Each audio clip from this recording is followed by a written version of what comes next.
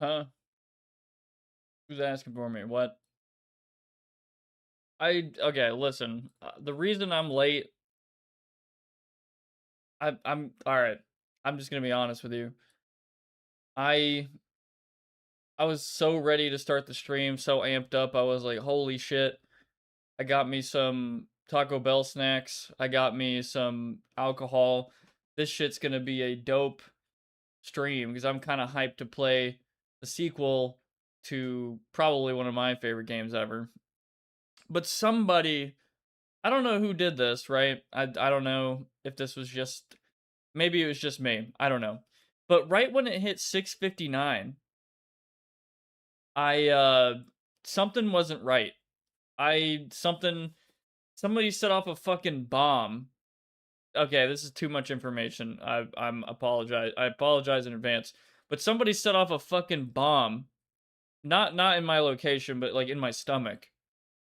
And I had to immediately go get out of like the fucking I had to go get out of a sewer level. We'll just say that. Somebody put me in a fucking sewer level catacomb Quake shit. I don't know, dude. It was fucking insane. It took me a minute to get out. I don't know who the fuck sent me there. Like, they basically planted it like in the burrito or something. I don't know, but I escaped. We're here. And it's Thursday. Thank fucking God it's Thursday, and I don't work tomorrow. I don't work Monday either. So I have a big ass July 4th weekend, and I'm ready to fucking game and chill and hang out and do all that. But first I need to get out my iPod Touch. Just kidding. I'm gonna get out my book of spells real quick. Uh, and I need to summon somebody. I need to summon something. I need to ask him why he did this to me because I think I know. I mean, he was boasting about it in the chat, so I think I know who sent me to the fucking sewer level. So anyway, let me just cast the spell real quick. Don't just pretend like your eyes are closed for a second. You don't see this. Okay. Gonna rename that to, yep. And right there. And then I'm gonna copy the filters on this and then paste the filters because he's in my realm. Then he's like right there, something. Anyway, okay. So I'm gonna go ahead and cast the spell now before I get into everything. Well, actually, let me just say what's up, Grimbly. What's up, Volt? Uh, welcome to the show. I think more people will come over soon. I just had to start late, but anyway, let me cast this fucking spell. How does this go again?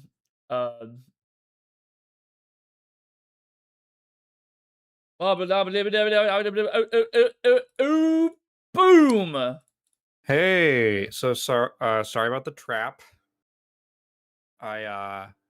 So what happened, everyone? I'll explain it. I thought it would be funny if I told Prox that they had like a signed Nine Inch Nails CD in the Arby's meat locker, and he was there for a little while. He was inside for a lot longer, and than I expected. And actually, on his way out, the staff told me that they mysteriously had half of the inventory that they started with. So I think it's really only his fault. You know what? I should have known because who Yeah. actually like has Nine Inch Nails merch these days? I should have. I know. Yeah. Guys. I told you it was Taco Bell. It was actually a cover up. For some reason It was somebody a put a joke. bug in my Yeah. ear and was like, "Hey, Arby's Meat Locker. That's where you gotta get the Trent Reznor signed Yeah. It was Quake the only way vinyl." I could get him inside. Yeah. So I got in there and then immediately I was like, "All right, I'm gonna be in and out with this. I'm gonna stream in like 5 minutes and then uh like those like triggers that you can do on the sector lines in Doom. That's kind of what Yes. happened when I walked into Yeah. the The Arby's door Meat just like Locker. Yeah, and then I'm not gonna lie to you, I'm kinda sore and hurt right now and need a med pack because I had to fight, like, a bunch of Arby's meat demons as well. Yeah, They were in the they meat just look like closets. the pinkies. Yeah. Yeah, they were all in meat closets or meat lockers, whatever the fuck you wanna call them. They also opened up when I crossed the sector, so but, I'm out. I think I actually got I'm it might actually have prepared me for what we're about to do today, Yeah. which is I don't actually know that much about Quake II. I just know that, like, some people really like it, and then others are like, "Eh, it's fine." Yeah. That's pretty good read on at least the general reception to it. I've found that a lot of people who really dig this game really love the multiplayer. Yeah, I immediately saw a big ass multiplayer thing, and I was like, "Man, that's really tempting." And Yeah. what else is kind of tempting? I'm probably not going to play all of this way, but I do want to try to see if Quake 2 RTX works because that would be kind Oh, of funny. Even though like I don't think it's going to look good personally because I just think at least for me, I know other people might differ, but like when you take an old ass game with old ass textures and old ass geometry and you put like state of the art epic lighting on it, it just I don't know, it kind of looks odd. It's like putting not shitting on Quake 2 right now, but it's almost like you get out a Big Mac and you're like, "But hey, this Big Mac has like the best bun looking like it looks like the bun looks good, the meat looks better, but it's still a Big Mac. Like, you know, I don't know. I if anything, I think it looks kind of worse if, with like like oh yeah, change one thing about the game. Like it's like making Minecraft have like 16K textures and the cows look yeah, fucking weird. but it's still just blocks. Yeah, I never dude, people back in 20 like 14, I swear to God, loved that shit and I was like, dude, that is disgusting. I hate those realistic fucking textures. Those cows scare me. Uh But I still wanna look at it. Maybe I'll change my mind when I'm actually playing it, like, "Okay, this is kinda cool. It still can pull it off," you know, stylized enough, maybe. I don't know. Like, I could be totally wrong. Prove me wrong, NVIDIA. Prove me wrong. High-res cows in Minecraft gave me nightmares. Yeah, seriously, they look fucked up. Like, the OG high-res textures from, like, 2014, it looked terrible. I love this. It looks like a joke, honest like, I It's such a don't know. 2014 kind of thing.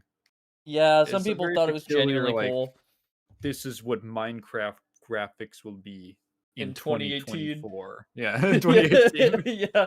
This is gonna be Mario in 2014, and it's like Holy shit. realistic Mario with the same proportions. It just looks insanely bad. Notch higher this man. Oh my god. But oh yeah, what's up, Tao? What's a wall Yeah, hey everybody. you can go through? Are you talking about the back rooms? I'm not gonna spoil the back room anyway. But like at least in Half-Life, they call it an illusionary, punk illusionary. And for some reason, I took that info and I brought that to Dark Souls and was like illusionary wall, but actually it's called an illusory wall. I didn't know Oh, that for the longest time. That's like the proper term in Dark Souls, I guess. Man, that might be the proper term for a fake wall, whatever.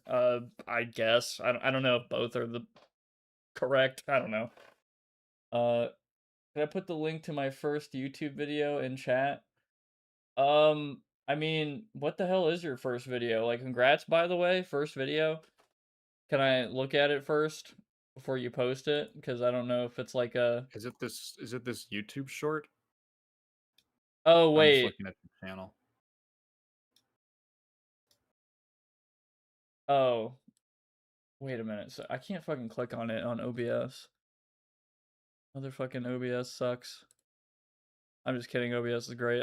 This little chat interface sucks. Um.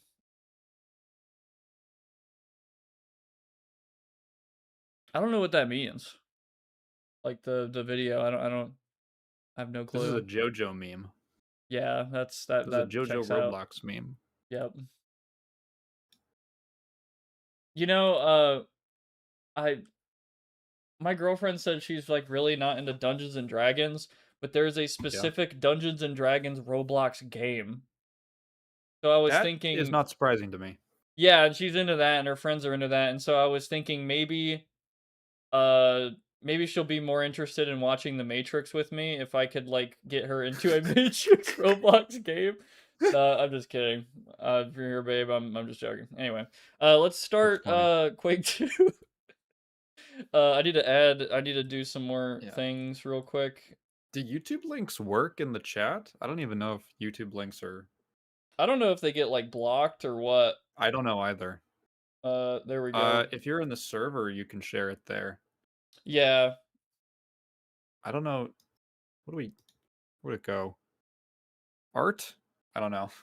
Something something, like that. yes, sure. Yeah, that works. Art would probably make the most sense. Let me launch up. So I've only played the okay. So I guess some background is I've played a shitload of Quake. I actually don't know when the first time I played Quake is, but I remember the first time I played Doom, I was I didn't even have like object permanence yet. I think I was like 2 or 3 years old, sat in front of a PC, and I was running into acid the whole time. Like I didn't know what the fuck I was doing. Like I like to play the game though. So Doom might have actually been the first game I've ever played, like ever, which is kind of funny, but I didn't really get all of it. But Quake, I think, took a lot longer. I know Half Life took a while for me to finally be like, oh shit, like in 2011. Let me read this real quick. Ryan, what's up? Yo, what's up? Sorry I wasn't around last week. I was deep in the Deltarune mines. No, that's cool, man. I Hey. want to play it as well, and I might have even wanted to stream it, but I don't know. I know some people meme on Undertale and Deltarune and the community or whatever, but like I kind of I don't really give a shit, and I just enjoy the games as they are or whatever. I don't know. Like I guess the one thing I will give Undertale community some shit for is like I feel like the a lot of the stuff in the game was spoiled like instantly Hmm. when I wish I could have experienced it knowing nothing, but I experienced it knowing Yeah. about stuff I don't even want to talk about, like game mechanic stuff that changes the whole playthrough and the way you play the whole time. Like you know what I mean. But I don't want to. Yeah. In the case that someone doesn't know anything about it, you know, I'm I'm anyway. the same way. I'm almost curious. Like, I think it would still be impressive if I played Undertale anyway now and knew all that spoiler stuff. And I'm sure there's plenty I don't know about. But if it was still like effective on me, like, is it just the twist, or you go in knowing the twist and it's still good? Kind of like, I just got a reality check about this. About, funny enough, The Matrix.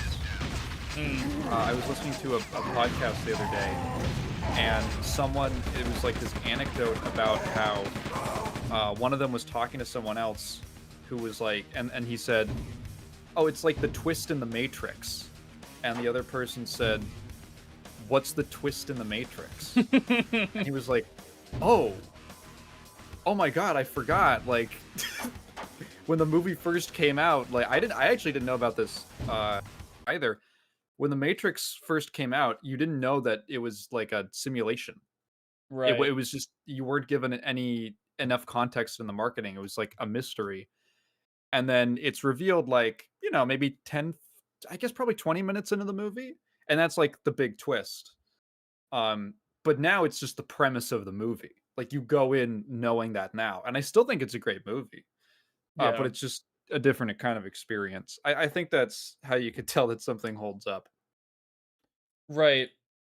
I mean, it's really hard to believe there was like only a couple of people who knew about the whole twist and with Darth Vader, you know, at one point. There was only a couple Yeah. people and now it's like probably the most spoiled movie detail of all time. Probably, maybe. That shit was so secret that it wasn't even in the script, Wow.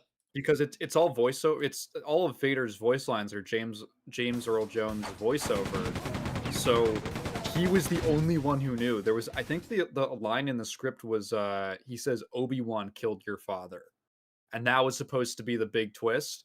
And then in the actual overdub, uh, they did the real line, as like no one knew. It was such a big surprise. Damn.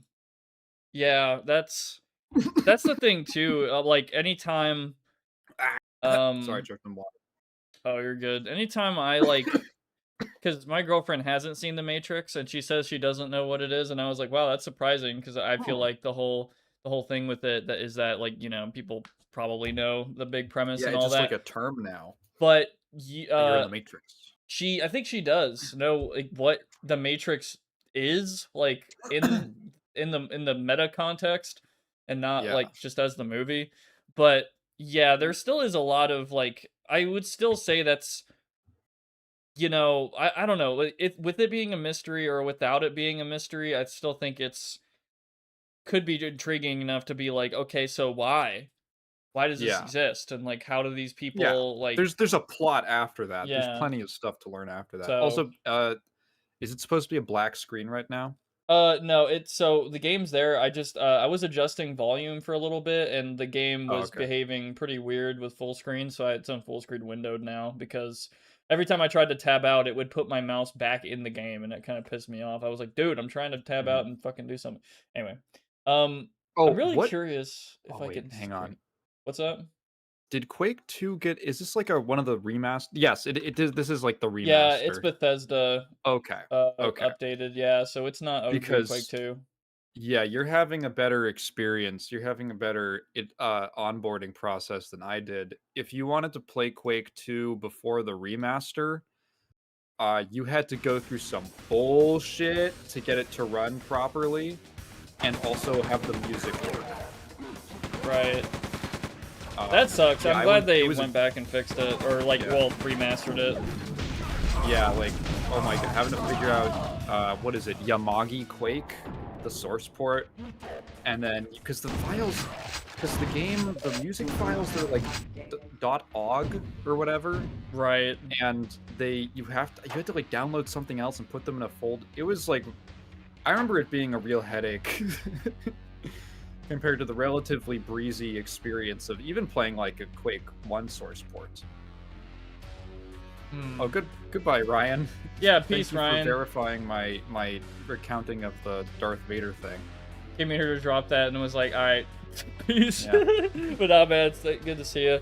Also, what's up, Sab and Rex? Okay. Also, yeah, have fun Yeah. at karaoke, man. I think you guys should give Dark City a watch without spoilers. It'll remind you of the Matrix. I gotta put that on Dark my City list. is one of those like movies I've seen. It's got such cool visuals. I don't know anything about it besides the cool visuals.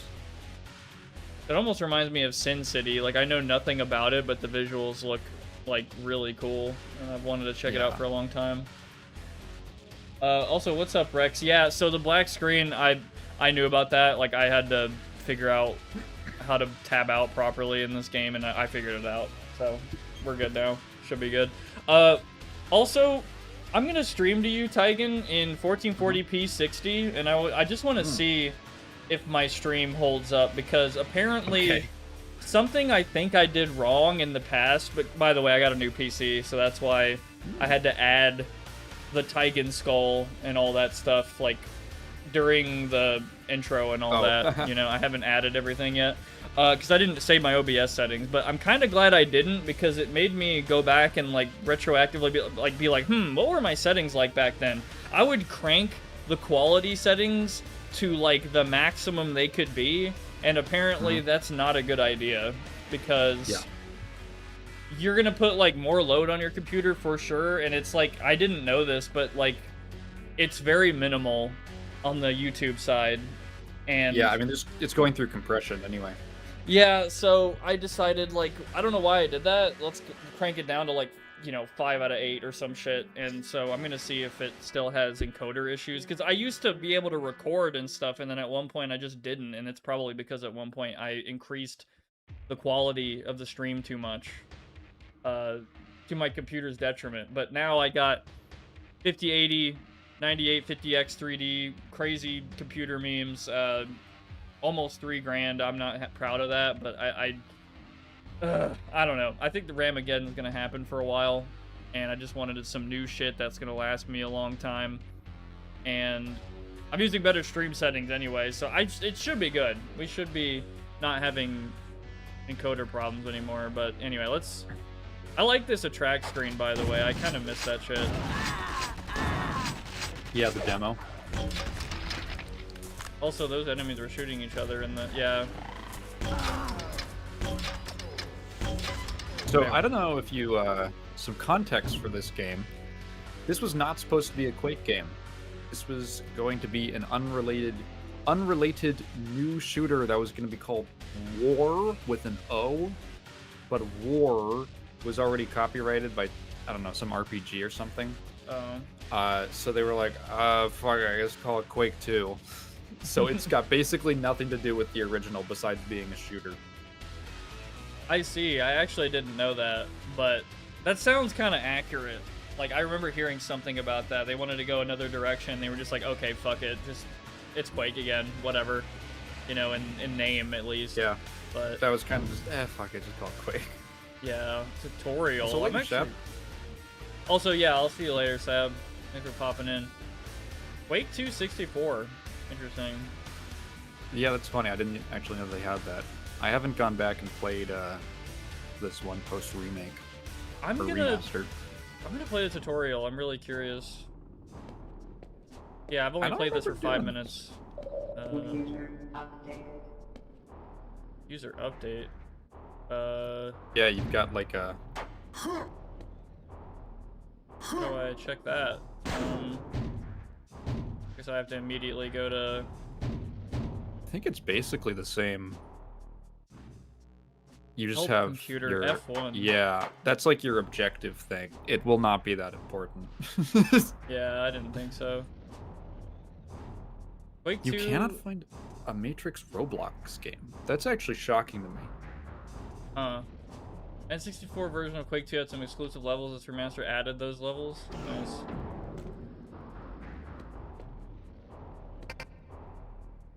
Use both buttons to open. Oh, those buttons. Okay, I was like, what buttons? Yeah, where they say use both buttons. Sequence complete.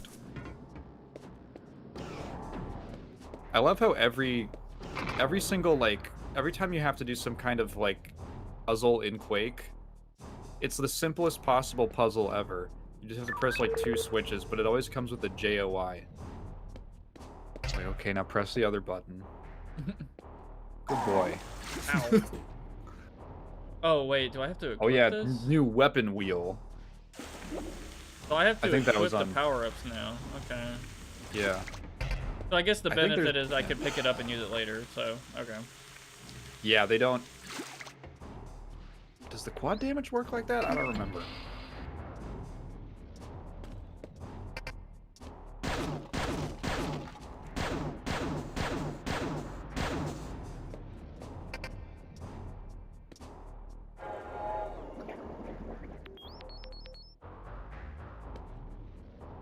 I wonder what happens if I go in the wrong one.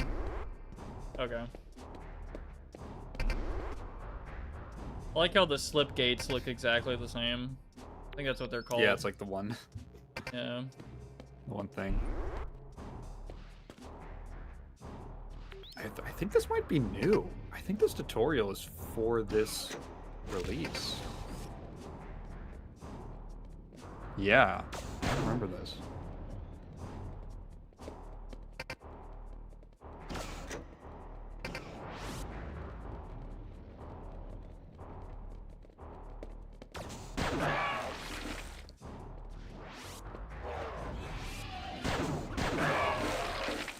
That's funny. I didn't know you could, yeah, secret button where you can kill them.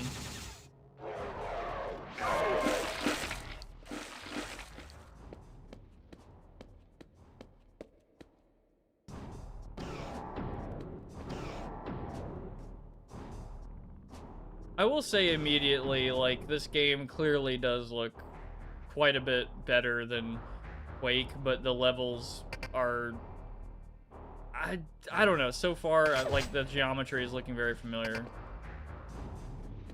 It's the next version of the engine. Yeah. I think they still didn't have skeletal animations at this point, which is crazy. Oh, so they have like a shield that can spawn in front of them. Okay, I saw that for like a second. So, sorry, I missed the bit where they talked about cell weapons. Did they say cell weapons would penetrate armor? I guess that I kind of don't makes sense to remember. me. Let me try it. Yeah, that doesn't look very effective to me. Jesus. Yeah. Oh, that's it. Okay.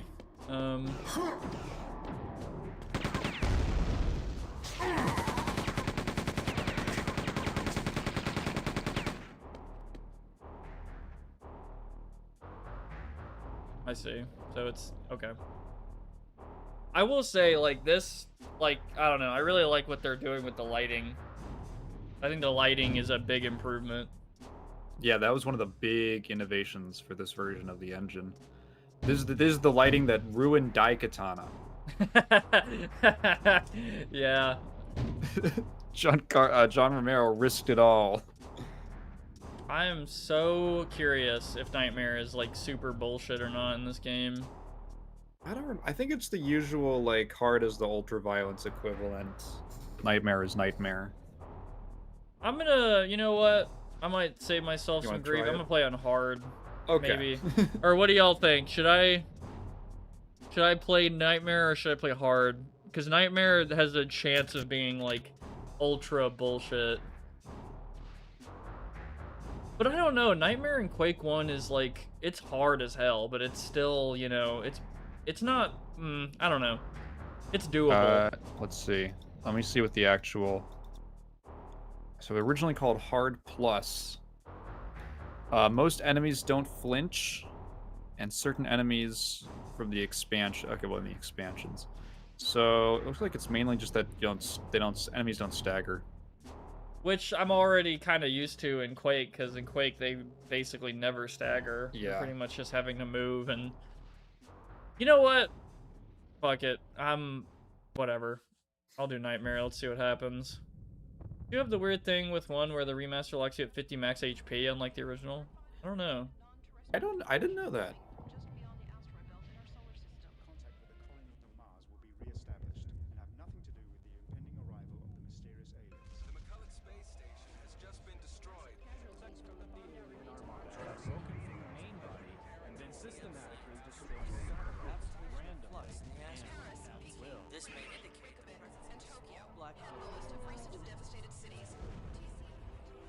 We can save scum and do other things to, you know, balance it.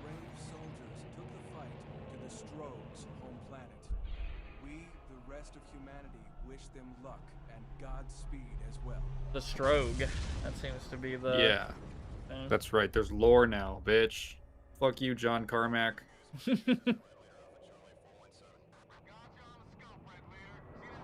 I haven't grabbed any Summer Sale games yet, believe it or not. I don't think I have either.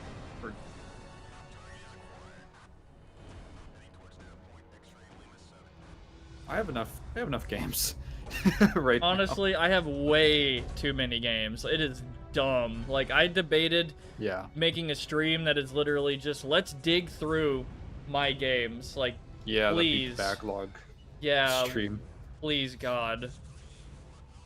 I just don't... Like, I have too many, dude. I bought so many and just don't play them. It's so bad. Such a weird problem to have. Oh, yeah. I was telling my friend that I occasionally have a problem where I will buy the same game on Steam and GOG because I forget I have it on the other one. I own Harvester twice.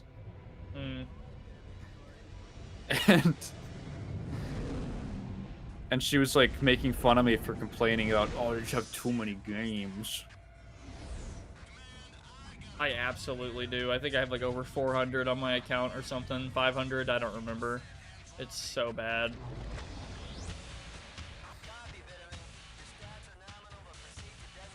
Are the cutscenes supposed to be this quiet? I'm not sure. I did have to turn it up on the Discord stream. It's just like, I think this is supposed to be background. Like, I don't know if it's supposed to be like...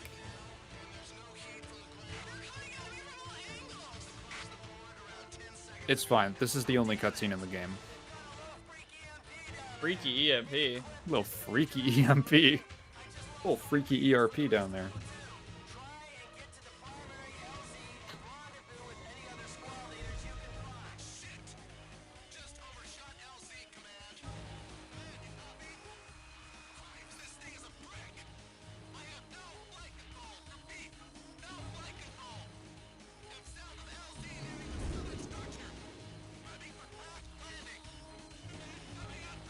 Armac was seething when he saw this. Why would you besmirch my tech demo fly-through cutscene with dialogue?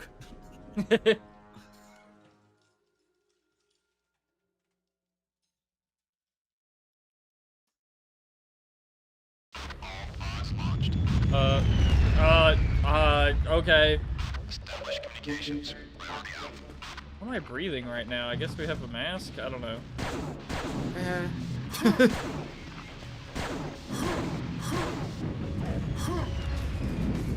Oh. Immediately.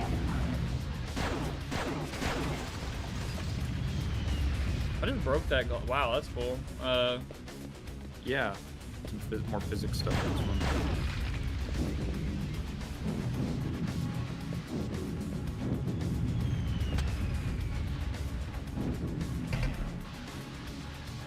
Adrenaline. Was I supposed to do that, or is this a secret? I have no idea.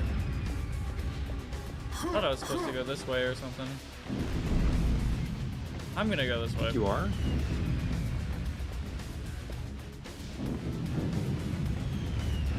Also ladders, wow.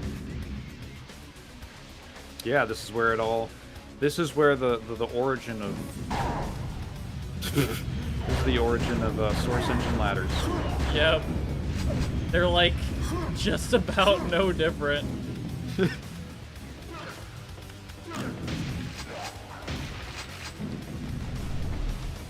music's quiet too. Damn. I might just need to turn the game up.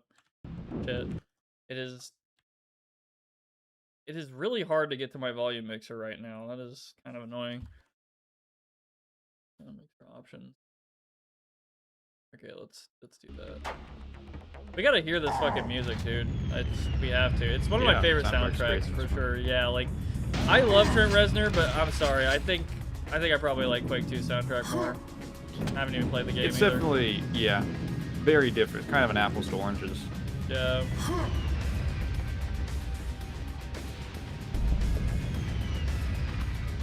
Grimbly. Well, asking already about Dead Rising's marathon stream.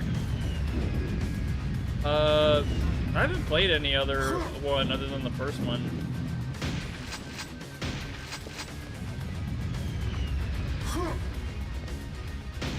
But I would be willing to try out the others. I don't know if they're well received or not.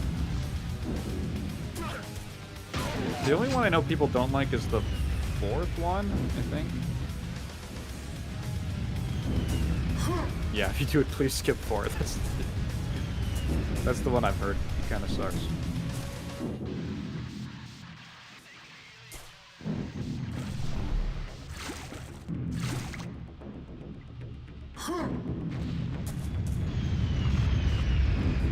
Oh, this is the beginning. Okay.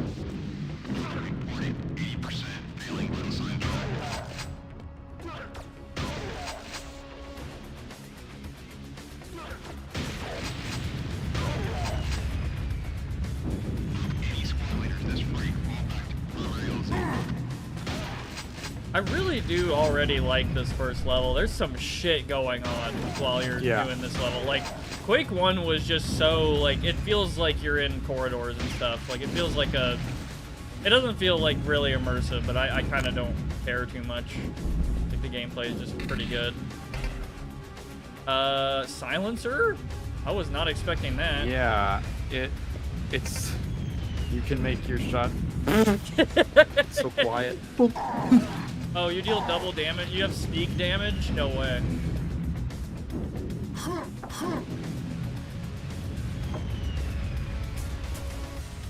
So this game... yeah, evocative of anything much. Yeah. So...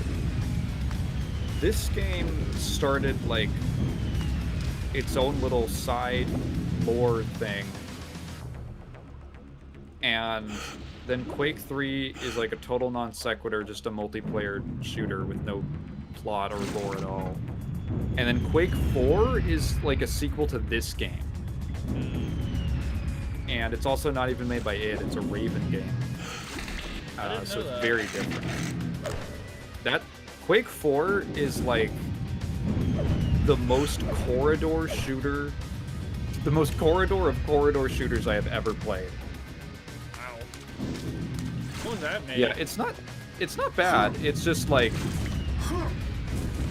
if you're not a fan of incredibly linear level design, where like things are enemies popping out is like scripted almost down to the second. It's much more of a roller coaster. I'm kind of okay with that if it's like, you know, interesting enough. Like it's enough of a good presentation and fun and all that. It does have some cool stuff. It's also not that long, so it doesn't really overstay its welcome. Up there, I guess you gotta jump from that window. But I forgot how much stuff this one had going on, at least in the opening levels. All the background shit, like what the fuck? Yeah. There's like skybox elements happening. It's not just a static thing anymore. This is the campaign against the Strogue or the Strog. They always flip-flop on pronunciation. I said Strog in my head whenever I saw the word, so that's probably what I'm gonna go with. They say I think they literally say both in the intro.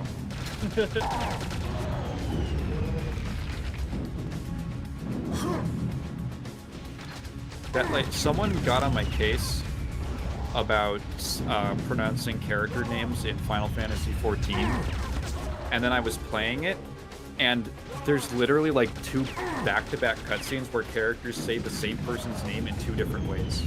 Yeah.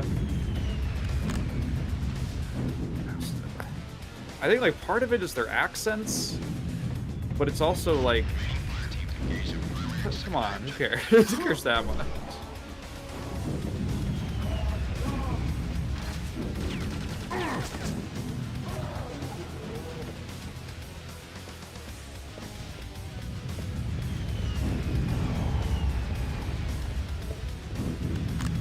I think I see that a lot whenever I see English dub anime voice actors trying to say a Japanese word.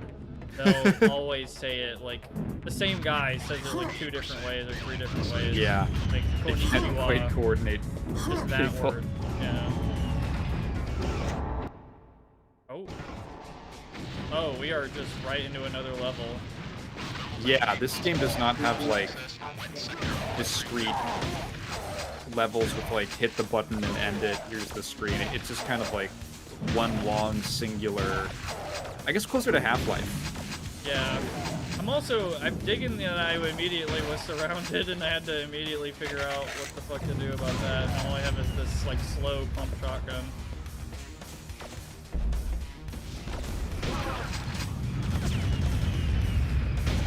Quake 2 does not concern itself with loading screens. Well, I mean, they're there. They're it's just that they're like, they want it to be, it's as seamless as possible. You're playing like a big, long action movie, or actually like a war movie. Quake 2 took a lot of inspiration from this World War II film from like the 50s called The Guns of the Navarone, which is about some Allied soldiers trying to take down the weapons on some, I think, like some German base or stronghold or something like that. And that's basically the plot of this game, but with aliens. So like the big sort of cannon-looking thing that it was the in the intro that you were spinning around for a little bit near the end. Yeah. That's the big gun that they're trying to take down. And that is basically the whole plot of the game.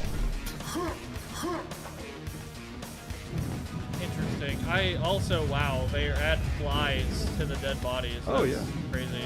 You can also give the dead bodies, and they also have animations when they die, like they will fall over and aim their gun at you and stuff. It's pretty interesting. Jesus Christ. I swear to God, some of them like fire a few extra shots. Yeah. Sometimes, if you don't put them down all the way.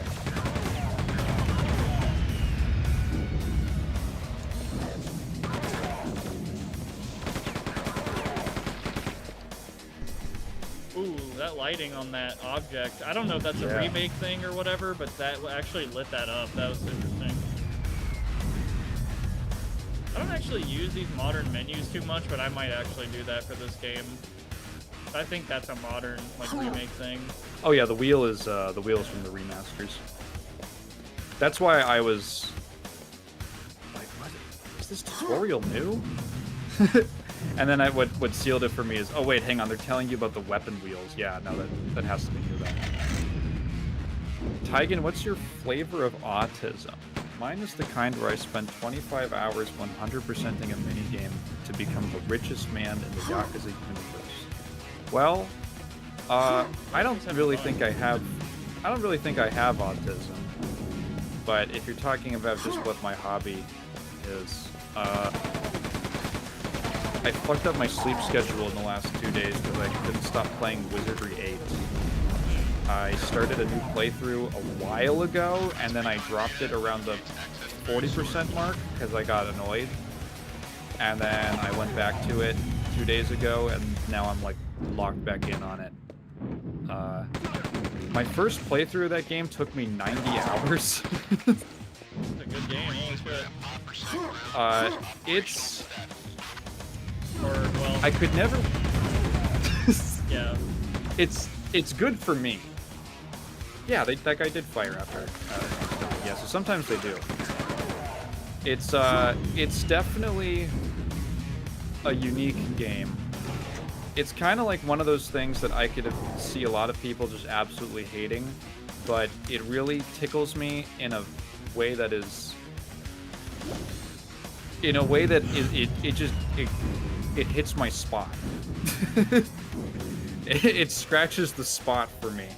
It has my favorite, like, there's so many things about Wiz 8 that are absolutely nonsense. And it's also, like, not finished by any means. And it has a lot of bugs. But it also has, like, my favorite combat and character progression in any RPG ever. And I cannot... there is no game that is quite like it that has its exact system. And so, it's also just got there's like a million builds and party compositions you can do. And there's a whole modding scene, and like, I could dump a lot of time into that game if I didn't have, other obligations. Same but with Pal World, attempting to 100% Pal decks, then get a male and female of each Pal. Did the 1.0 come out already? Because I played it when it first came out, and I think after the first update, and I liked it quite a bit, actually.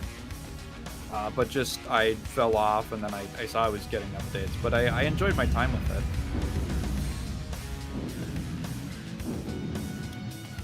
it. No, it drops on the 10th. Okay, cool. I'll see you, Grimbley. Yeah, man. What's up, Unknown? I've strategically places various meat products in the house of Trent Reznor. All of them are signed by Robert Smith of the Cure. Honey meat pot. You know, speaking of Trent Reznor and 9 Inch Nails, did I talk about this? You know what? Yeah, fuck it, whatever.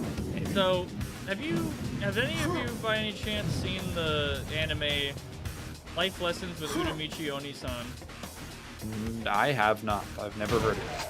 Okay, cool. Because it's like a dark comedy type of anime where it's like these 30-somethings are working for this kids show and just kind of, you know, their life as adults and letting their adult problems kind of come out, you know, like, because they work on a kids show and they're giving these life lessons to these kids, and it's supposed to be, you know, kid-friendly stuff, but really they're just going on about, like, oh yeah, the workforce will dump you if you're not useful, kids. Just wait until you do that, some shit like that. But Anyway, I love that anime. It's very unpopular. It's got like 13 episodes. I predict it'll become a cult classic because it's probably not going to get a second season, and people will probably pick it up, you know, by the time they're never going to do a season 2. But anyway, good show and all that. And I actually met 2 of the voice actors who were part of that show, like at least the English dub. Adam Gibbs. He's done the voice of Uramichi and like quite a few others. I can't think of any. Like, have you seen the anime Gachi Akata by any chance? No, I have a friend who's into it though. Oh, okay. So he voices someone in that, and I'm trying to think of something else. I can't think of anything, but he's cool. And then I met, I swear this gets into 9 Inch Nails, I promise. I met, what's her damn name? Shit. I have to, hold on. Let me tab out. Go to sound. Actually, let me pull up Chrome. I need to.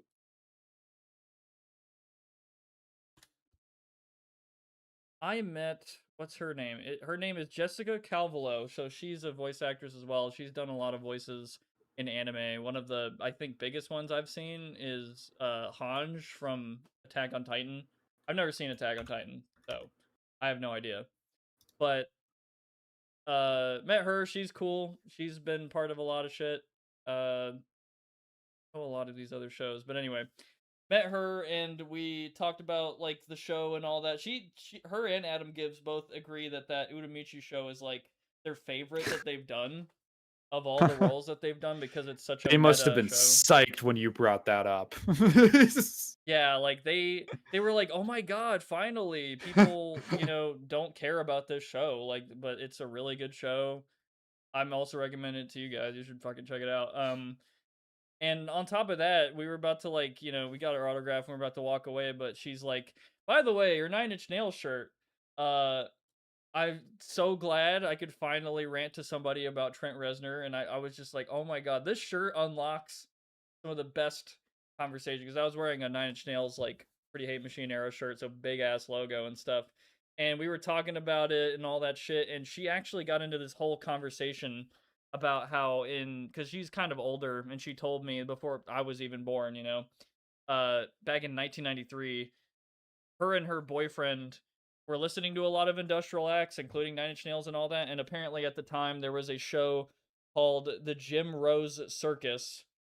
Never fucking heard of it, but they do crazy, wacky, shocking shit. I imagine there was a lot of that in the 90s on like TV and all that. But she was telling me how apparently, like, at one point, her and her boyfriend saw this guy on the Jim Rose Circus put a tube down his throat all the way to his stomach, and then another guy drank his stomach acid. Oh, it's Jesus. fucking crazy. And I was like, oh Holy my god. shit. It's just... it's fucking, like, I'm just like, wow. That's not even the craziest thing I've heard, but that is pretty fucking crazy. Like, that sounds like the most 90s, we want to shock people and get views ass shit ever. And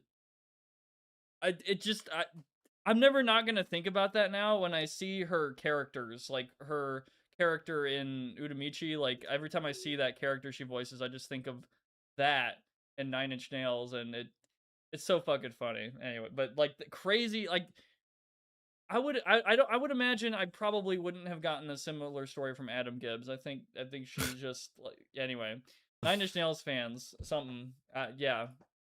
So. Oh, Adam Gibbs is he's Todoroki. Oh god, what is that My Hero from? Academia. Oh, wait. The red and white hair guy. Oh, really? I actually didn't know that. Okay, I haven't watched that in a while. So I don't know how to open that door. I need to look around more.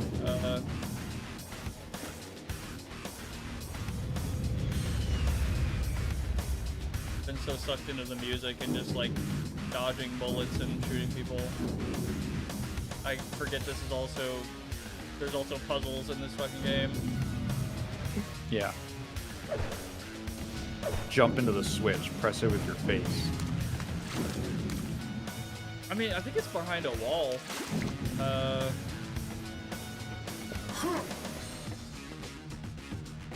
Tripping? Well. I think I might just go another direction if I can't figure it out, because I think there's like a sewer that clearly looks like it's gonna drop into another level over here. Marines, we're at 5% ground force operational status. Where else I could possibly... You know what? I'm just gonna fuck out of here or whatever. Maybe it won't go to another level. Maybe I'm wrong.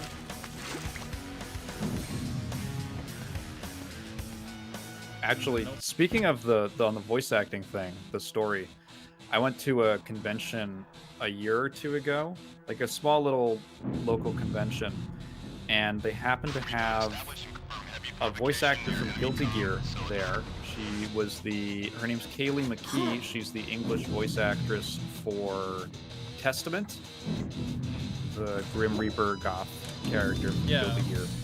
And she was doing signings for stuff. We went to her panel. She was really nice. She was really funny. It was a Q&A thing. And well, I asked her, like, what was the least professional production she's ever worked on?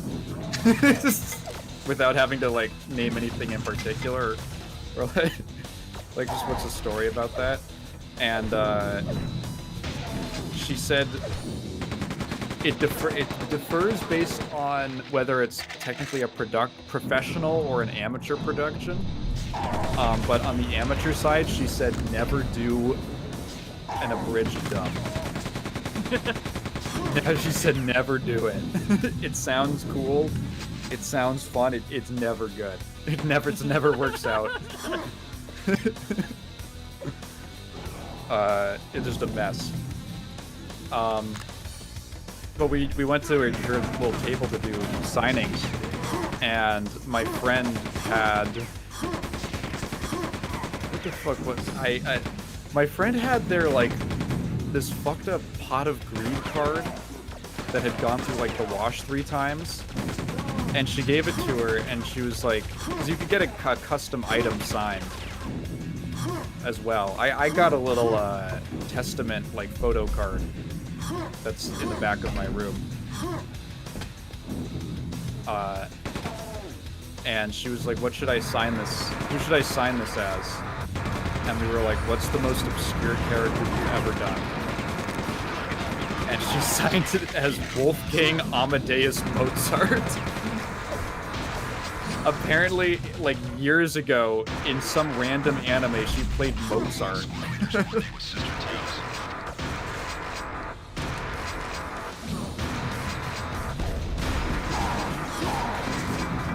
Prox beats this game in one stream, you gotta order him a deluxe crispy McChicken.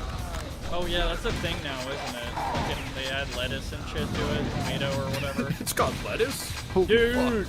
Or wait, it already has lettuce. I don't know. I don't know what the fuck they do to it. It's got real lettuce this time. Yeah, less processed lettuce. Fuck yeah. Fuck yeah, bitch. Yeah, when I go got quad the damage... still on it. When I go quad damage, I'm sure everybody does this in Quake. When I activate, I immediately start gunning down hallways. Like, I go as fast as I can, try to kill as much as I can. It's always really fun. You should have one of those donation trackers, one of the, like, the progress bars on your stream, and it's just to save up for to get a McChicken. Yeah, if I make a certain amount of money, I have to go buy a McChicken, like, on stream. That's something that I have to respect. Some, like, just real, like, small-time streamers do, is they'll be like, $15 for a pizza. I'll order if I can raise $15, I'll order a pizza tonight. I mean, I will literally, if I actually do make that tonight, I will order that 100%. Even if I ate already and my stomach was destroyed by the Arby's meat locker. I think I remember seeing one that was like pay off my car loans or something. It's just no frills about it. We're not pretending that this is. Okay, well, I'm not gonna ask for that, but I will ask for, like, hey, pizza. Let's review a pizza on stream. Yeah. Buy me the pizza. Oh wait, that's a good idea. You get to review the pizza. Yeah, like, I have to buy Little Caesars. Yeah, Little Caesars, something like, I don't know, just some bullshit. Did I tell you about how when I finished that that horror games video like 2 months ago, I ordered like a big Little Caesars pizza with the pretzels, the stuffed pretzel crust. Man, that sounds really good. I was feeling so good that I had that whole thing done. That was such a big project. And I was gonna originally tip like a very generous like $10. Because the whole meal was like $30. And all I had was like a $20 bill. So I was like, fuck it. Everybody getting a big hug today. Yeah, I've done that before too. I think the highest I've tipped, I think, is $20. Just like some random Buffalo Wild Wings guy. I was like, you know what? This meal was so fucking good. I've had such a good night tonight. Here's $20. Fuck it. Thank you. Yeah. make their day. Wait, secret level. Oh shit. Oh. Locate a powerful weapon. I don't remember this.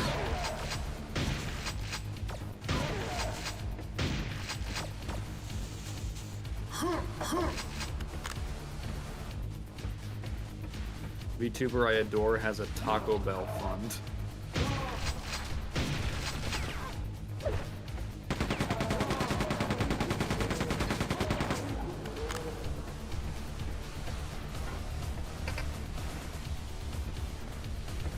I love these little like side lights here, even though they're not like lit that well. I don't know.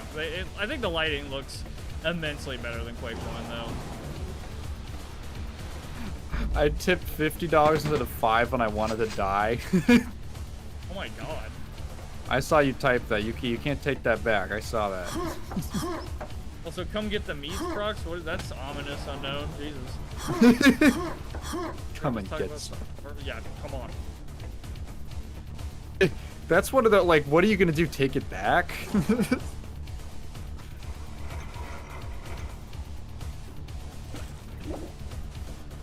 think I'm supposed to get on that, but where does that go?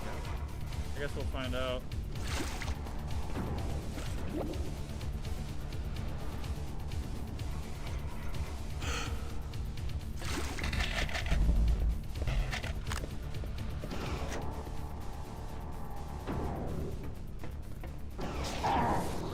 Fuck.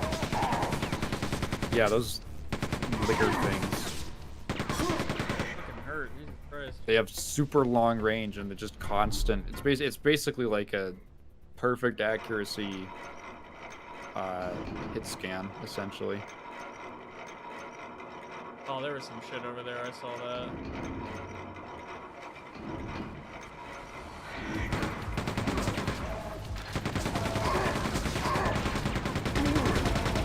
He was shooting me while he had no head. Jesus Christ. Yeah, they got the whole Strogg aesthetic is really like body horror. They're like body horror aliens.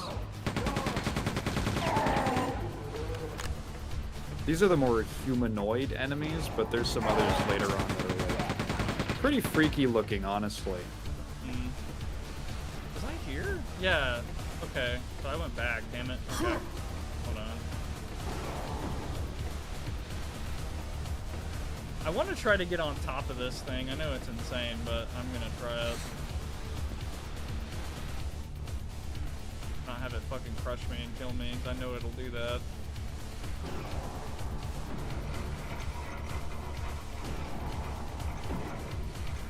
Oh my fucking god. Ow! I missed it. Shit.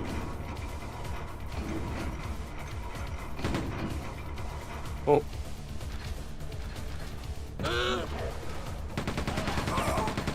Man, I'm so low.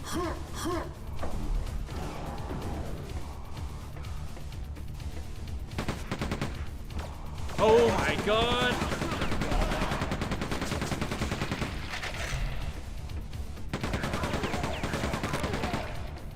Holy shit! I feel like I'm on the edge right now.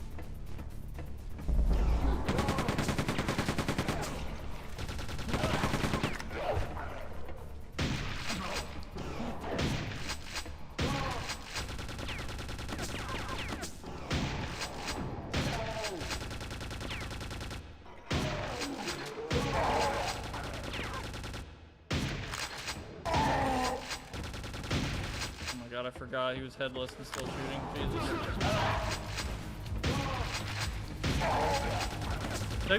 So I'm guessing you've played Quake 2 before. It sounds like you have. Oh yeah, I've played all of them. Even like Quake 3, technically. I've played Quake Live, which is like the 2010, I think. Is it? I don't know. It's basically just Quake 3, but different. But it's the one people actually play. Except for, I guess I never played Quake Champions, the hero shooter one. I did, and it's Is it bad? I kind of hate that. Well, the gameplay is not bad, but I hate that it's like, to get a new character, buy it with money, or play the game for like 40+ hours, like a shitload, and I hate that. I really hate that that's where Quake ended off. That's Joe Rogan's favorite Quake. Oh my god. He said that on the John Carmack podcast. I'll never forget that. Dude. Oh, John Carmack, I would have been like, bitch. What?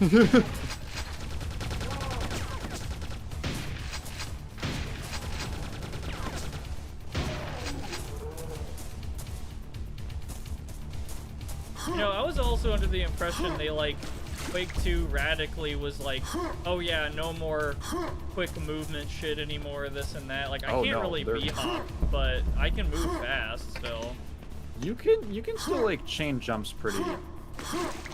Yeah. I think that the physics have been changed, so bunny hopping doesn't really work the same, but you can still get around.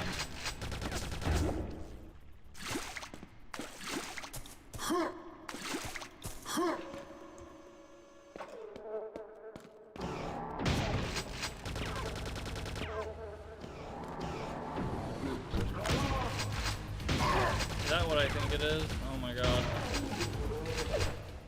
The super shotgun. Hell yeah. Resume previous. So I came here to get this shotgun and now I'm leaving. That's funny. Yeah, basically. Oh my god, that's sick. It is a big power boost this early in the game. I don't remember how early you're supposed to get it, but... Oh my god, dude. That guy got obliterated in one shot. And they immediately give you these enemies to shoot. You just realize, like, the power.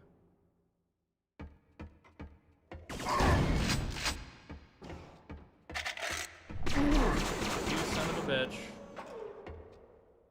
Spooked me. I wanna go down there.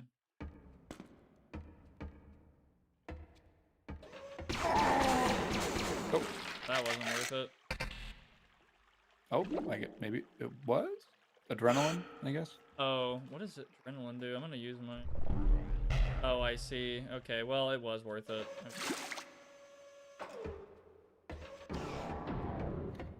I love the sound of the doors. Wow!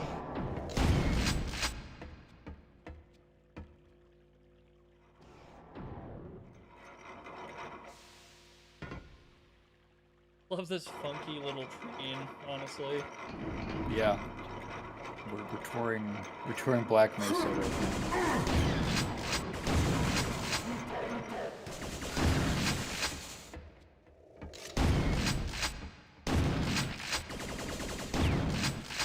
At dinner the other night, some of my friends got into like a really heated argument over whether or not they'd fuck GLaDOS from Portal. How would you even do that? You could probably like do some kind of way. Like something. It was actually a lot of the conversation. It started. Oh, I remember how it started. We were trying to find the pronunciation of a Russian word, and my friend played it on like the Google Translate auto-generated speech thing. And I said, oh, the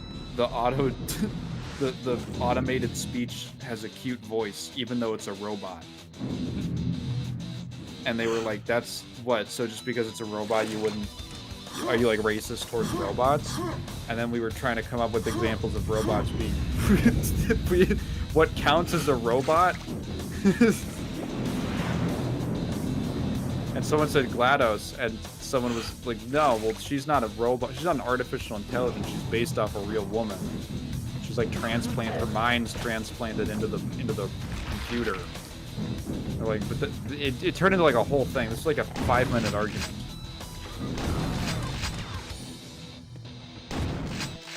I love that because on this mode, there's no staggering. When you shot that guy with the super shotgun, he's clearly supposed to stagger, but instead he just stays perfectly still in his animation and just gets whooshed backwards. Yeah. Yeah. Unbothered. In my own lane. Cruising. Ow. It feels really good. Like, I'm pleasantly surprised.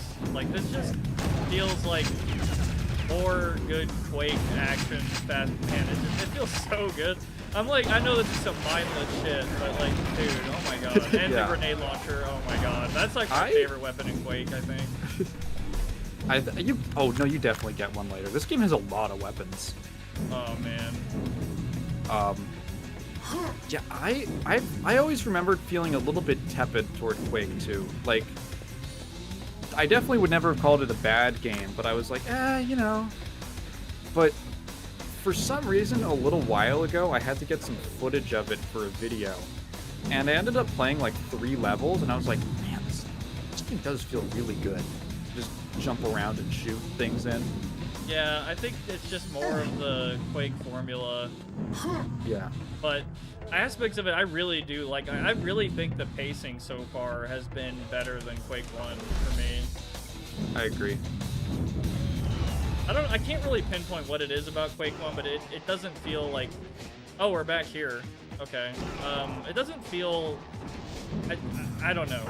There's just some, I could probably pinpoint it if I play more of this, maybe, but I can't really put it into words right now. I still do love Quake 1 though.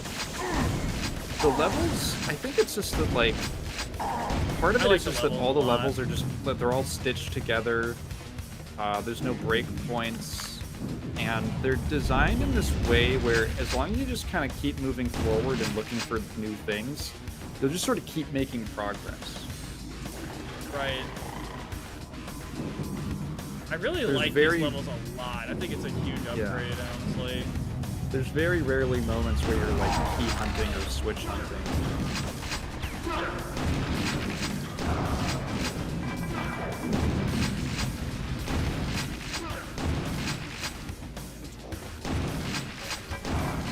Marines with that 5% ground force operational status.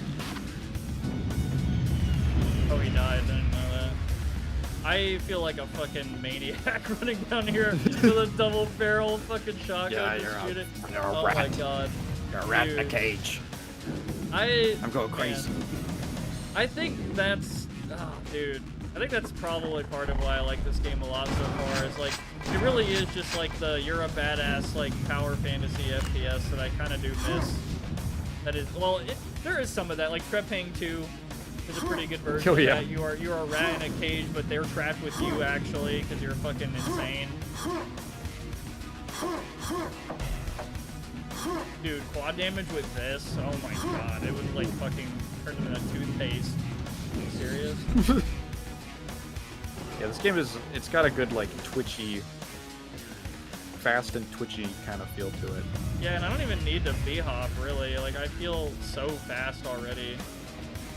Like your guy's like quite literally sprinting the whole fucking time. Like, That's how they yeah, train you in literally. the Marines. Yeah. Infinite stamina. Also like the shadows. If that's like a base Quake 2 thing, I'm not sure. I don't. Maybe not. I don't know. Yeah. It might. I I think it's a remaster thing. Probably.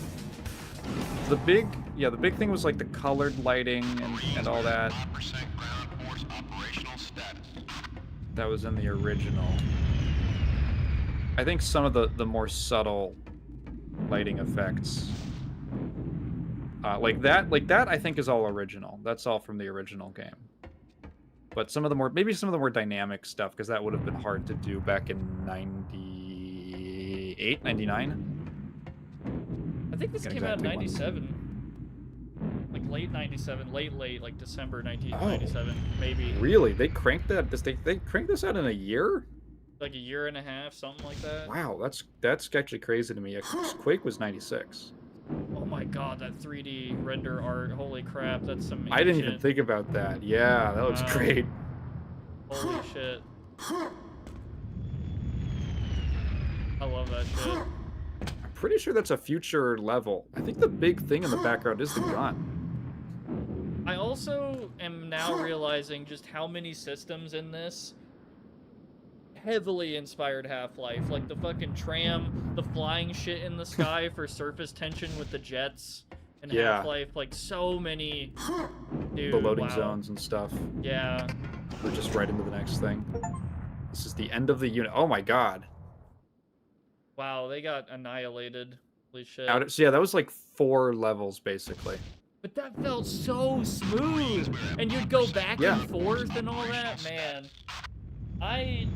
Wow.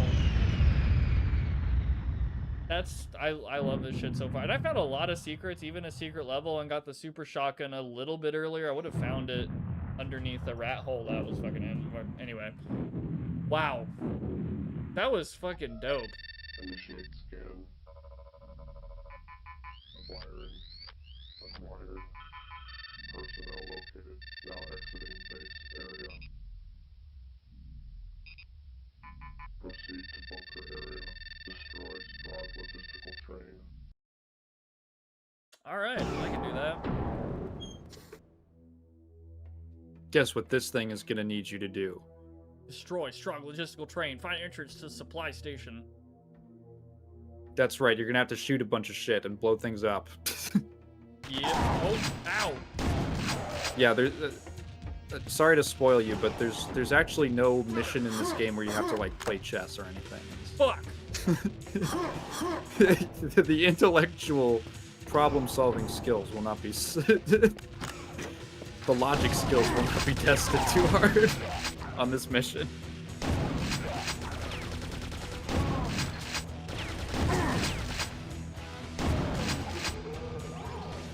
I really liked that sequence there, even though maybe not everybody played it like that, but I immediately felt like I was cornered and I had to, like, take cover. Yeah.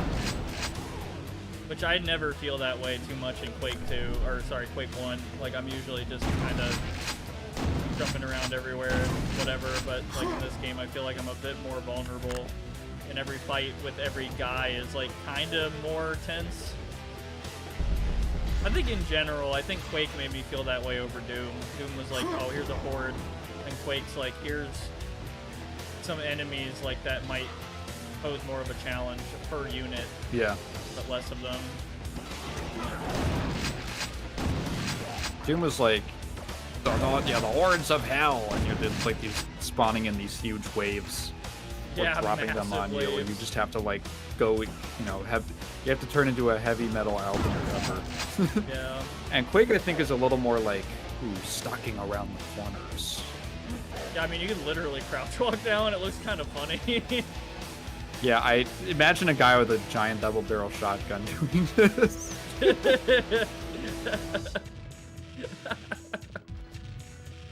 Oh, that's my funny. God. The shadow's like transitioning. Dude, I What want light to see source that should we third be person. using? Yeah, right. Meow. I guess they can't use multiple shadows. I guess that's too complicated. But like, I Yeah. know on soccer fields when players stand in the middle of it, you could literally Yeah. see like 8 shadows coming off of them. Yeah. Crazy.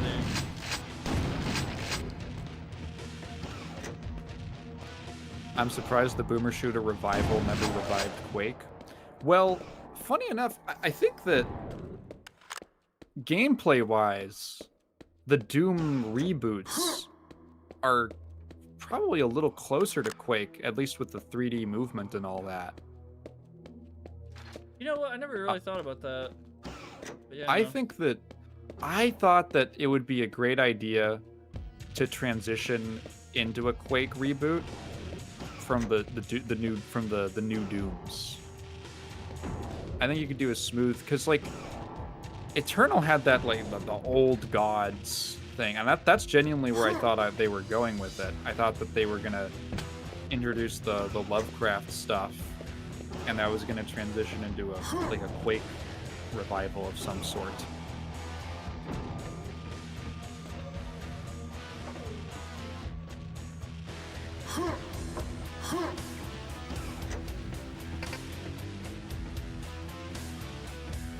Oh yeah, the fall damage is quite a bit more extreme in this game. Like, how much damage is this gonna do? I'm like, oh well, never mind. Oh my God. These guys. These guys, yep.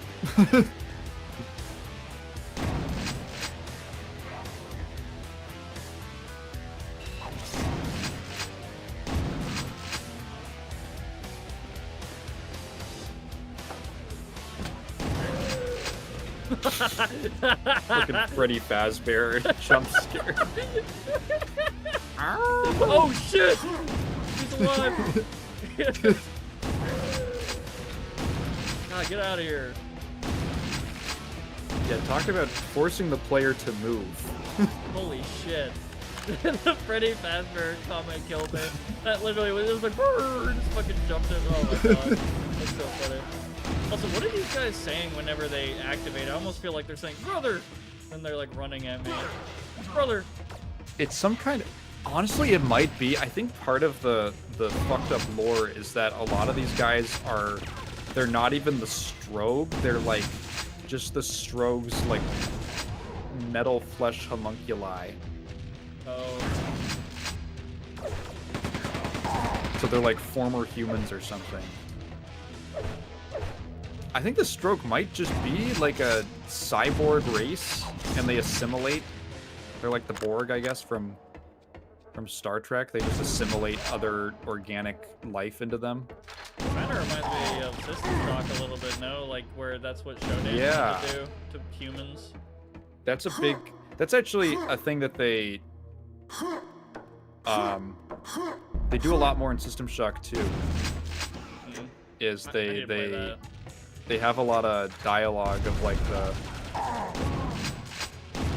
Well, it's not Shodan in System Shock 2 doing it, but there's like a new kind of parasite thing in that game that mind controls people and sort of turns them into like zombies. And they're still conscious. So while but they can't control themselves. So while they're like lunging at you, they're like apologizing. It's pretty eerie. They're telling you to run away. Like they're telling you to run away, and it's not a threat. It's that they're actually like, I don't wanna hurt you. I'm like a monster now. That is crazy. Yeah, I always thought System Shock. Oh my God, I'm like instantly surrounded. I always thought System Shock was definitely partly like it feels like a fucking horror game. Feels like so tense and like brutal. Like every fight, it's even more so. Like every fight is like, wow, this is morbid and crazy.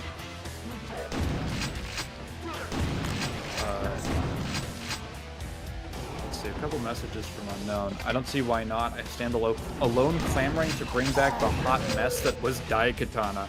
Daikatana has a great concept. It's just also Daikatana.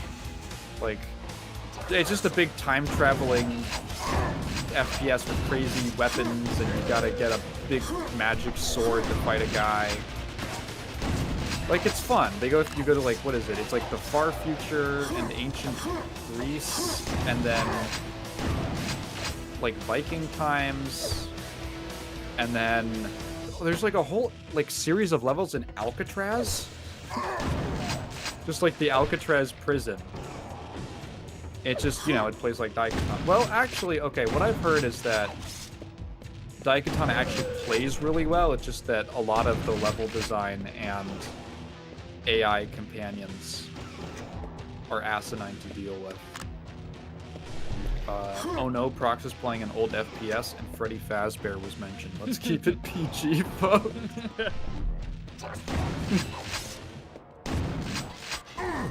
To be fair, I'm pretty sure... Okay, actually, Prox asked me in that one clip. Prox was the one who asked me about why kids like Five Nights at Freddy's. Oh my God, that fucking clip. Okay. When I was playing, what was it, Hexen? It was, that was Heretic. I was playing Heretic. Yeah. I wonder if I can crush them. Yes, come here. Damn it. Hey, cat. What's up?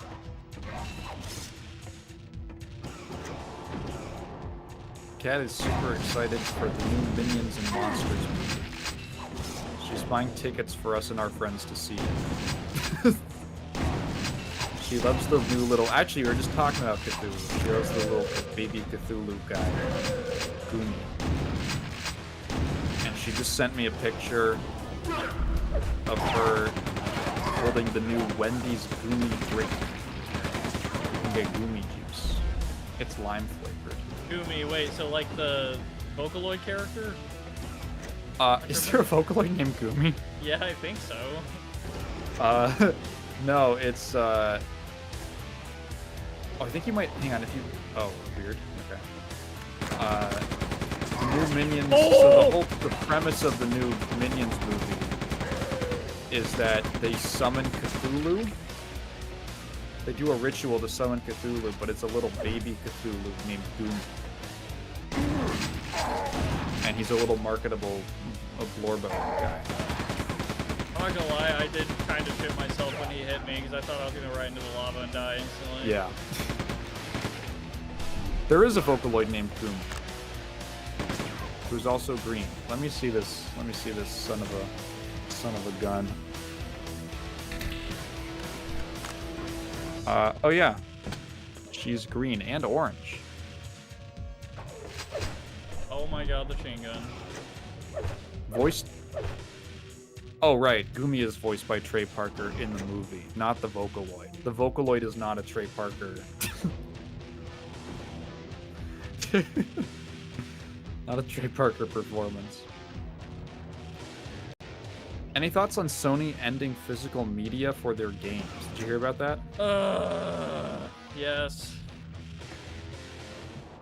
It's, I think yeah. it makes piracy more important. Yeah. That was my main takeaway. Is it's now the people's responsibility to pirate absolutely everything. Because they'll take it away. Stupid. Hold on, I'm gonna save my game. I'm gonna save. Sure. That's your first save. Yeah. Well, this doesn't go anywhere. Jesus. If I can land on that, I don't know if that's gonna work. Okay, I'll take it. Discless GTA 6. Let's go. Yeah. You can tell how important. Oh yeah, the fucking minigun in this game is insane. Yeah, dude, I fucking love this shit. Just for 1 second, you heard that. Yeah. It shoots so many bullets.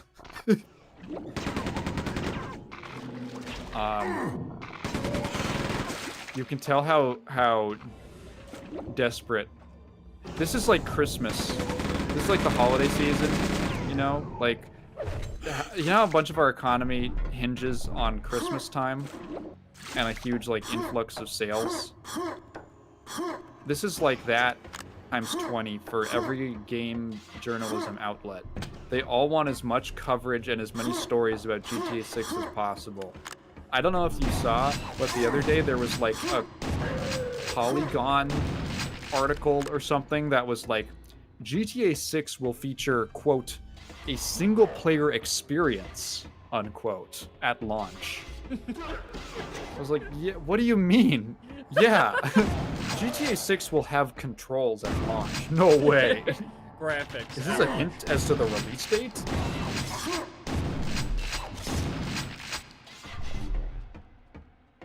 Oh fuck, I tried to do a full jump, but I missed. I always feel a little bad for the people who have to work. People at like IGN who have to make guides for games that no one gives a shit about just because they needed the traffic. It must be a terrible, it must be a rote job when you want to be a writer.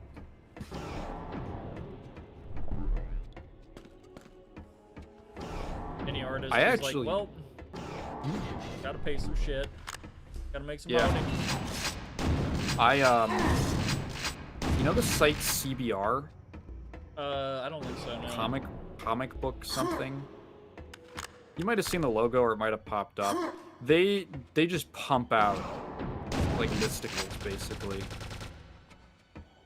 They'll be like you'll be searching up some like random movie. Like what was that? What was the anime Life Lessons with Oya whatever?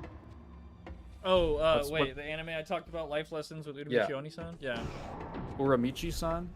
Life Lessons with Udamichi Oni-san, yeah, that. Uramichi Oni-san. Yeah, you'll be like looking it up and there'll be a CBR article that's like all of Uramichi-san's powers explained. What we know about here's everything we know about Uramichi-san season 2. And it's like there's no confirmation yet. Back when I graduated high school, right in the heat of COVID, I actually applied to a position at CBR like as a writer because I wanted to go into writing. And they said submit an article for us about related to anime that you think would fit on the website. And I wrote about this manga I was reading at the time and how what was cool about it and what I liked about it. And honestly, very similar to just a kind of video I would write now about something I like.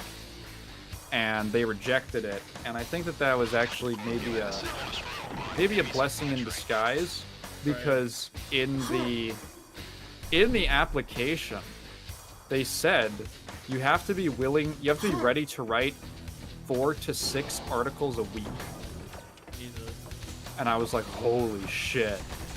Yeah, that's why there's just trash. That's why there's just like all these websites like The Gamer or something.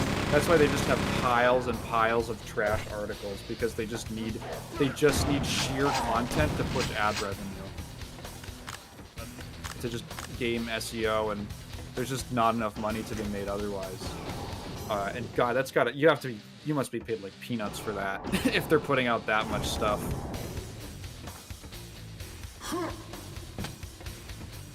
I'm deadass convinced if GTA 6 flops, we're going to free fall into a gaming recession. Oh God, I haven't even considered that. I don't think it's gonna flop. Like, maybe, I don't know. I kind of hate doubt it. Rockstar, but I can bet that they can at least make like a 7 out of 10 game. Which is, I like, think pretty people good. will buy it regardless. Yeah, that too. The only way I see it going wrong is if it's like a Cyberpunk level failure. Oh man. Of just being actually broken and fucked up, which, hey, it might still be. It might still be. That game has had the year leading up to this game's release has been very fraught. If nothing else, they laid off like, I think I was telling you about that. They laid off like a bunch of lead positions in March, and that's why the game got delayed. Right. Oh yeah, and people are already pre-ordering it by, like, I think they've already made billions of dollars from pre-orders, and I don't think there's a single gameplay trailer. So there's that. At least I don't believe there's a gameplay trailer. Oh God, you're right. I don't even think I've seen it. Like, they've done shots of the in-game world, but right. I don't think I've seen any actual gameplay. I guess they're kind of banking on the vibe of GTA. I don't know if GTA is really sold on its gameplay since like 4 Yeah, at least. I will admit the one thing I do hate about Rockstar games is like the fucking objectives and shit feel like the systems. I think Daggy Jaggy made a video about it, but like the systems it's really feel similar. on rails. Yeah. It acts like a sandbox game, but all of the actual mission objectives are very restrictive, from what I understand. Right, follow the guy without him seeing you. Follow the guy, outrun the guy, kill this guy, kill these guys. I don't know. Like, I can think of a couple of objectives that they've made in every game, and it's like, okay. It's like when Bethesda makes a damn... I don't know. I feel like the Bethesda open worlds that I've played have been kind of... Like, I know people would probably be pissed, but like Skyrim and Fallout 4 kind of feel a little similar in some ways. I know it's a different game, I know it's different combat and stuff, but like the way that Bethesda does like objectives and dungeons and lootables and stuff, it feels the same between those games for me, but maybe I'm tripping, I don't know. But it's different stuff. It's a sword. It's a sword instead of a gun. Or like a nuke launcher, but it's instead of that it's a fireball spell or something. I imagine it's even worse than fucking Starfield. But I haven't played it. I haven't even played Skyrim that much. Yeah. I've debated streaming that. I own Skyrim. I've owned it for a little bit. I actually bought it because whenever I do a survey for...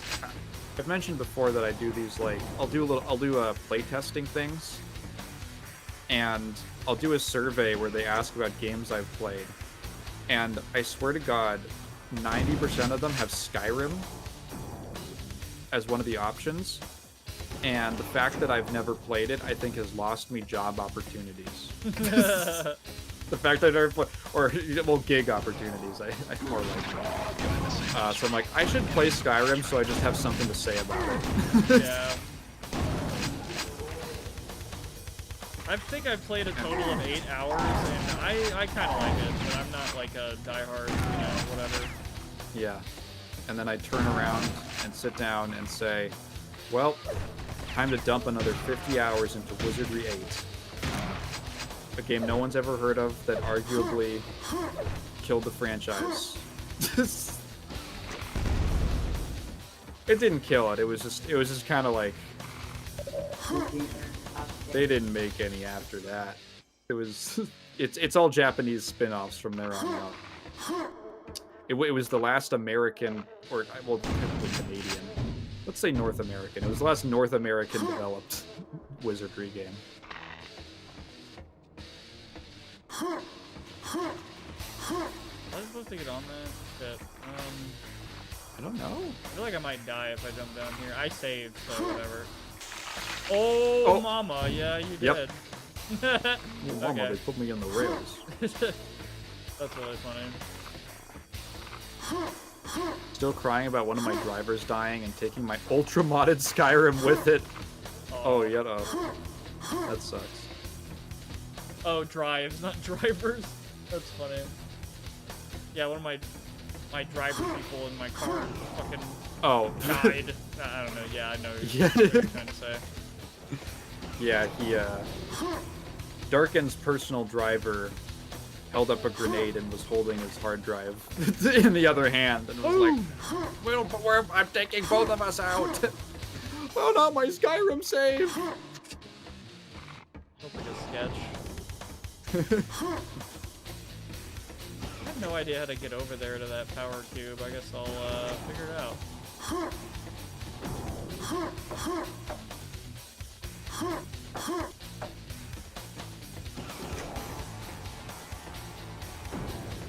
So it's like over here.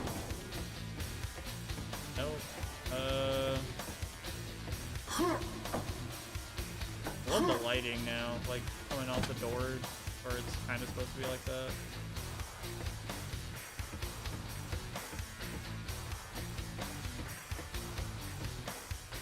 Oh, I had a great run-in, speaking of drivers. I had a great run-in with the Windows quirk of sometimes updating overnight and removing and reinstalling new drivers. Oh. Like graphics drivers. And then I go to boot up a game that I need to play for the video, and it just doesn't work. And I have to go through a whole process of uninstalling and reinstalling graphics drivers and booting Windows using like the default Windows drivers, so it's in like 1024 by 720 something, and it looks super weird because it's the biggest I can get it.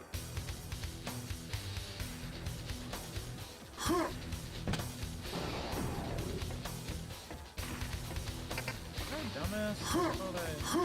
This is definitely the least favorite. Oh my god, that button. Damn it. Power cube. Tracks disabled. There you go. Oh, I was supposed to remove the power source to the tracks. Okay, that makes sense? Question mark? Yeah. Okay.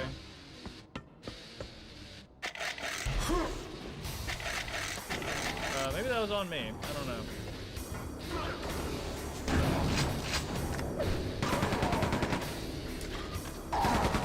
Oh my god. Fucking crazy, dude. Yeah, I think the guns in this game are just, it's so far they feel just amped up. Like, they just feel better.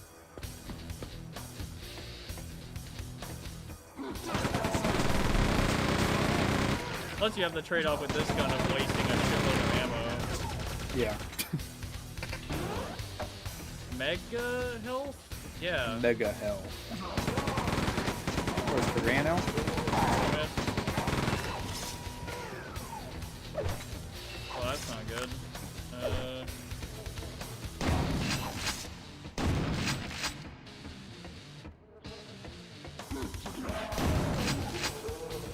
This is such a satisfying shotgun. Like, I think, man, I wonder if there's like a litmus test people have made for like, is this boomer shooter good? How's the shotgun? That's a pretty good. That's actually a good point of reference. Yeah. I've heard the Doom 3 shotgun. I think I've heard that it sucks. That is actually, I was just about to say, what is the game where I know I've heard multiple people say they started it and shot the shotgun once and then quit. And it was Doom 3. Oh my god. It has like horrible accuracy. You just can't hit anything for shit because it's more of a horror game. Yeah. Still am very curious. I still kind of do want to... Oh, they still maintain this. Oh, wait, no. Okay, I thought the whole staircase was going to move. Never mind.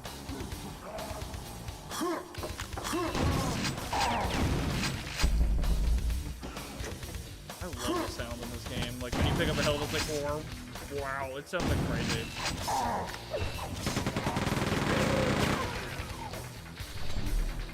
That bassy ass sound, I love it. So unnecessary. That shit feels like one of those salt shotguns you use for cockroaches. The Doom 3 shotgun.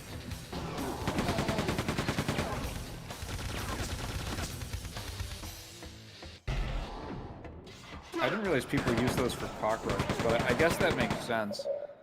I watched a video one time that was like, it was from one of those real like dude YouTube channels where they're like talking to an ex-gangster.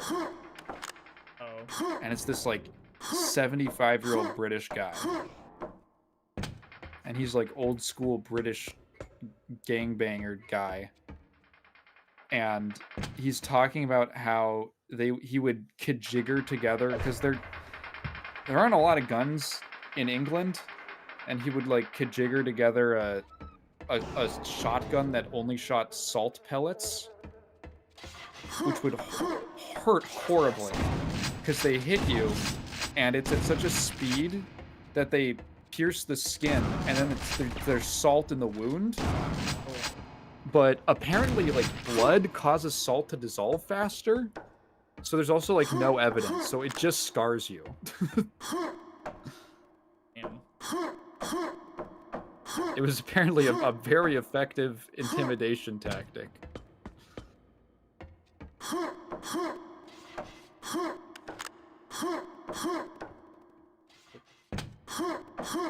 They just kept the fucking Quake jump.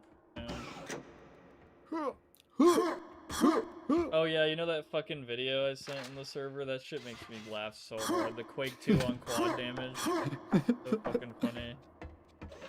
I was dying laughing at that for like 30 minutes.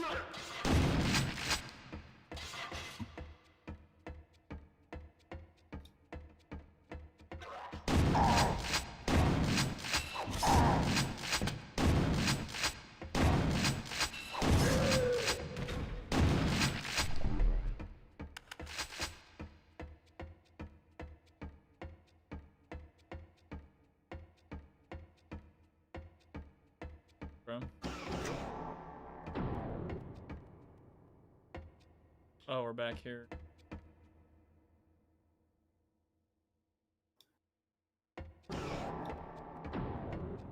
Oh, not that way. I need to go up here. Were you watching the World Cup at all? No. Me neither. But I was at our usual dinner place with my friends, and on the TV they had, it was like ESPN After Dark, something. That was like the programming block, I guess. And it was a guy doing like a trendy tier list. Is it trendy? I don't know. But he was doing like, he was putting the teams into tiers. But they, there was like, they're like fun tiers, that kind of a thing. However, one of the tiers was, and we didn't have sound on, so we couldn't tell exactly what was happening or his explanations for anything, but one of them was called Kissing Your Sister tier. What? And one of the, actually, none of the teams represented in that tier were America. I think Germany was one of them. That was a really The number of Brits I've met at Walmart over the past month shook me. That's something that I also surprised me. Like, seeing all of the crossover of Europeans discovering, or just non-Americans discovering some of the fun stuff we've got over here. Like, okay, I get the barbecue and some of our cool attractions, or just some of the, I don't know, stuff that you can do over here that you can't over there. Like, I got that, but then I was like, Walmart? You guys don't have anything better than Walmart over there? Fucking Bucky's over here, dude. That's like the thing. Even Bucky's at least has like kind of a grandeur to it. Yeah, it's definitely like a staple. I have not been there very much, I will admit. I've been eating a lot of their food. Their kolaches are good. I had one of those not that long ago. Definitely recommend that.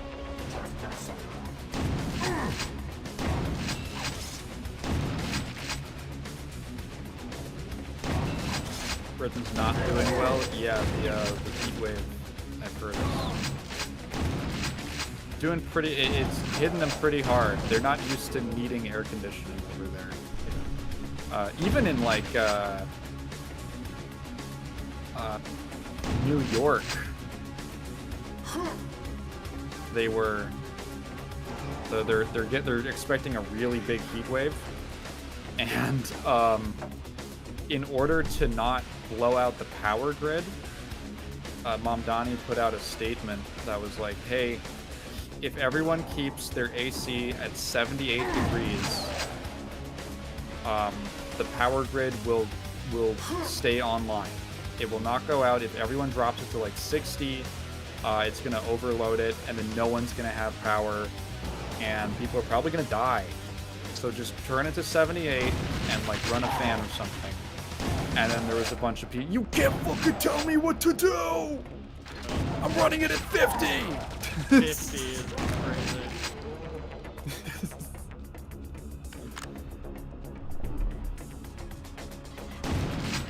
I had to rage bait one by saying chili and rice is the same as curry.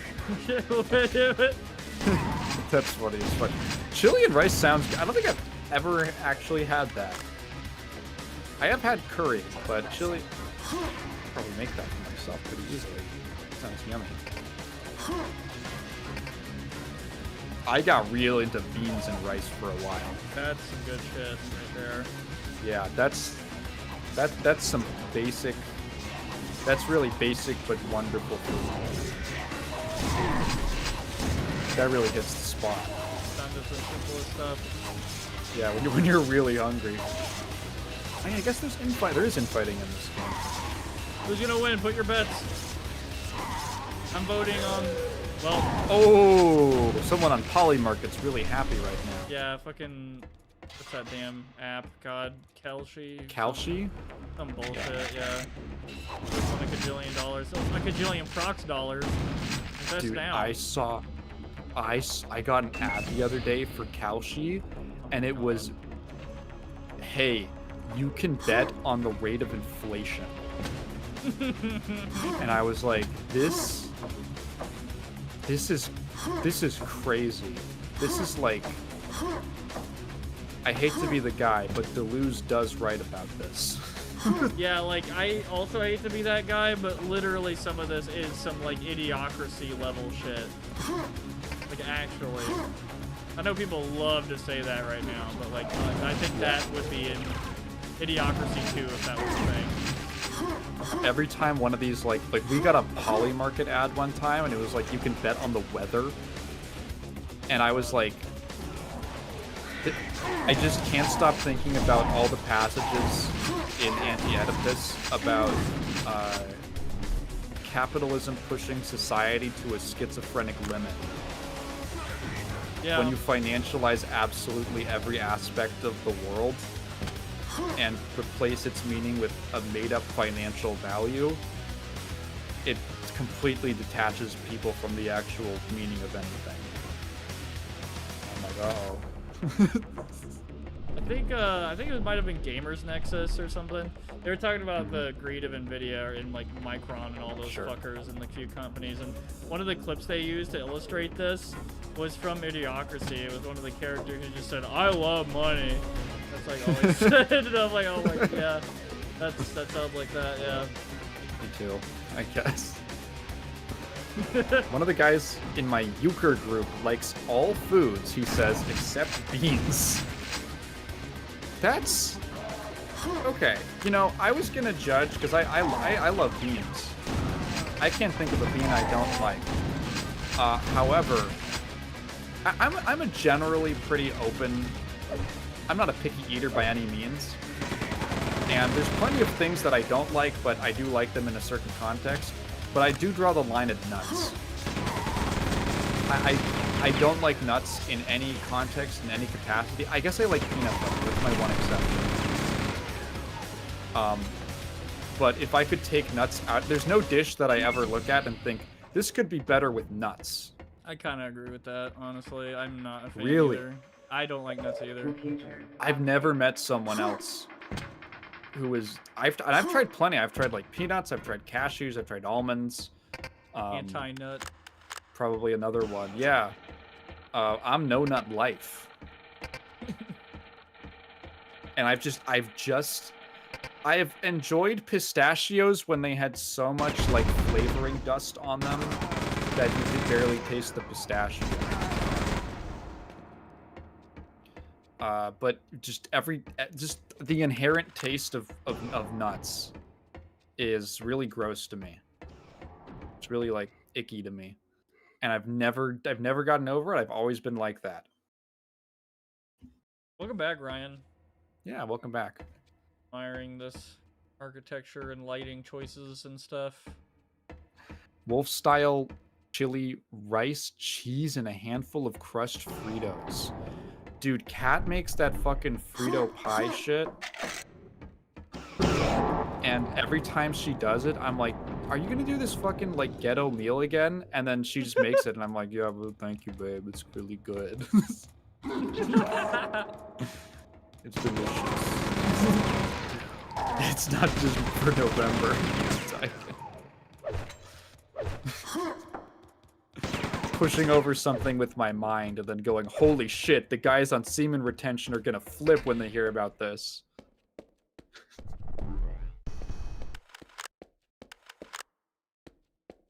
You've seen those people, right? The semen retention guys? What the fuck is that? That? Okay. Ooh. There's this whole community of people who are like, if I just never ejaculate and I retain my semen, it has all of these health benefits. I'm keeping, like, nutrients or something. And they're like, I have a clearer mind. I'm focusing better. And it's all because of my retention. I don't think that's true. I literally think there is studies that Oh, say no, that it's... you potentially live longer if you have sex at least once a week. Yeah, it's pretty... Oh! Big boy. Yeah, but it's basically... It's all just pseudoscience, like... what do I call it? Confirmation bias. It's kind of... It's like a placebo, probably is the better word for it. Yeah, that's how you get prostate cancer. Is you never ejaculate ever. I just never shit. I'll keep all the nutrients. I'll keep the nutrients. Yeah, no, it's. I actually saw a thing from an actual, I don't know, like some kind of doctor who was like, no, there are not fucking nutrients in your sperm. It's meant to like leave at some point or get filtered out.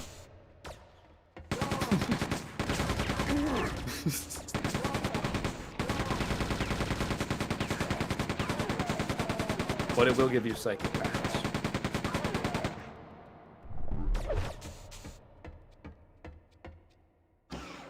How else do I get the poison out? The snake bit my friend's dick. Oh, dude, it's the only way. It's the only way to get it out. It's the only way to get the poison out, dude. Oh.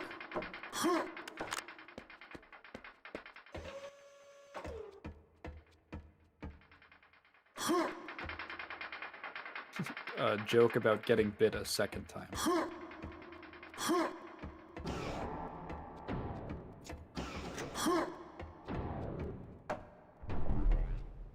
Like never using grenades.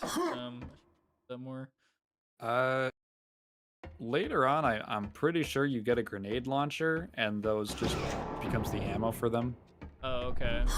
So. Nice, like that. Also, I do kind of like the idea of the compass. If you're just like, oh no, I'm lost. Yeah. I do really like that idea. Honestly.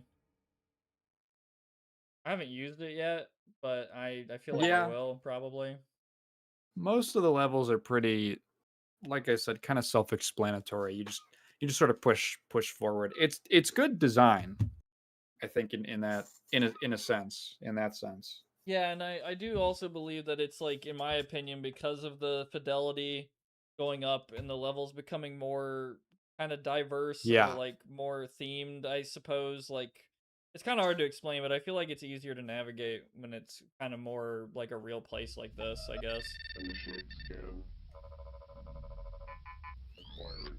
There's easier ways to earn the title of Snake Eater.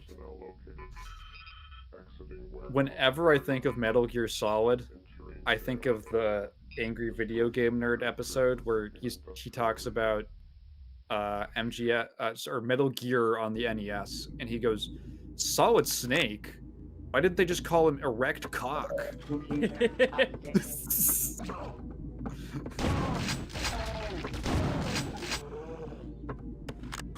Damn, can I get that anymore?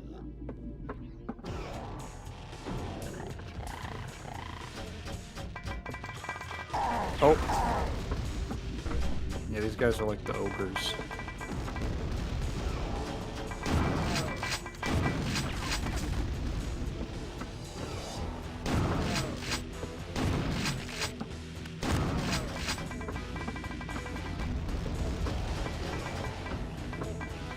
Stop refiring me, fucking bitch. And then they have a fucking minigun. Oh! Whoa! Holy fucking shit, dude. Yeah, the drones. Making me think of Harvester again. What exactly is making me think of Harvester? In the middle of Quake II, we're gonna stop to have a hilarious, awkward FMV cutscene. Oh my god, that line! I forgot about that. She needs a solid snake. Bum bum bum bum bum. I'm surprised I never. Does he say solid snake? I feel like I would have made a joke about that in the video.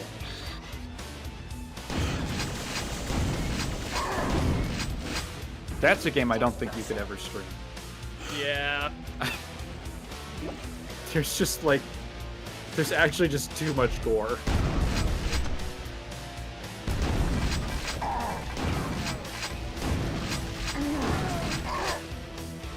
I've also gotten a few requests for Fear and Hunger, even on the censor one. I don't think I should. Oh, he says hard. He does say hard penis. He's not even like innuendoous about it. She is a hard penis, dude. What a great 70% of the cast in that game is just the most skin-crawling people you've ever met.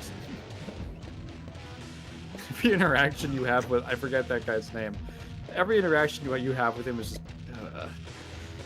just...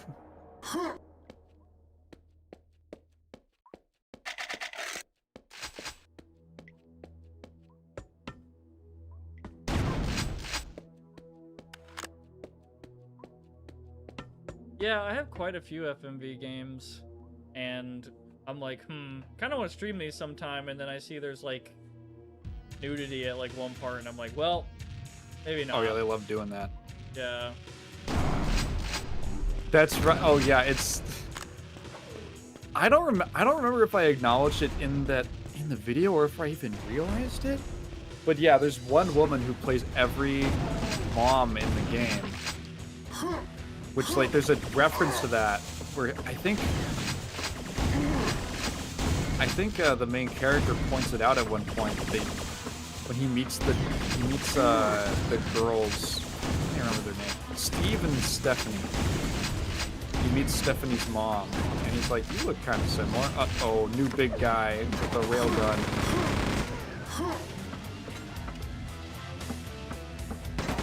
More pie sheriff? That's the best cutscene in that whole game. Just like looking over a bed with nothing but a severed spine and just like a severed spinal cord. And the sheriff says, "Yep, that does it. Natural causes." And Steve's like, "Natural causes? What are you talking about?" And he goes, "Well, can't live without a spine."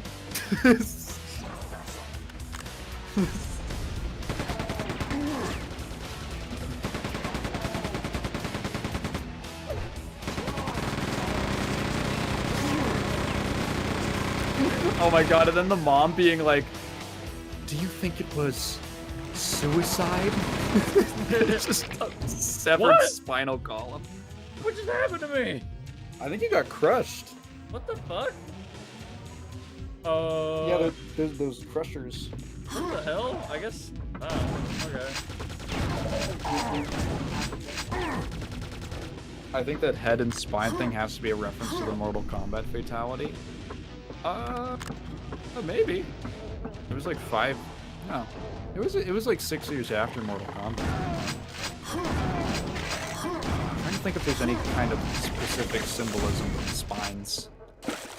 Because that's a motif, is removing the spines in that game.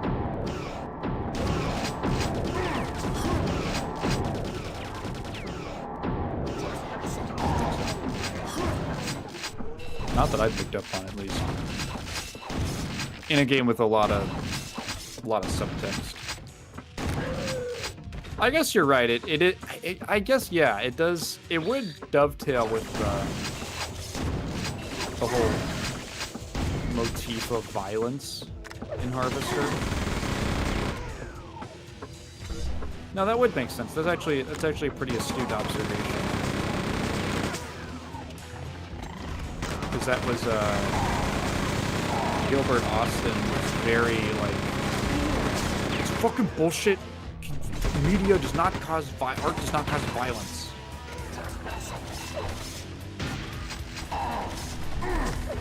That master mess of a game laid the foundation for my sense of dark humor.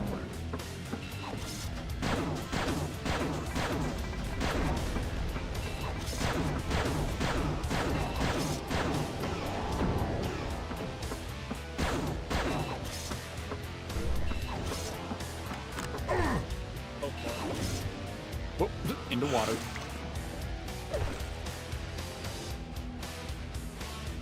I have 50 grenades. Good God.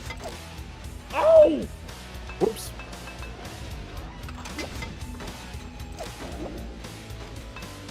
Oh, okay. I don't think the collision is your friend on this one.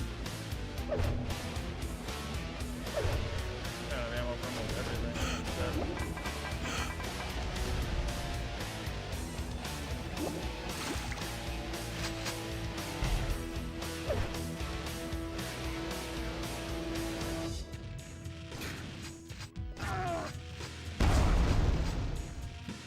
The silenced thing. super shotgun.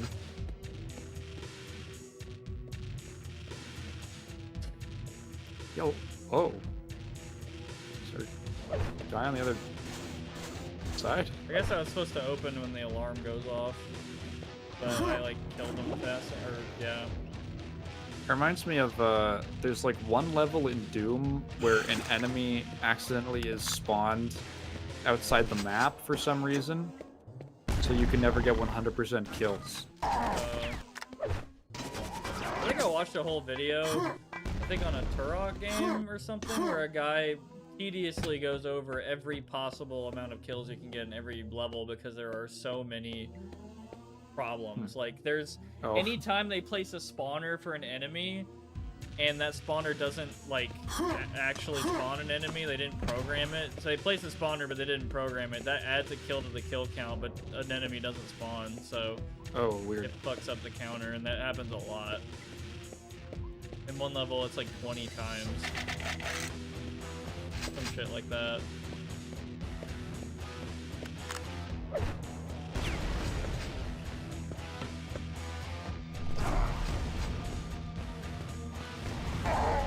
Whoa.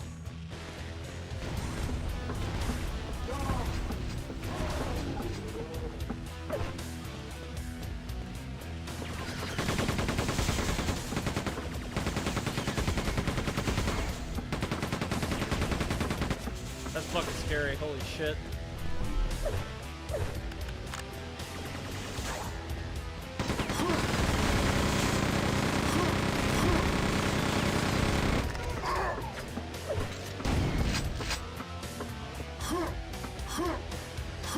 I guess I can't operate this, no. You don't have the Strog biology Right. to pilot a gun that has no hole in the barrel. Right. It's a Strog secret.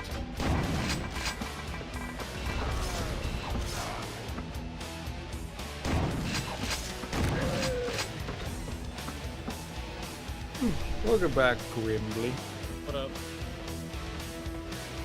Yeah, I don't know what killed me in this room. I'm gonna just do that and see.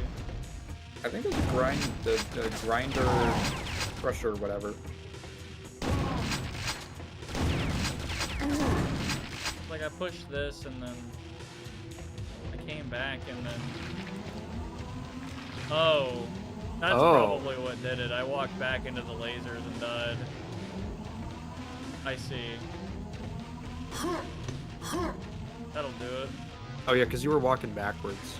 Yeah. I'm gonna assume, oh boy, that's probably not intentional. I'm kind of sketched out by that.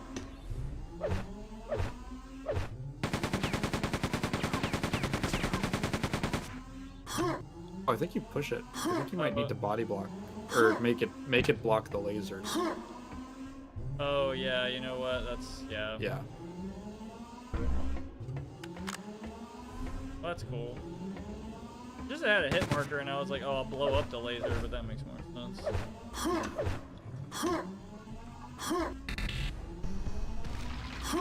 Prox, you should do a Dino Crisis stream.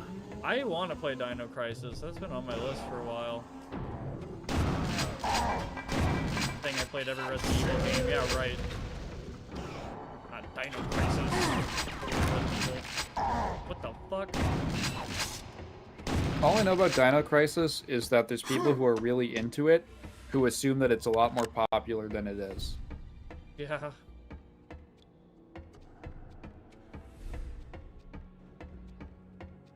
Definitely.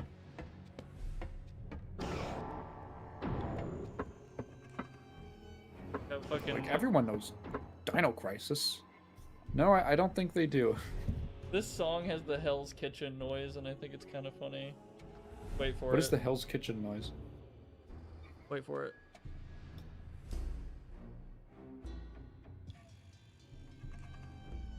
That noise. Okay, now I know it. The chicken is raw. What the fuck is the matter with you? Get out. What is this? Or wait, it's like the Shark Tank noise. I think both of them fucking A use bunch of them use it. Yeah. It's like a generic. I think it's scraping metal. That's what it's supposed to be. It almost sounds like either that or it's like a really, like, it could be like a string in some metal or something. I don't know. Wait. I don't think we're supposed to be going back this way.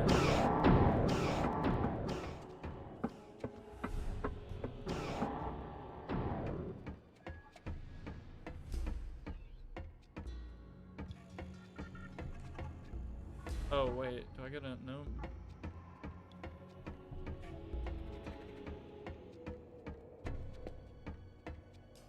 Well, I'm not going back that way.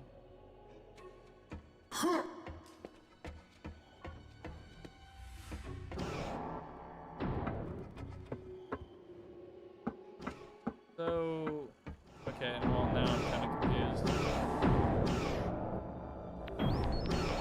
Okay, so I still do need to go this way.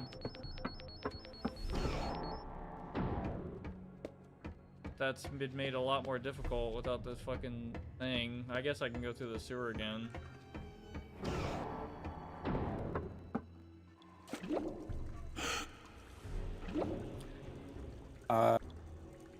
Ryan says Dino Crisis 1 and 2 rule. 1 is very RE and 2 is a combo-based arcadey shooter. 3 is a super jank platformer in space.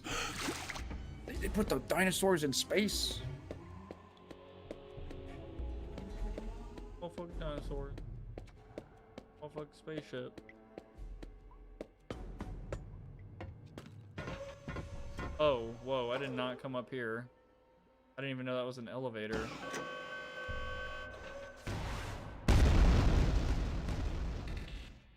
That works.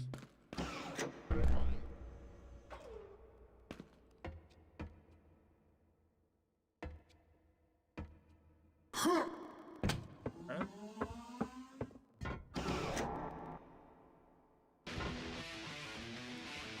Damn, this music never lets up.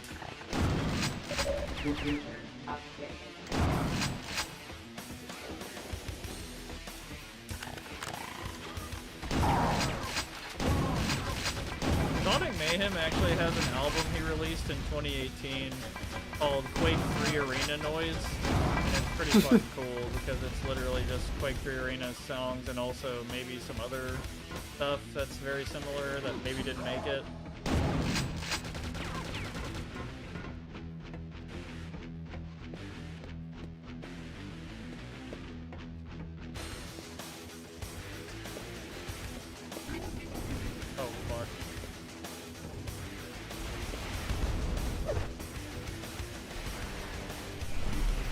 I didn't mean to take that shit.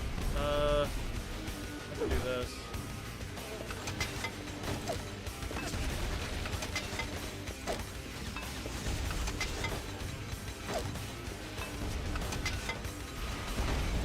Oh! You'll get one. Okay. You know what, fuck this. Van Doiler. What does that do? Increase max ammo? After, or it has a bunch of ammo on it? I don't know.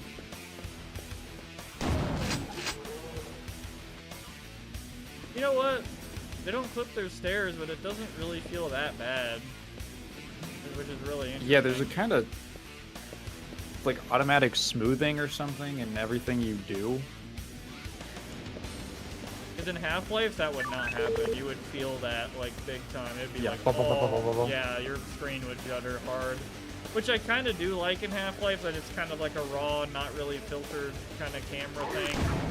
But, I don't know. I guess there's benefits and drawbacks to this kind of smoothing. I think it's probably something to do with, like, if you're going... It's probably a movement-based thing, where if you're going at a certain speed, at a certain incline, you'll just kind of glide up. Oh, Because you God, can see it there, bad. but if you Yeah. run up it, it almost looks like a ramp. Yeah. Sure. Almost like auto jump in Minecraft.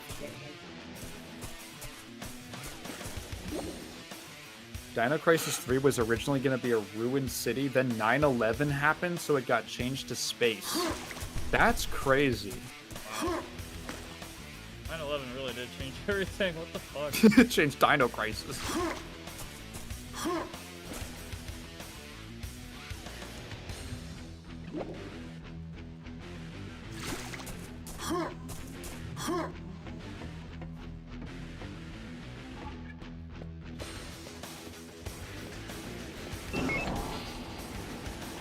Slapped that on the door and it was like, okay.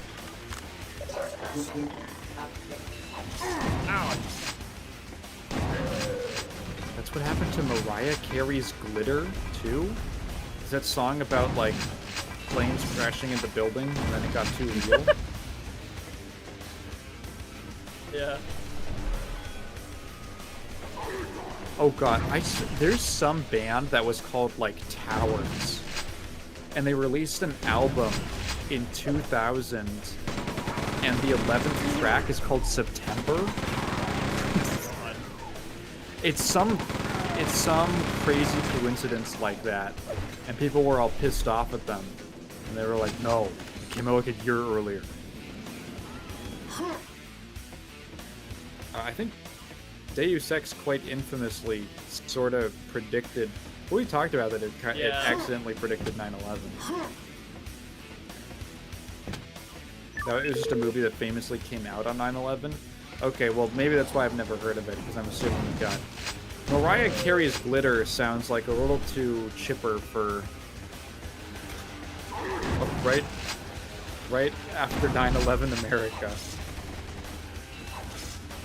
Wake me up when Towers September...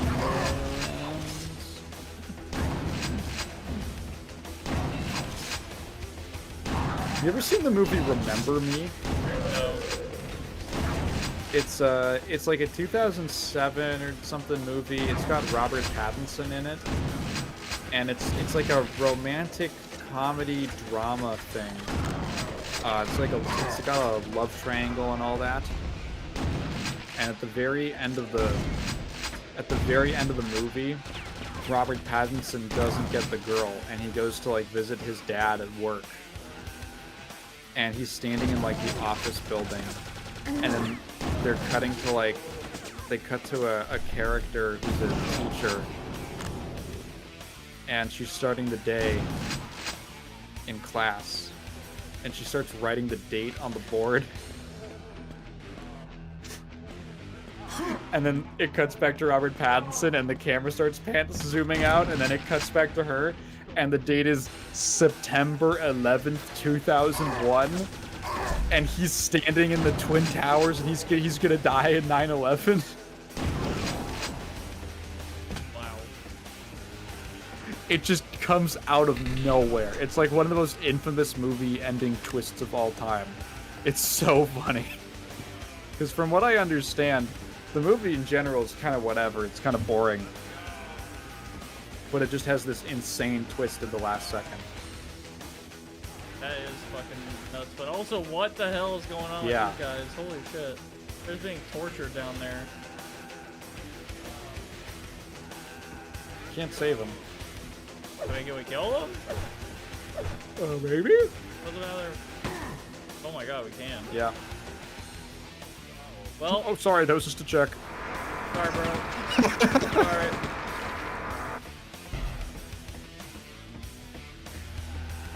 What game would you say represents the 360 era best? My mind all... Oh, what were you gonna say? Modern Warfare 2 for me, but that's for me. Modern Warfare 2 is good. To me, my mind first jumps to Space Marine. The original Space Marine might be the most 7th gen shooter ever made. All it's missing is a cover system, because Space Marines don't take cover. But if you just play it, you're like, oh my god. oh. Fuck. God damn it. No way. Ah, shit. Alright, whatever. If you just play Space Marine for a bit, you'll be like, wow, this has all the... It is so, like, it hits all the tropes. It's got, like, the limited ammo system. You can only carry, like, 2 guns. You have, like, a regenning shield. It's super on rails and scripted. There are little collectibles that are like audio logs that you can find around the maps to add quote-unquote replay value, because that was a big deal back then. The game is literally divided in half by a turret section, and then the final boss is a QTE. It's so of its time, it would never be made that way today. You know which what? is one of the reasons Yeah, sorry, I was so curious about Space Marine 2, is I was like, how are they gonna do the gameplay? Because the first game is so 2011. It's like, it's crazy. It is as 2011 as you can get while still being, in my opinion, a pretty good game. Yeah. I forgot. Modern Warfare 2 literally does have some QTE shit and turret sections, and oh my god, you're so right. It was just the rage. Yeah. I don't know why everyone... I mean, I understand the rationale for turret section. It's like, okay, well, it mixes things up, and it seems kind of cool on paper. I'm just like, why then? Why at that exact, like, 5-year span did it become a huge thing? I will say, one thing I still do think is cool to this day, and was very controversial about Modern Warfare 2, is the AC-130 section, where you actually get to pilot. So, like, of course, Modern Warfare 2 has its, like, infamous no Russian section. Yeah. Right? But another thing that was apparently incredibly controversial at the time was there was a section of the game, I don't know if it was in the single player or if it was only in Spec Ops, but I know in Spec Ops there is a mission where it's actually, 2-player. You need 2 players to play it. One person is on the ground running around shooting guys, and he's being, like, overwatched by a plane called an AC-130, which Wait, is sorry, like... did you say Spec Ops? Yeah. Oh, okay. I thought this was, the white phosphorus scene. Oh, because in the AC, like, I guess what the controversy about it is, it's just like... Yeah, I know that. I thought it was Modern Warfare 2. You said it was in. No, yeah, Modern Warfare 2, yeah, it is. Oh, wait, I thought you said Spec Ops. Yeah, so Modern Warfare 2 has 3 modes: multiplayer, campaign, Oh, and Spec dude. Ops. Oh, my fucking God, dude. I was thinking of Spec Ops The Line. Oh, no. I've never played that. Okay. But I've heard it's good. That has a very infamous sequence where you control, like, a drone and shoot white phosphorus on civilians. Holy shit. I thought that's what you were talking about. Well... Sorry, okay, I did not realize that was a thing. But basically... in Modern Warfare. No, like... I guess people would maybe, like, find it similarly morbid, though, that in the AC-130, you're pretty much able to shoot, like, basically giant fucking missiles that can take out buildings, like, instantly. And the comments of the people who do this, like, on the plane, are like shit like, yeah, got him, good shot. Shit like that. They were just kind of almost joking around with each other that they were getting good hits and that people were running and shit. And that's apparently really, like, that really happened with the American military in the past. Like, they would do potential war crimes with, shit like that, and, like, they would just dig around and, like, oh yeah, whatever, it's... I imagine it almost feels like a video game when you're up there and, like, you just see people in thermal and you're like, oh, hit one button and then, like, boom, fucking whole city block gone, It's like, oh yeah, whatever. But anyway, that was apparently really controversial at the time too, along with the no Russian shit, of course. There's people to this day, like, I mean, God, yeah. Proxy's experience hit reimagining DMC Devil May Cry. I'm taking a break from Devil May Cry for a bit. I mean, I think that's pretty clear, but I think I'm taking a break. I'm taking a break from this game for a second because I need to go get a drink. I'm gonna be right back.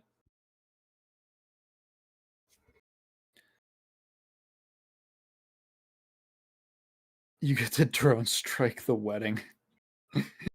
Finally! My Obama simulator.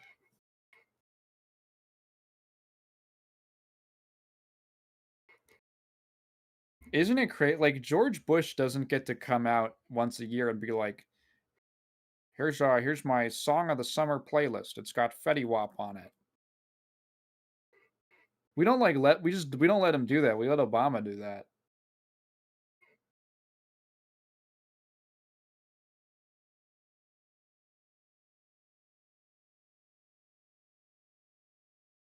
Go get your alcohol. Yeah, we're getting crunk on the Quake II stream. They're gonna call it more like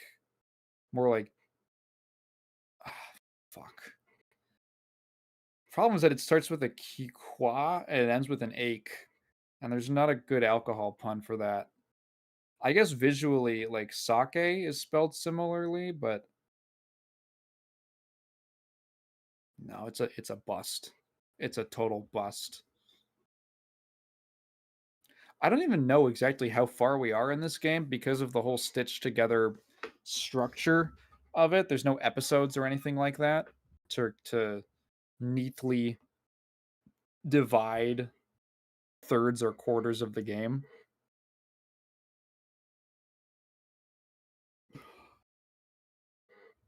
Actually, we were talking about Daikatana earlier, and I actually just bought Anachronox on GOG. It was like 90 cents. And I thought, you know what? Maybe I should see what the hullabaloo was all about. Maybe I should do like a 3-part series on Ion Storm. The only 3 games they ever made. Cause boy howdy. It should be like a descent into hell. I should start with like Deus Ex and then go to Anachronox, which I've never heard that much about. So maybe it's just meh, I don't know. And then we can end with Daikatana as the 3rd video.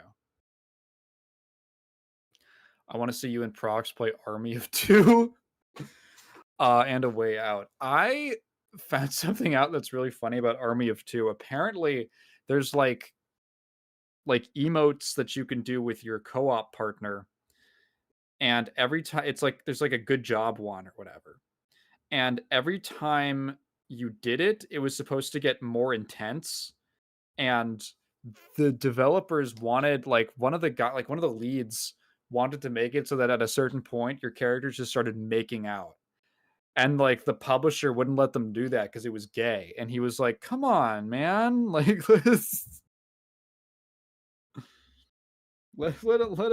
do it.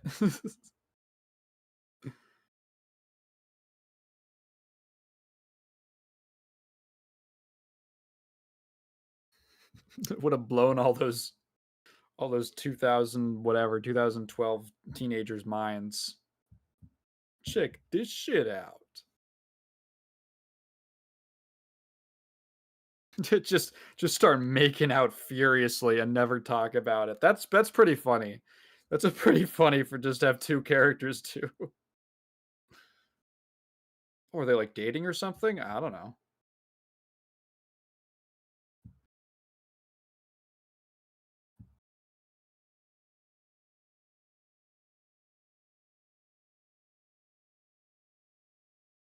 When I went to Pride in San Francisco recently, and I was telling my mom about it, and she was like, "Oh, like," I said, like, "Well, I was expecting." It's a whole long story, but I went to this Pride party in SF, and I was telling my mom about it, and I was like, "Yeah, I was expecting something a little debaucherous," and she goes, "Yeah, like like pierced guy nipples," and I was like, "Yeah, mom, I guess so. I sure." Me and my male friend were playing it. It Takes Two, and at the end, at the kissing part, oh, It Takes Two. I'm thinking of okay. I crossed my in my head. I crossed it with A Way Out, and I was like, Did the two guys make out at the end of A Way Out? A makeout? We decided to be funny and act like 6-year-olds seeing kissing in a movie. The whole you thought that they were that they were trying to get out of prison. They were actually trying to get out of the closet. That's what the game was about. That's what the French dude was trying to communicate to the audience. The real prison is the one you make for yourself.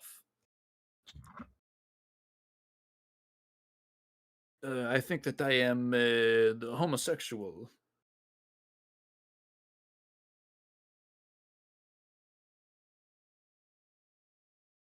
Okay, I'm back. Welcome back. Okay. I spilled alcohol over myself, but it smells like mango, so it's fine. Mango.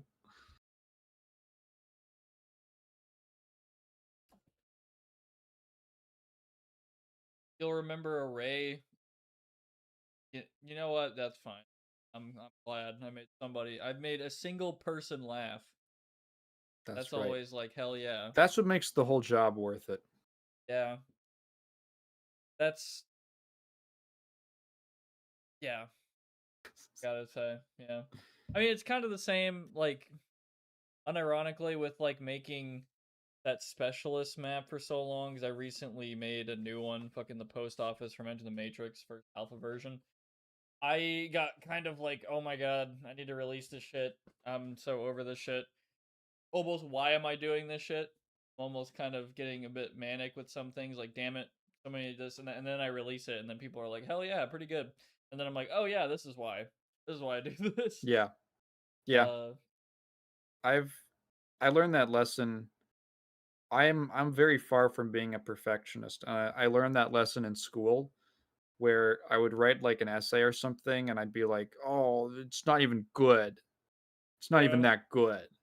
And then the teacher would be like, A plus. Great job, Taigen." And then I realized that my standards were just higher than was expected of me. And I just think, well, as long as I try, it should be good enough. Yeah, I try not to be perfectionist about shit anymore. I definitely get to a point with my projects though, where at the last 10% I'm just like, I'm gonna make some bullshit. Fuck. Yeah, when you see what most people watch on YouTube, Yeah. you can't. At a certain point, I'm like, okay, well, this is popular, so I don't. If I'm being a perfectionist, it's for me more than any kind of. I'm not worried about what anyone else is going to think. I think I'm doing fine.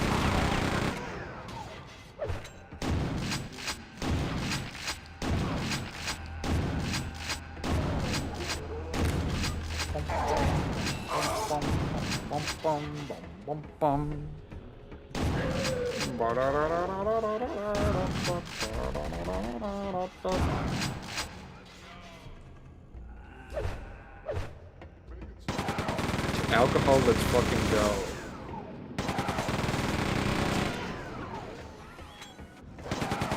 Oh my fuck. What is the drink for tonight, Prox? What the? Ah! So they're fighting each other. Fuck you. Oh. Okay, I'm safe. It's Cayman Jack Margarita Mango. So are you what in Jack? I never thought about that. That's pretty cool. Okay, that's just what it sounds like. Cayman? Cayman? K-Man, okay. Cayman Jack? Cayman Jack? Jack off? Ah! What the fuck are And they the doing? fall damage. You need the red cape. Fucking ammo. Why is he waving at me? Hey! Here, I just want to come. I wanted to say hi. You dropped your car keys. Just fucking shoot. Wait, have I been up here? I hope Prox's first sponsor is Gamer Sups. Level. Would you take one of those waifu cups? You know, now that I have a girlfriend, yeah, probably, because it can be more like haha funny, ironic.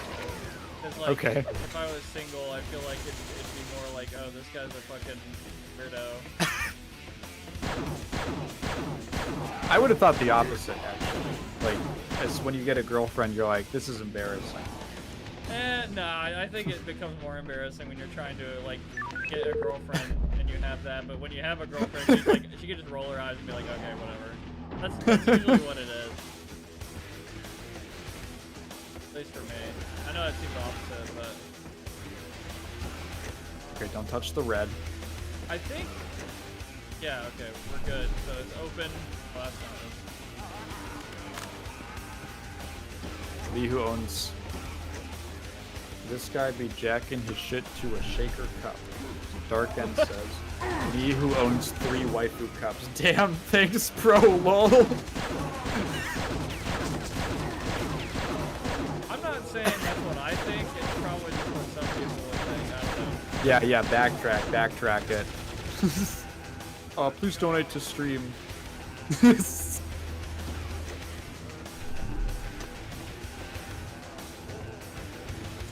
Please do not unsubscribe from my Patreon.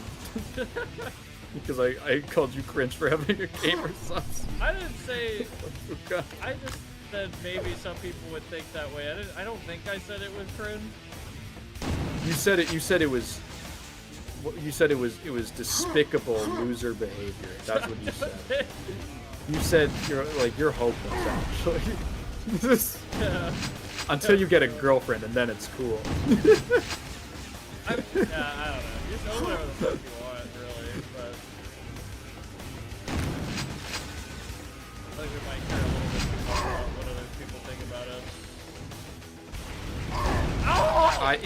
Oh fuck, negative 46. Holy shit. Alright, god damn it. Alright, let's fucking go. I'll get him this time. I won't run out of ammo. Fuck.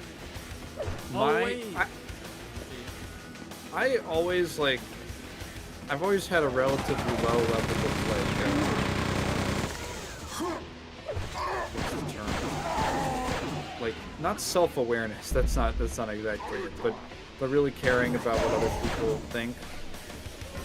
But my brain got kind of rewired by this one tweet that likened worrying about what strangers think to being like playing Oblivion and feeling self-conscious about jumping all the time in front of the NPCs. And it's like, why do you care? That's really funny. I'm an enjoyer of gamer subs as a drink with the cups annoy me because I always need to search the website for a cool one that doesn't have a 90% naked woman. I've never found one except the lean cup. Like a styrofoam lean cup.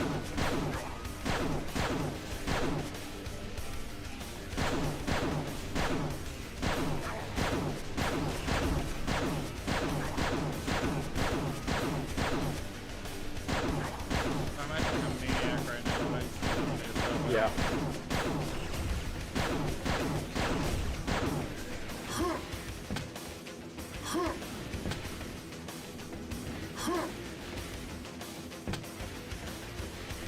Oh, it's the actually... Do they just have a lean cup that's made out of plastic? That's funny.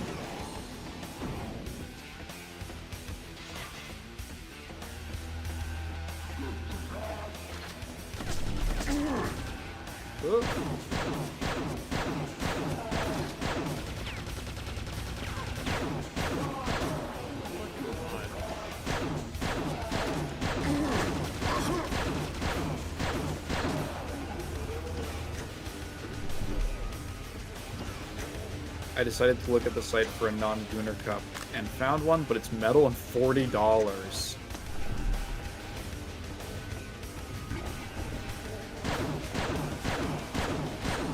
still kicking myself for not getting Cinder's cup before she dropped her co-ownership. That's a VTuber, isn't it? Cinder. No, fuck, I'm using my fucking blood name. With the pistol. Hell yeah. I mean, I've got like no Pistol him down. I got fucking nothing.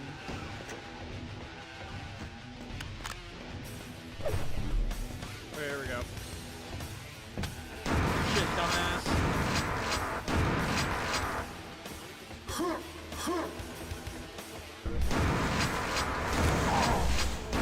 She was the one in the big backstab controversy a year or two ago. You know, I really can't pin down what you're talking about. I have no idea. I think streamers in general have nothing better to do in a lot of cases, so they get into like stupid drama with each other all the time. But then you also throw into the mix people who represent themselves with anime avatars, and I think it's kind of a devious combination. Yeah.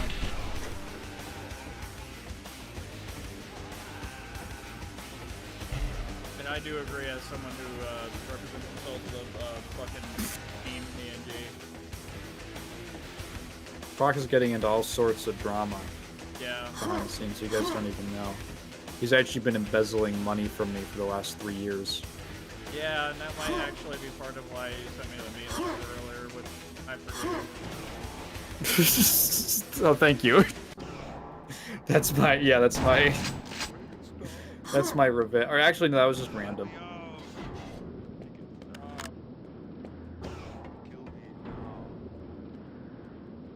Unrelated saw trap.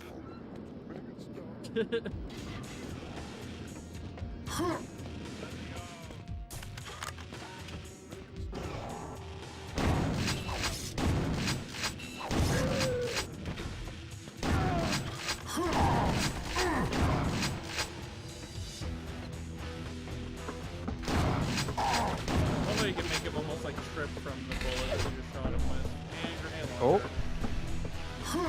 I don't think this is. Oh, it is. Yeah, okay. There we go. What is? There's another weapon that kind of looks like that. It's not a grenade launcher. Like a laser gun. Yeah. A hyper blaster or something. Not a huge fan of the way I'm shooting, but I get it. It'd be like really powerful. I'm not going to downplay it, but it was a huge petty cat fight involving VTubers. See, I scoff at stuff like that, but then something happens in the fighting game community where it's like, oh man, that guy said that you didn't really win. That guy said that your win didn't really count. Oh shit. I'm so invested in this now.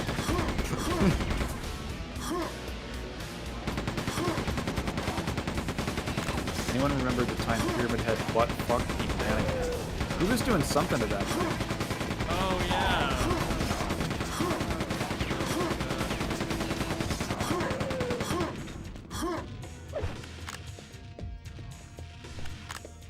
Anyone remember that time that someone asked the artist who designed Pyramid Head? Well, actually, he just tweeted out, I wish I never fucking made Pyramid Head, because it's the only thing anyone ever asks him about.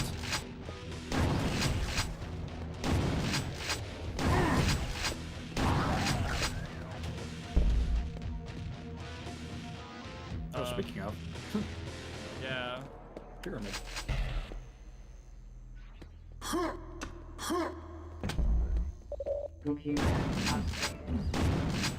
I did one of those interviews for like a game playtesting thing, and one of the questions I got asked was, they were like, oh, well, you put down you like horror games, what's your favorite horror game?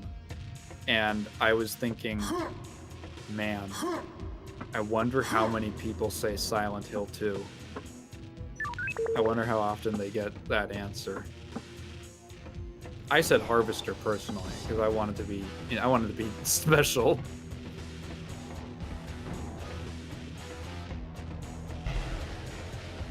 Bandolier. I think that's extra ammo. Yeah. To be honest, Sorry, what were you saying? If I would say my favorite horror game, I guess it'd have to be Resident Evil 1 Remake. Might also be a popular answer. I don't know. I don't know what the most popular answer would be. I mean, are there even that many new horror games? Oh yeah. I mean, it's a whole indie horror games are a massive genre, subgenre, scene, whatever.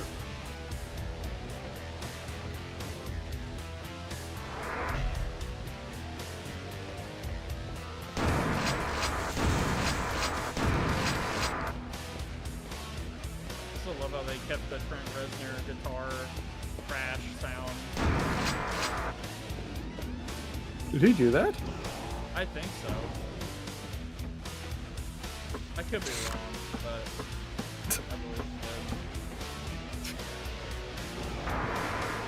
I'm laughing at Ket's stupid ass comment. We need a horror game where you wield a Schmidt-Mar. so. A Schmidt-Mar. It's an Oni plays bit. Oh my fucking god. Oh my god. Oh my god, Cat, honey, no. Baby, no. Okay, so there's an Oni plays bit where one of them keeps calling a scimitar a Schmidt-Mar. Like, intentionally wrong, and they keep asking him what the fuck he's talking about till they figure out it's a scimitar, like the sword. And Kat, at one point, saw a scimitar, and she called it a Schmidt-Mar. And I was like, what? What the fuck are you talking about? But she wasn't doing it on purpose. It was like, she thought that it was called a Schmidt-Mar. And she just did it again.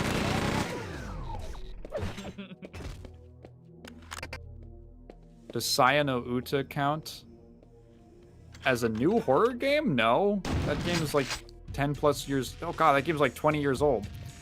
If not, then that one SCP game where you walk down an infant staircase. Fuck. Oh, that sound. Oh my god. Oh my god. The fucking awesome. The agony. Holy shit. And it just replays over and over again. Oh my god. Oh, does it count as a... Yeah, Saya no Uta's Song of Saya is a horror game. It's a horror visual novel. I swear I can make that. You know, interactive software. Oh. Yo, I'm the I thought that you were gonna have to lift up the bridge or something. Maybe I should. Maybe this is stupid. I probably shouldn't do this. Now I regret it. You might? I don't know.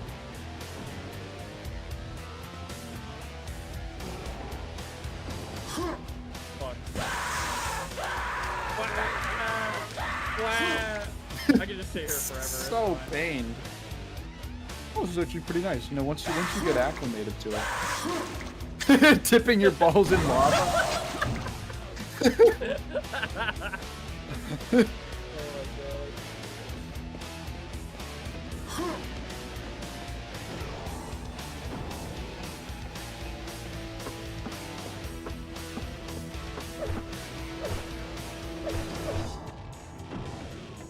That's rough, buddy. Okay.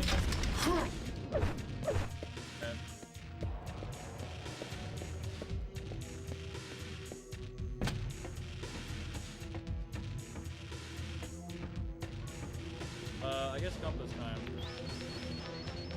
I'm the wrong way. Okay. Post shave be like.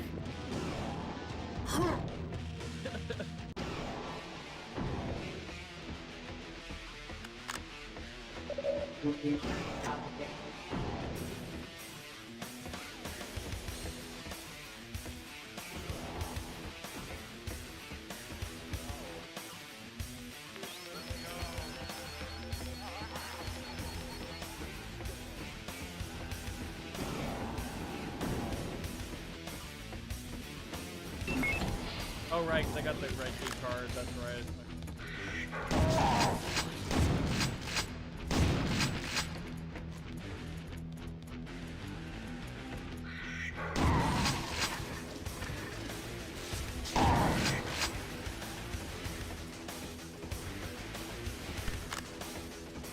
I love these trapezoid hallways.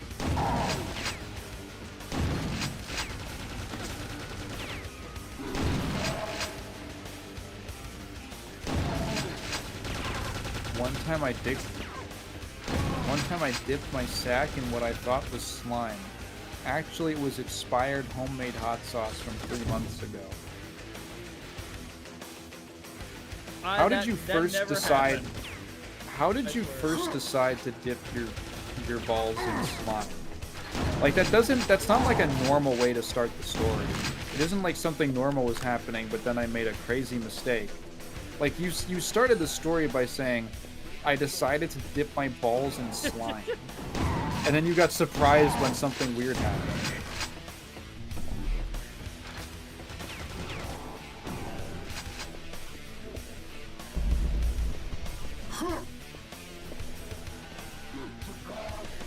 I don't know, I was like 8.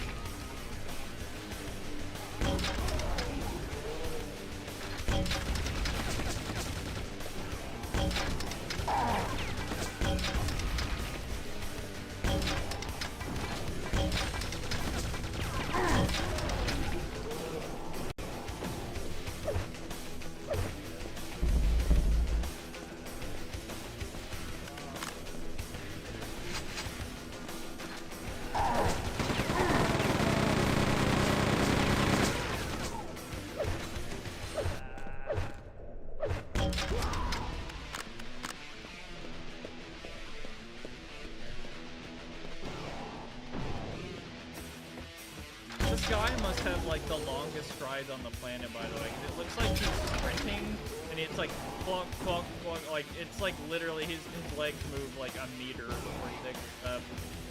He's doing the Minecraft like machine-like walk cycle. He's doing that thing. I don't know what it is. I don't know. There's like this picture of this fucking guy doing some squat walk thing or whatever, and like I just imagine that shit. Oh. I can't remember what the fuck it's called,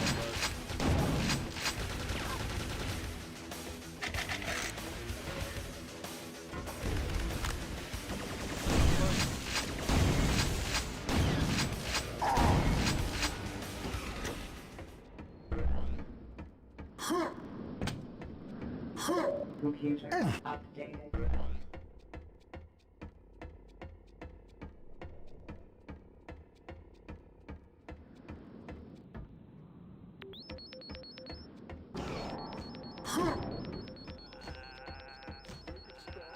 Oh, he's Revenant walking from Doom 2. That's what he's doing. He's got his arms just like, Oh, he's like yeah, I know. That stompy walk. Yeah. The wind sound. Oh, they sound kind of fucked up because they're first like.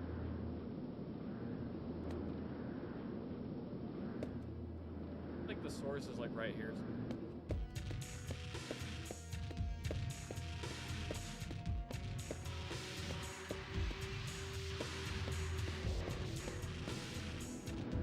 Yeah, I don't have that yet. Pyramid.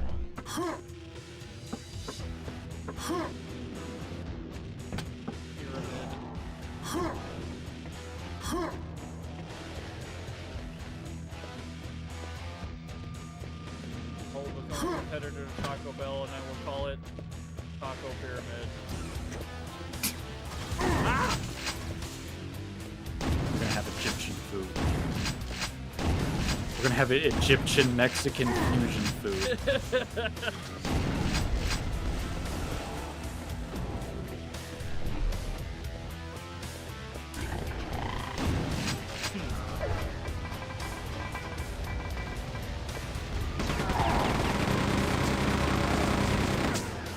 Is it just me or did Prox's mic get a lot quieter? Is it because I'm not like as close to the mic, or wait? Yeah, hold on. I see that my levels are like way down.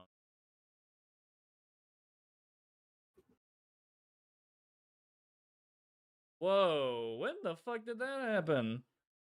Hello, I'm a lot louder now. Whoa, that's Yeah, weird. so my input volume at some point went from 70 to 27. So What the? yeah, Okay. my wow, holy crap.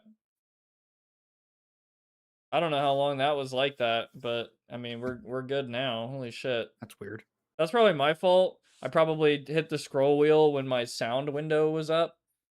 And I guess maybe I toggled the I don't know. It was stupid. But yeah, it should be normal now. 5 minutes? Okay, not bad.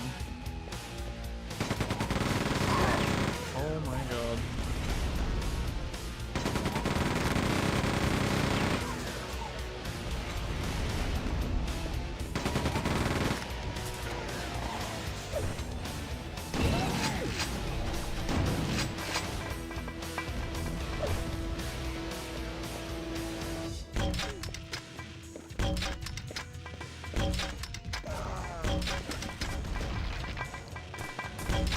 Yeah, I'm not good at arcing these grenades. Jesus. I think the physics might be a little different. Or like maybe the hitbox on them? The collision box? Mm.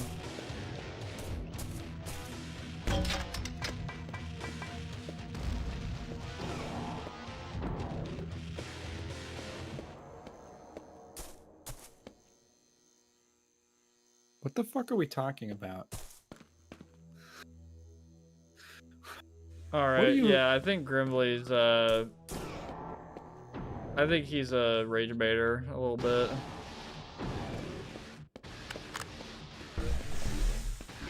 A little bit of a shitter.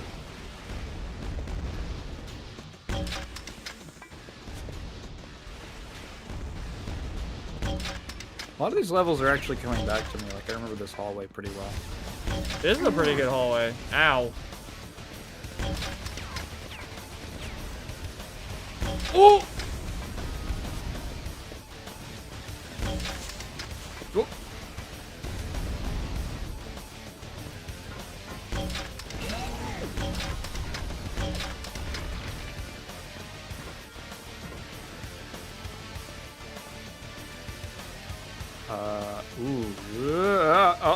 Oh. Ow. Bro. Oh, okay. Oh.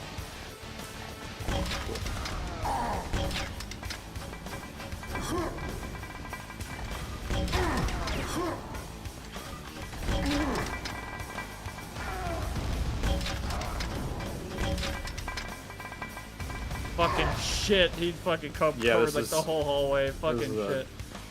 Tight hallway for guys who throw 3 grenades at once. Motherfucker, I cannot get you there, I think. Nope. Son of a bitch. Here, take this, fucker. Wow. How about, that?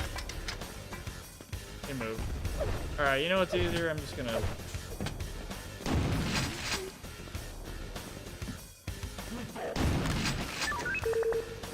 Beta CD. They still use CDs in the face. Yep. There's like... I find that kind of amusing, where something is supposed to take place in the future, but there are these assumptions based off of the technology of the time. Yeah. Like, there's a really interesting little comic from the 1800s, I think, about it basically predicting cell phones. It's like when everyone has a pocket telephone. And the whole joke is you're getting rung up at every, you know, in awkward times, like when you're at the opera or on a date or something. And obviously back then, oh my god, back then they were like, they're like literally banging on brass to let you know that someone's calling. So it's making a really super loud noise. Yeah, Jesus. And it's like, they could not even conceive of a digital ringer that could be silenced. Right.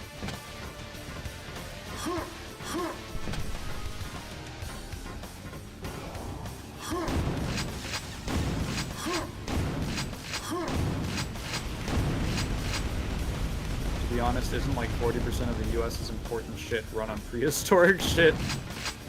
Yeah, floppy disk.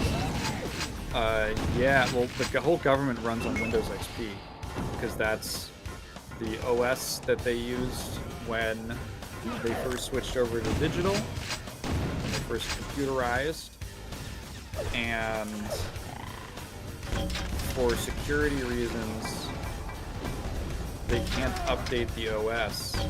So there's just there's just a government version of Windows XP that has been, it's basically a fork that's been receiving constant security updates for the last however many 15 years or whatever. So Microsoft basically has the US government by the balls.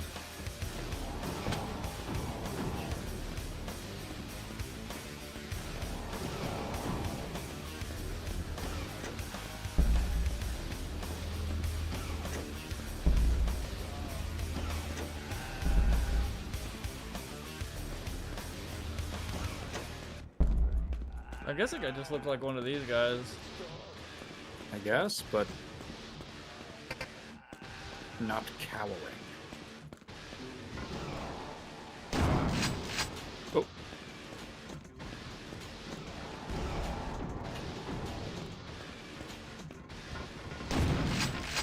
They're crawling on the ground because they've been like tortured and experimented on. Yeah. Probably starved and stuff. Probably they're still alive.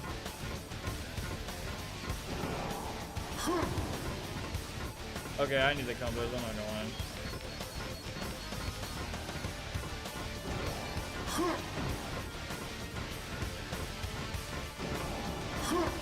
You get a scene in Quake 4 where you get a much more detailed...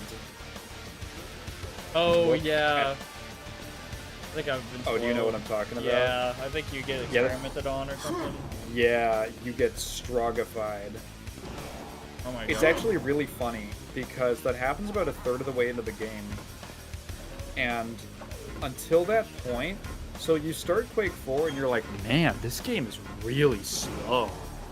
Like you're just really slow, you don't jump very far, it doesn't feel like Quake. And then you get captured and modified in this really, it's the most memorable sequence in the game. The experimentation, modification, the strogification, I think is what it's called, sequence.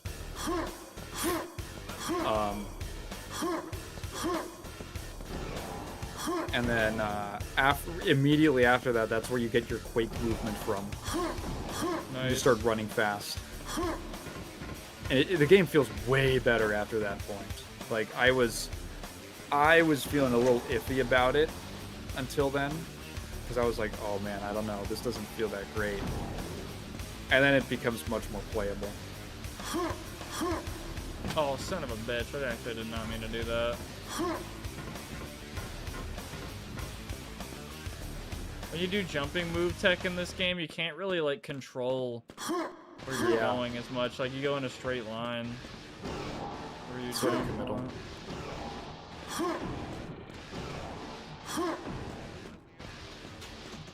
I hate the first time I saw that strogification scene was a GIF called Femboy Maker. It's a pretty gnarly scene. Like it's definitely, it's pretty disturbing, and you're going through the whole thing in first person. So there's a reason it's probably the most memorable part of the game for most people, or what they've seen of it.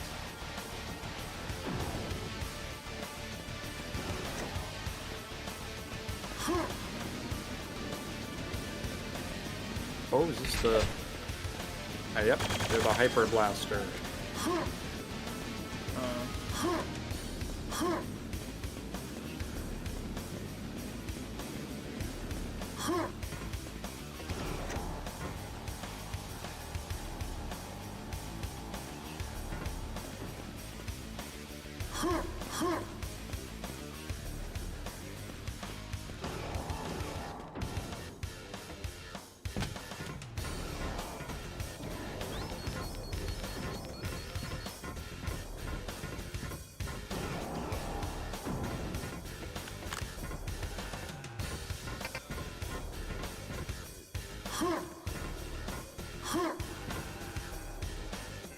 I don't remember how to get up there. I'm not gonna lie. I've been wandering around the same area for like 5 or 10 of us, or 5-10 minutes.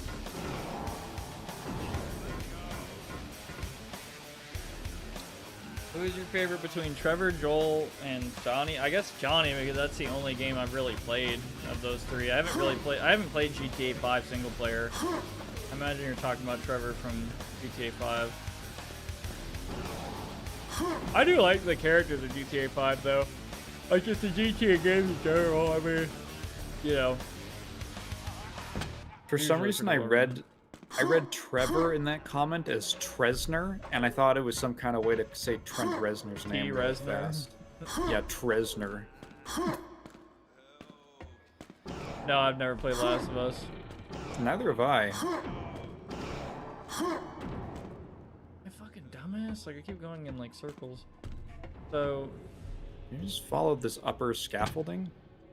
I think that goes back to the elevator and then that comes back around here, so it's just like a circle over there. I don't remember where I haven't been. I think I've been through here. And then yeah, cell block B, this comes back around here. I have to be up there apparently. Doors open somewhere else. Doors open somewhere else. Oh. Oh, cool. I was just being a dumbass and ooh, that fucking scared me. I was gonna go check if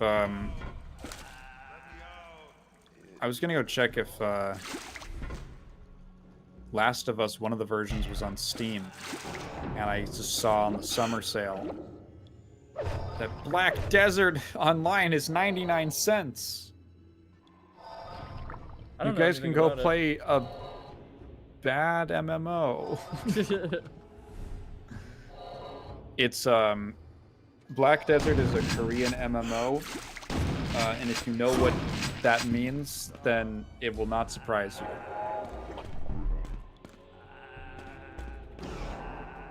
It basically, okay, for the uninformed, Korean MMOs, they start out and they're super cool and flashy and satisfying. They have cool action combat and great graphics and stuff. And then after 10 hours, they devolve into the most horrific grind ever that you can speed up by paying more money for. Should I press this? I feel like this just gonna kill him. Oh yeah, Last of Us. It's on Steam. You can have a little fun. He's not real.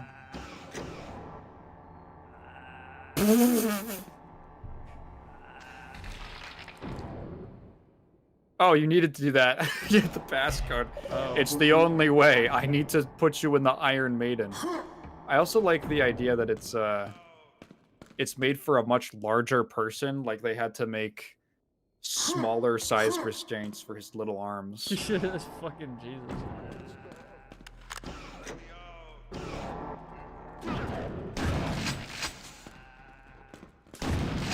For $70 you can play. I swear to God, at some point I'm gonna play Crimson Desert, and I've heard it's slop, but it does look kind of. It just looks cool. It looks cool to me. Oh no! Oh God! Jesus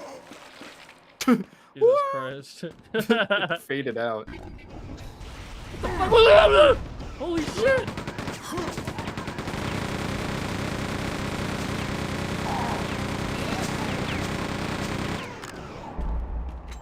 Everything I've heard about Crimson Desert is that it has every good and bad idea ever conceived of in one game.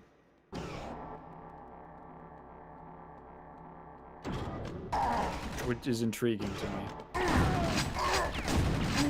Oh my god, okay. That guy does so much fucking damage. No, I got one health pack anyway. Yeah, I think you'll probably start to feel the no staggers as the game goes on. Yeah, Super Shotgun definitely just feels like the normal shotgun now. Like, it is just... That is the damage output I normally should be giving right now. Make it stop. Make it stop.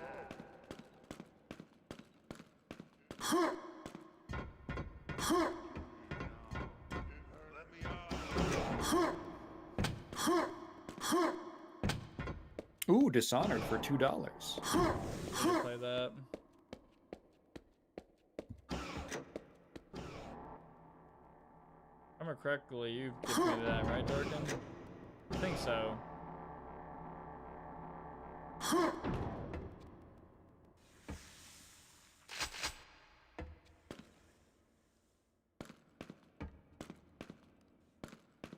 Fucking Code Red lava. Code Red.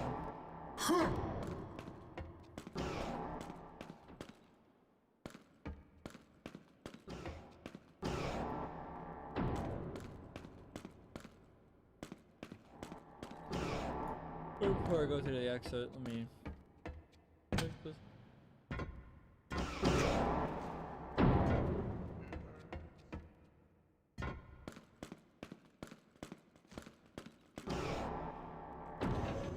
Love this light.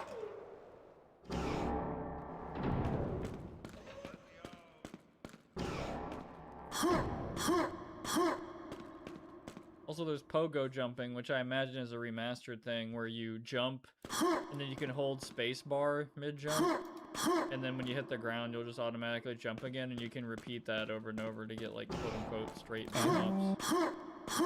I don't know. I don't know if that's a remaster thing. I'll be honest, I only ever played this game once, and it was a couple years ago. So, I don't know its particular systems too deeply, or its little quirks. Also, I have played and beat Cyberpunk, but I was just really underwhelmed by the ending I got. I thought the game was just okay.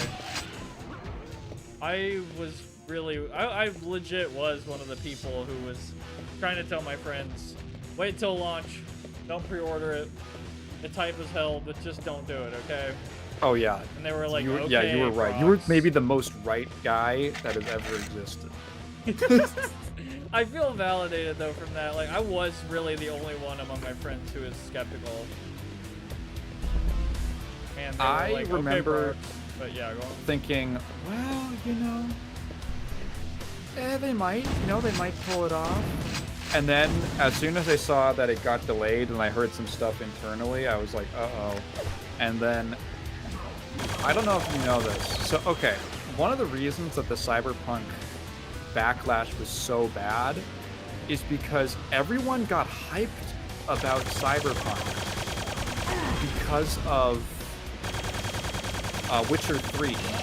But Yeah. Witcher 3 wasn't that big on release. It actually took a couple years of like 1 or 2 years of total freaks championing that game and being like, wow, this game is awesome. And then people started playing it after it had been patched to hell and back, basically. Witcher 3 came out in a horrifically buggy state because every CD Projekt Red game comes out insanely buggy. And then they spent years, like a year or two, fixing it in updates, and then everyone played it, and then they got, it had like an expansion, and everyone was like, wow, these guys are so good, why doesn't anyone know about their games? And then Cyberpunk came out, and it came out like a CDPR game, which is buggy as fuck. Yeah. And then they spent like 2 years up patching it and doing an expansion, and then the game was good, from my understanding. That's at least the perception.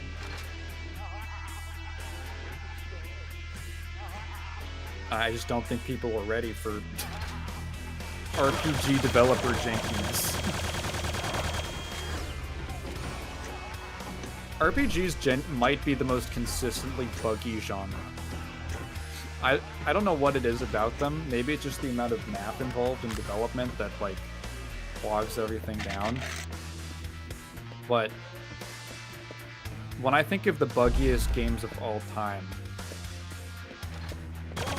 a lot of them just are infamously buggy games. A lot of them are RPGs of some sort. Bethesda games.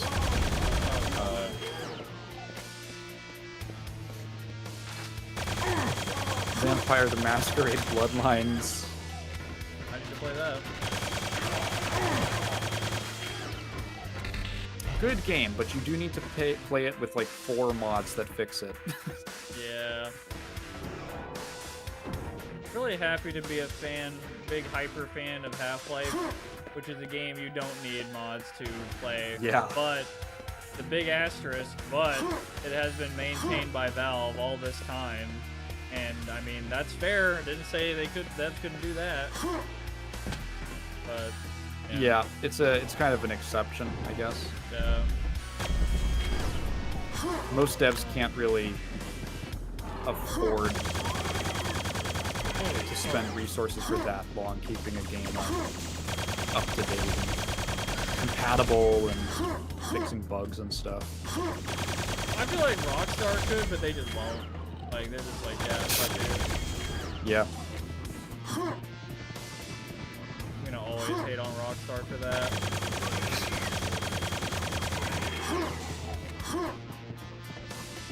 I know people think Rockstar's like the golden goose, like the perfect, you know, like no way. No fucking way. I don't think it's ever been like that. They got in, I guess, a controversy a while ago because they released a couple games like, oh god, one of their driving games, Project Gotham Racing, I think, and Manhunt, and Bully? Some of those. And it turns out that the versions, because they never bothered to make them compatible with modern operating systems, the versions that were on Steam were actually cracked, pirated versions that they got from like pirate websites that had been modified. And when you downloaded it, it tripped the in-game piracy protection. So like their piracy protection was it was subtle, so it would be like in Manhunt, there's just a door that will never open. That's necessary for progress. Yeah. They had to fix it. That is really funny. That does sound like them, though. They would resort to that versus like actually putting manpower towards like fixing it genuinely. Holy shit! Did I just narrowly avoid that? That's kind of nuts.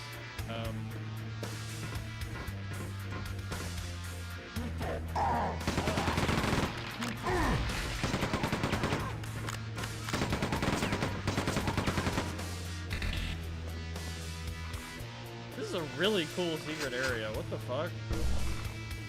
Yeah, it's kind of Wow. a little hellish. The amount of destruction is very bold. That was very difficult to do, I imagine. Oh, and they have an Apex Twin reference. Cool. Oh, is that? No, I'm just Oh yeah, it's the joking. logo. But like, Oh, okay. I'm sure they didn't mean it, but I'm just making a joke. Yeah. I wonder if there's something back there. There probably isn't, but I'm... No.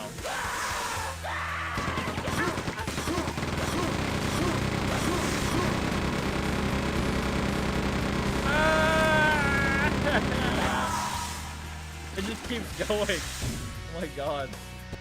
Would you rather have to beat Mind's Eye Launch Day Edition or Cyberpunk 2077 Launch Day? What is Mind's Eye? Like, I remember... Mind's Eye, I'm gonna be honest, I didn't quite keep up with Mind's Eye. Mind's Eye was a game from a former Rockstar developer that was supposed to be like, I think it was like a sci-fi GTA clone success, like spiritual successor, and it was just like horribly buggy, and I think it was horribly buggy, and the developer had an insane meltdown over it. He claimed that they were the victim of industry sabotage, and I think they did an update where you have to kill a games journalist in a new mission. Wow. To stick it to them. That's kind of unhinged. Holy shit. It was supposed to be Roblox? That's crazy.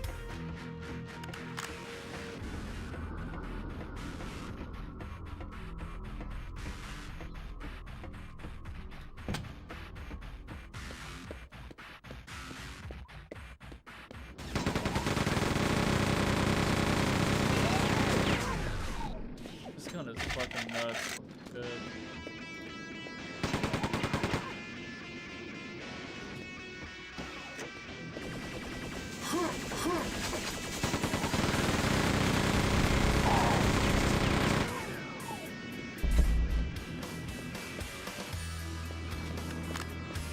What's the worst game you've ever personally played and beaten?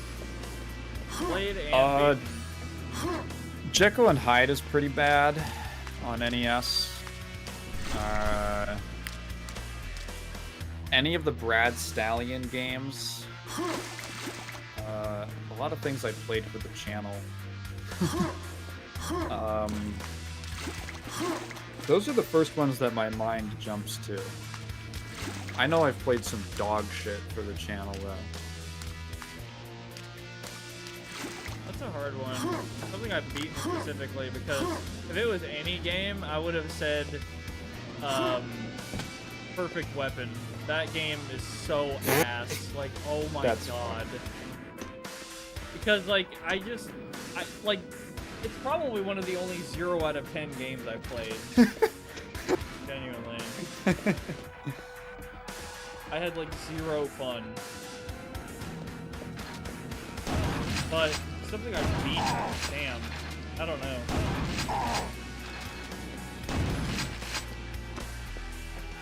You know what?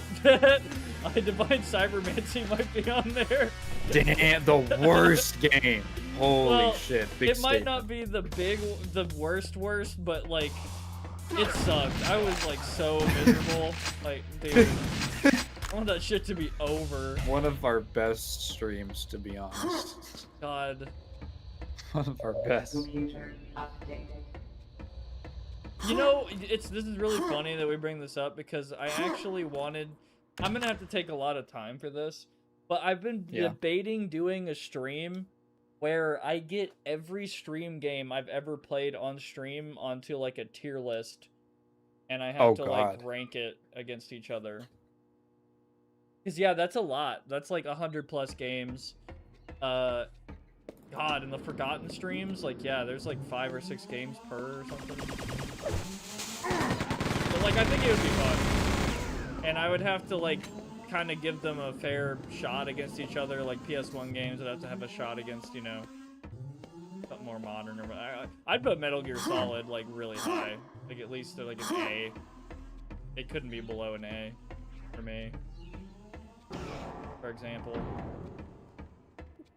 I'd almost say it might be S, because it's, like, just so impressive how much they were able to do. Not a game, but a DLC. But Doom Eternal Wrath of the God... Oh, Doom Eternal Wrath of the God Part 1 literally made me bite and thrash a pillow like a fucking dog on how mad that shit made me. Holy shit, I feel bad for laughing at that, but I get it. Going feral. I think as a kid I have, like, bitten a controller before. I Rage. have to say I've never gotten that mad.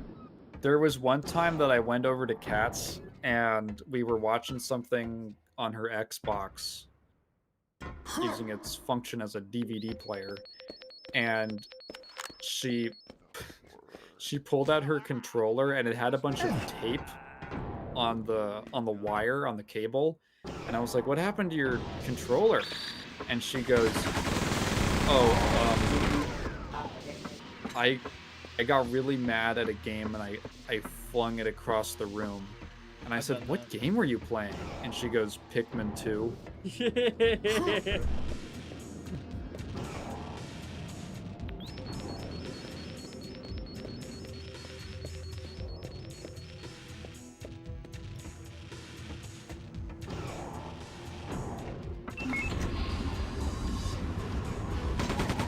the fuck is that? Okay. It's dead. That's what it is. Yeah. I thought it was gonna be like a mini boss and he just melted.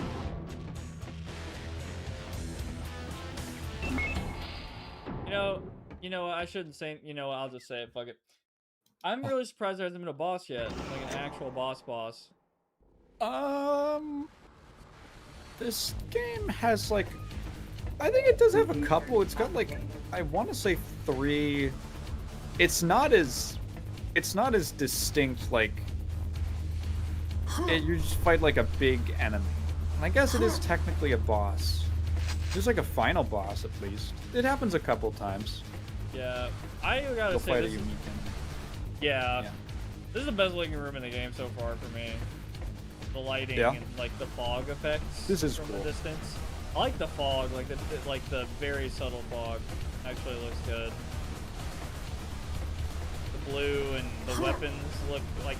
I imagine this is part of the remaster, but like I'd be interested to know how this looks in the OG. But I got really good room.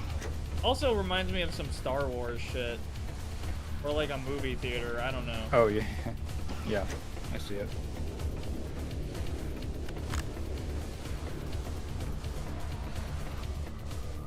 Oh boy. Man.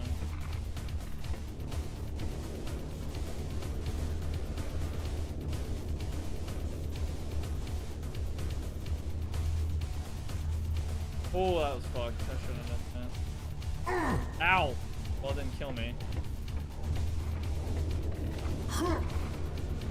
The fucking Shodan data pillar. Oh yeah. I gotta say, that was... I don't know why. I would imagine some people would get to the Shodan room and be like, this shit looks like ass, but for me, I was like, kind of like, wow, this looks fucking crazy. Like, this looks very abstract and almost horrifying. Like, I don't know.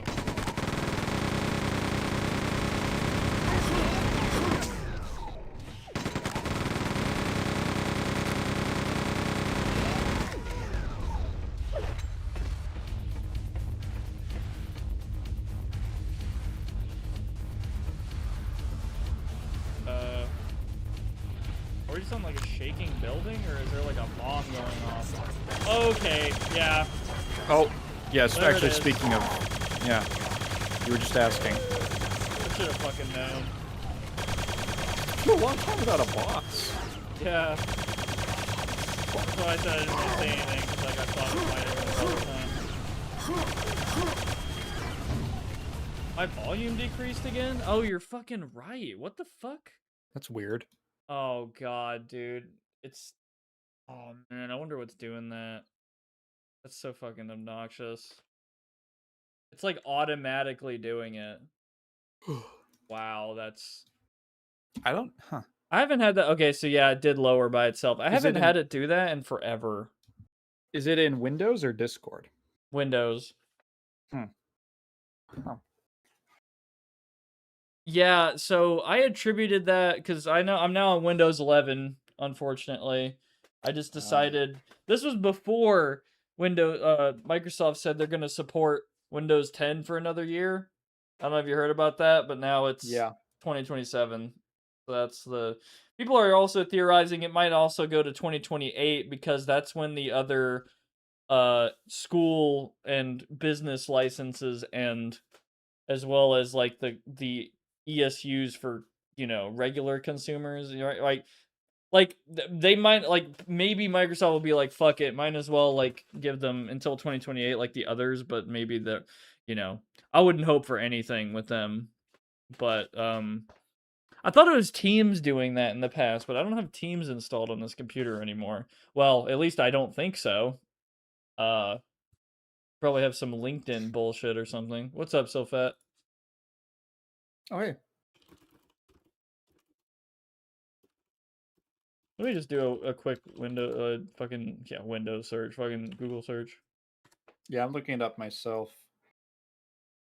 Disable exclusive app control and system communication adjustments. Yeah, I don't know about that AI overview, but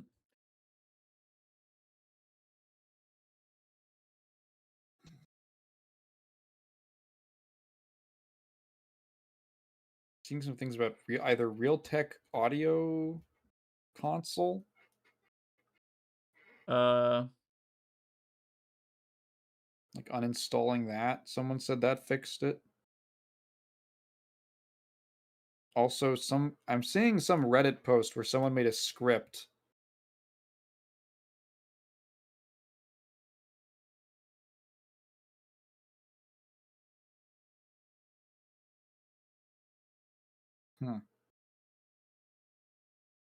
Someone just made a program that locks your microphone's volume level interesting. at all times. Which Well, feels like there's a that's better way to do this. yeah, that's probably like the I can't fucking figure out anything else method, like brute force.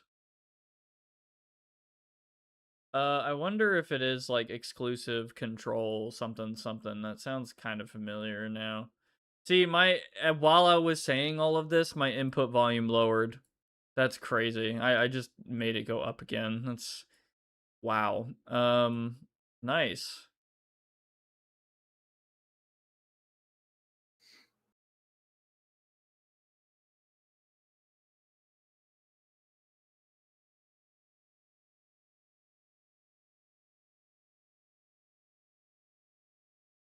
Allows extra signal processing by the audio device. Give exclusive mode applications priority. Allow applications to take exclusive control of this device. Hello? Can you hear me? Hi, I can hear you. I sound normal? Yeah. Okay, cool. Because I just turned off exclusive mode. And we'll see if this fixes it or if it goes down again. I basically turned off the ability for like applications to be like, hey, take control of it. Yeah, so maybe they'll stop doing it now. We'll see. So I'll keep an eye on that. Anyway, they keep playing now. Boss fight, yeah.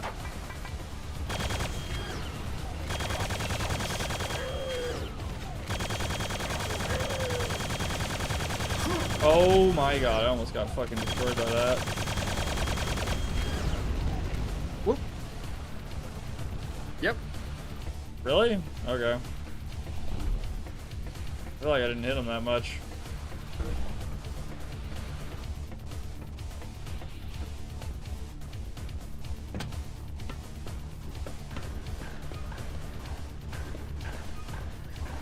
This is a cool area.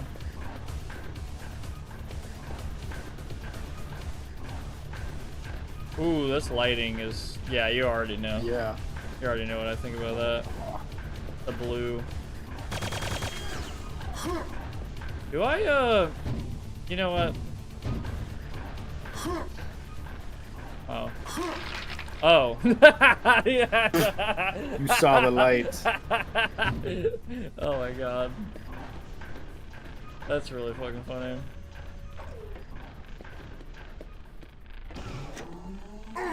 Oh my fucking lord.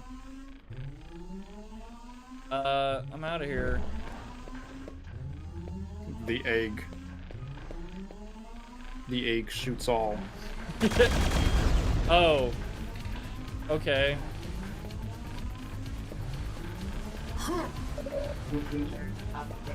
So I destroyed their security. Yeah. Is it really appropriate to be playing this after what happened in Venezuela? Oh my god.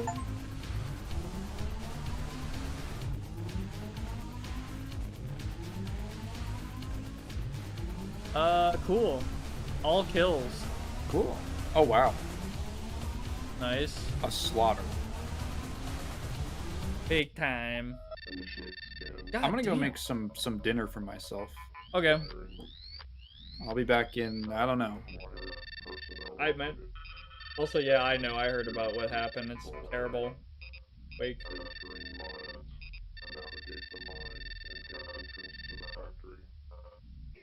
Got him? Question mark? Oh.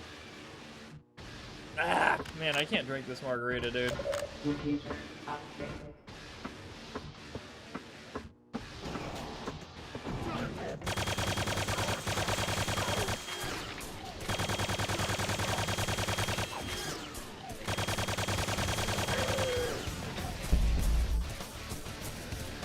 Been busy. What did I miss? I mean, a lot of Quake II, but it's pretty good. I was expecting kind of a so-so game, but I'm really into this. Oh, fuck.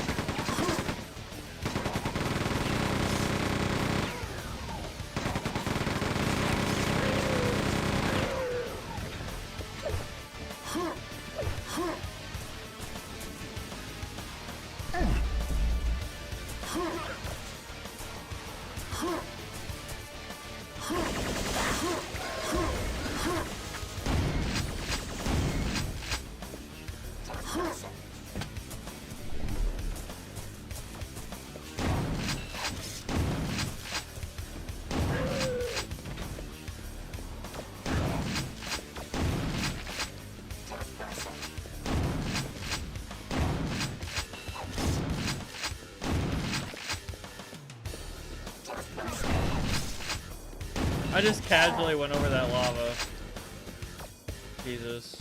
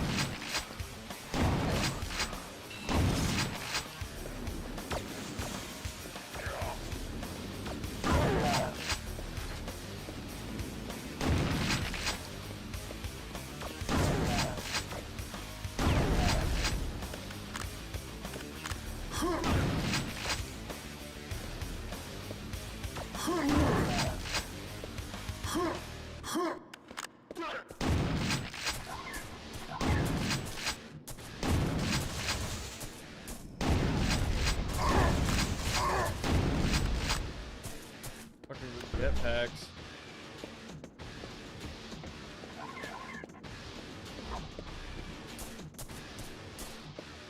Honestly, your first short having hundreds of views is very good. I've had hundreds of videos on this channel. You can't see them. You never will. But I've had hundreds of videos. They didn't do well. Some of them did, some of them didn't over time, you know. I've actually been on YouTube since 2010. I haven't made a video in a long time. I'm trying to start work on another one, but I've been like really busy lately with work. Like my energy is like at 0 right now, and I kind of just wanted to chill and play Quake tonight. I'm gonna try to, so I made a claim that I was going to make a video by July 13th. I'm going to admit right now, that's probably not going to happen, but I will get a substantial amount of progress on the video by that time. I will, like, fight my fucking hardest to do that, seriously. That's my goal. And, you know, out by the end of the month, hopefully. That's still realistic for me. So apologies for making that claim that I could make the video before July 13th if I ever could, because no, I can't. Work's been kind of killer. And also other personal stuff, and yeah, there's a lot. Life stuff, you know, happens.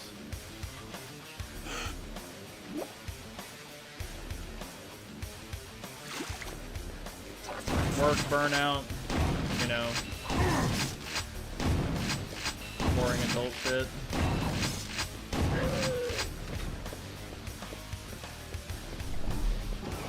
I honestly wish I was a lot more confident when I was younger and I had more time. Honestly, that is probably my biggest regret. is not like doing more like creative stuff while I have the time, I suppose, something like that. But can't do anything about the past. Gotta just keep moving forward and make more with what I can now and all that. Have I? Is that already the level? I guess so.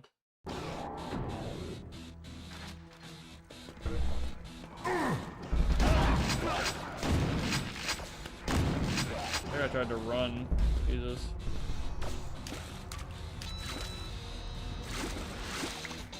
Doing something that's not important, you can read it after the stream. It's just a reminder of something in case you care. Computer update. Tried to fucking pause and I accidentally opened the goddamn console. That's so annoying. Hold on. I'll fucking read it.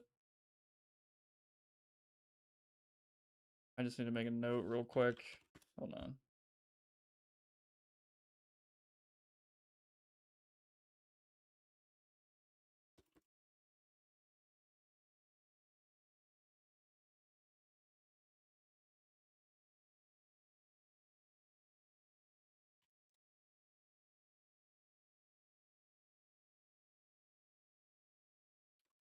Let's do that.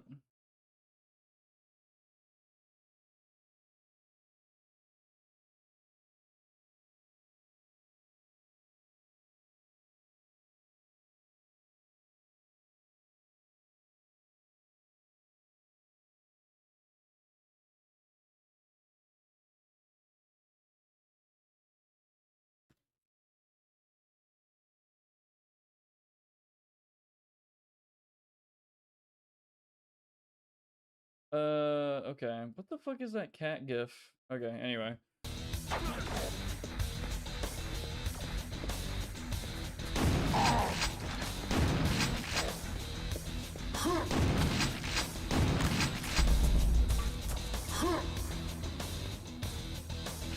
Oh, fucking finally.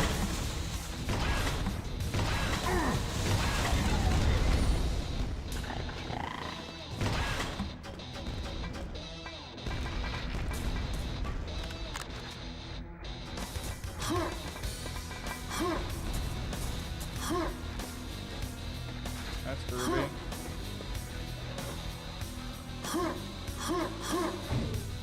Are you fucking kidding me? It lowered my volume again?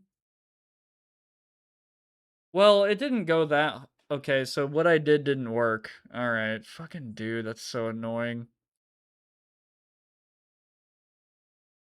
I'll do the brute force patch after the stream.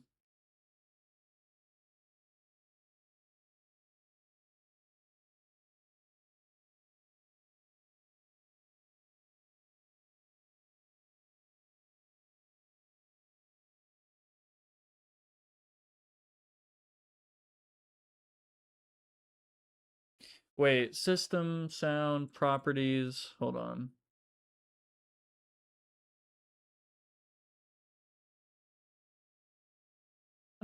There's another setting I need to turn off too. I need to see if that does it. I mean, so the reason I'm still streaming and I haven't ended the stream yet is because I don't work tomorrow.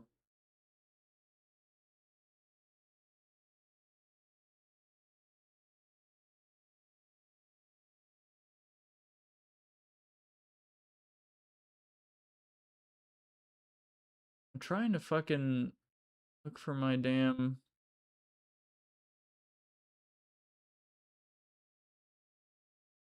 I'm not gonna lie to you, Windows 11 settings are so ass. Like, this shit sucks so much ass. I literally just want to look at the old... Yeah, it's a button called More Sound Settings, and that is exactly the menu I wish would pop up first. Like, they want to give you these, like, stupid little redone epic Windows 11 menus, and they are so fucking dog shit. And I just want to see the legacy menu that was not broken, that they did not need to change.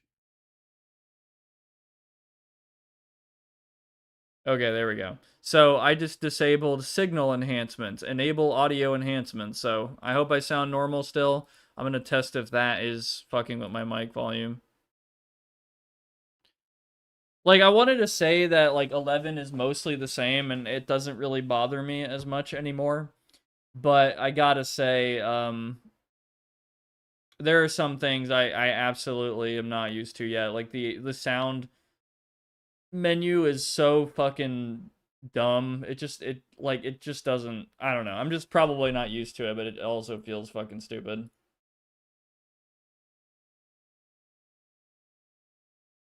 So, anyway.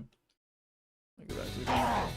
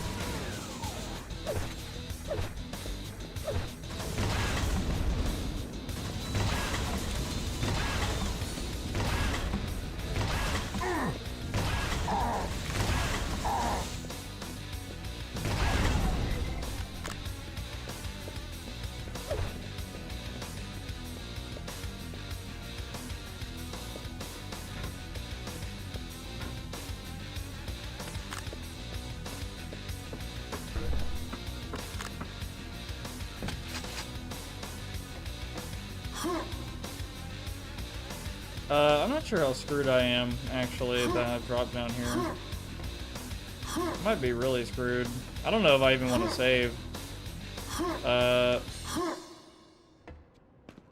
think there might be a way I could, Ow.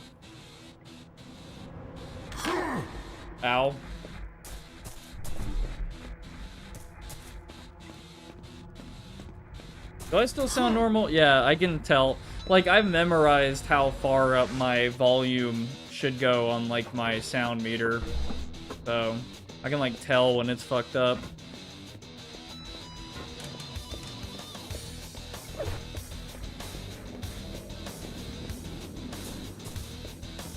I've never heard of No Law. You're talking about a lot of games I've never played or, like, never heard of.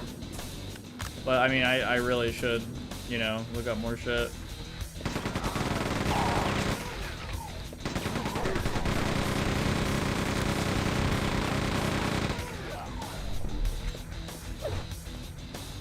I need to play Sprawl Zero on stream, but I've heard the demo is pretty short.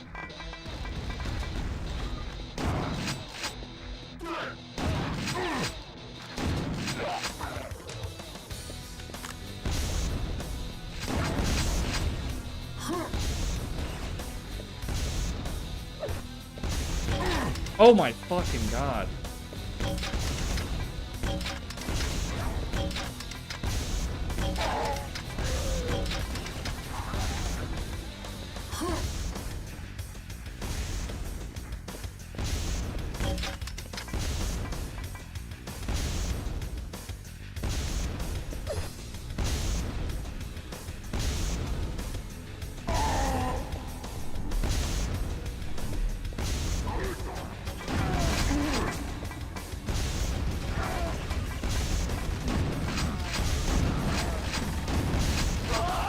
Are you fucking... Oh my god. That is not... Wait, oh shit. Did I fuck up? Did I just... Oh god. Okay, alright, I'm cool with that. Whatever. I thought I just, like, went back 2 levels. Jesus, I need to save more often.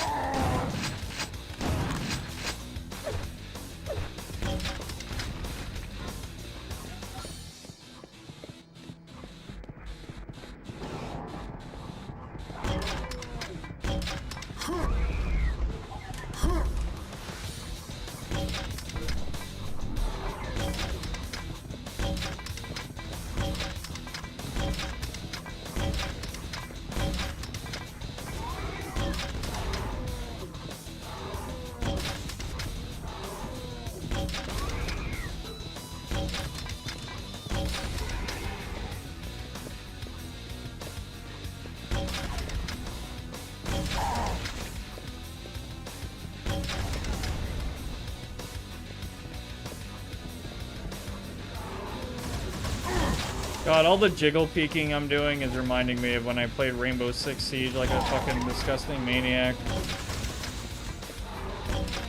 I don't think I could go back to that game. Every time I see it, I'm like, oh man, I get the itch, and then I just can't. It's not the same game anymore. Not when I was playing in fucking Season 1. They want to call 2019 players OG players, and I was literally playing before Season 1 started.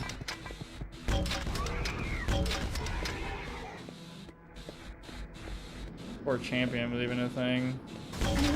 Ow.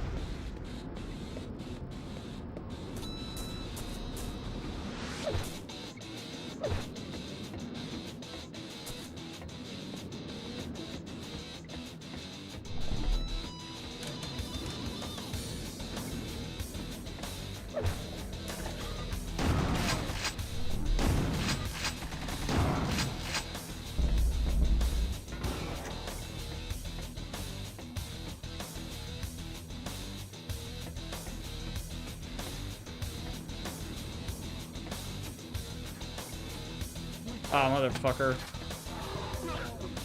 Why did I do that, dude?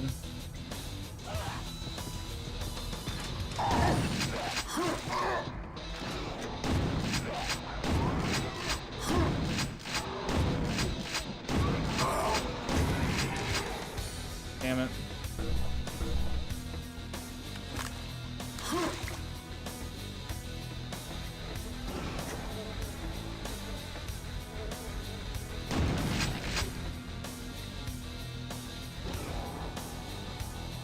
I played Siege, got Snake out of it. I heard Snake's pretty... God damn it, why did I do that? Snake is pretty OP in that game right now.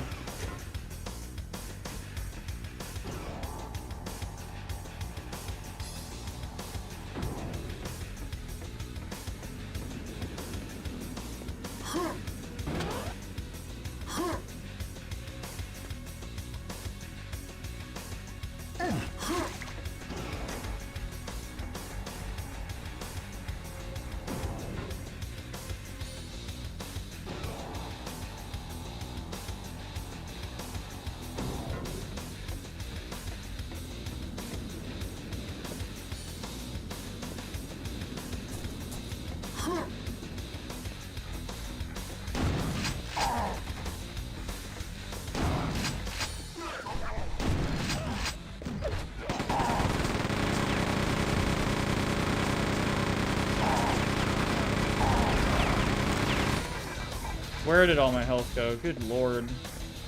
Got fucking melted.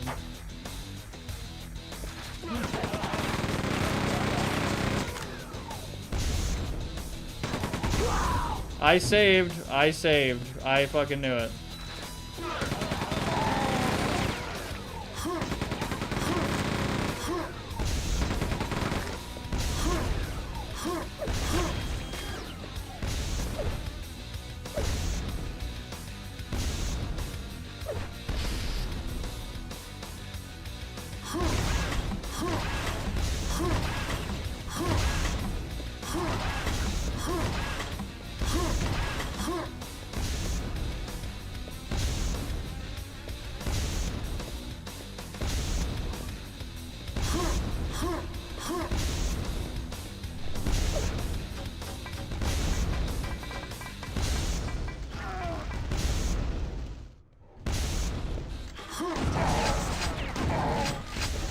So fucking screwed. God damn it.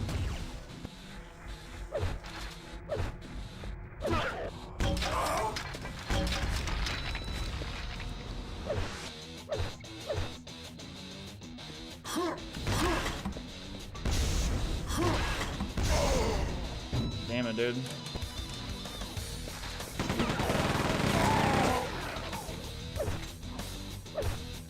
I think I'm getting tired.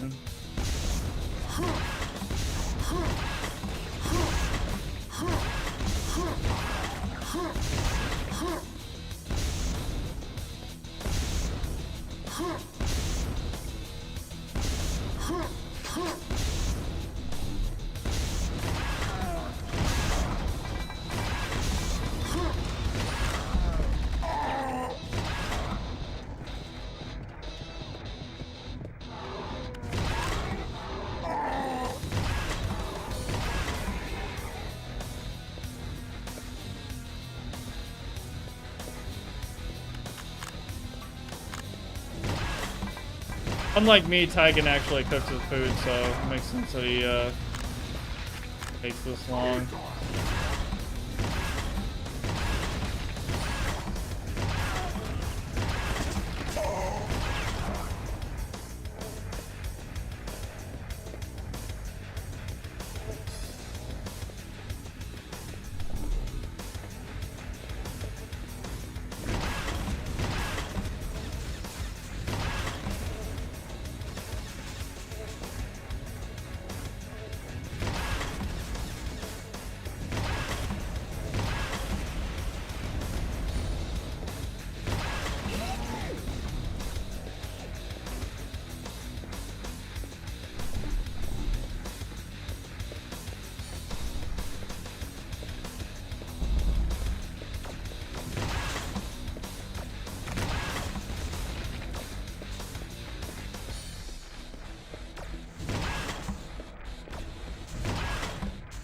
I suck so bad at this game. There. What? Did he fucking dodge that?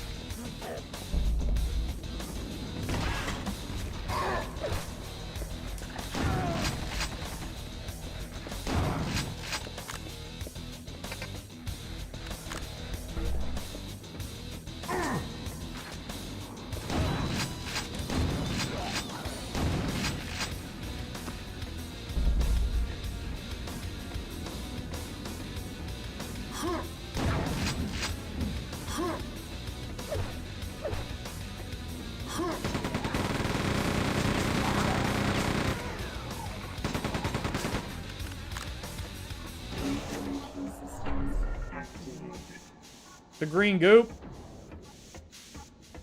I played RE5 for the first time. I was so confused when Wesker kept dodging bullets.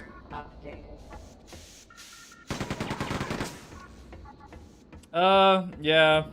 I guess you gotta play Code Veronica.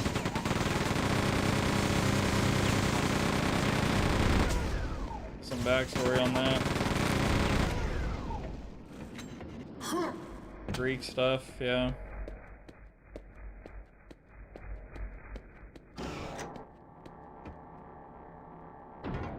Oh, this area, I see.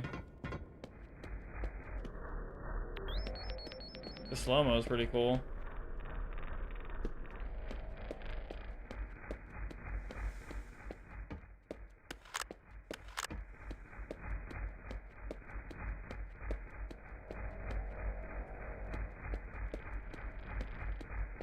There's no Steve? Isn't that the Canadian guy or some shit? I don't remember. It's been too long since I played Code Veronica. I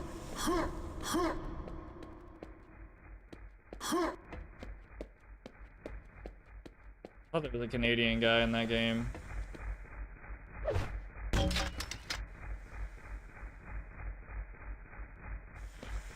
Does it get destroyed when it hits the lava? Okay, I'm so curious. Is there something down here? No. Well, at least we know now.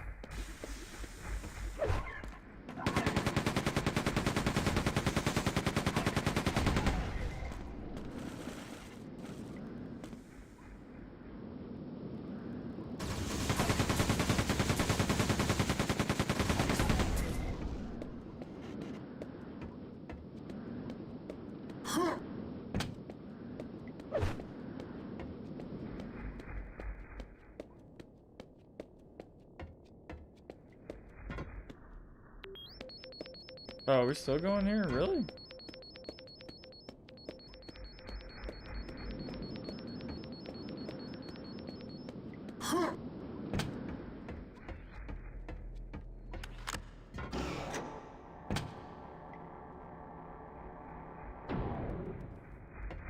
I love the sound of the elevator. Right, because we drained this thing. Oh.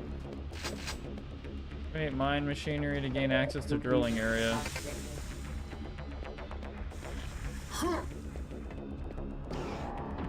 I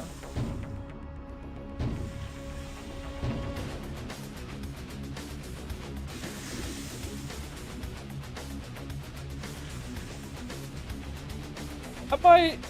Oh yeah, I think I remember that shit you're talking about.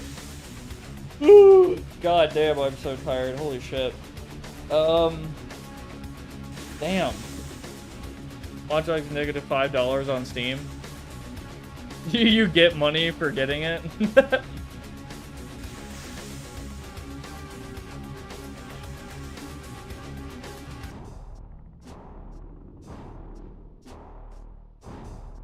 Yeah, you know what? Sorry, guys, I might be done with Quake 2 for tonight.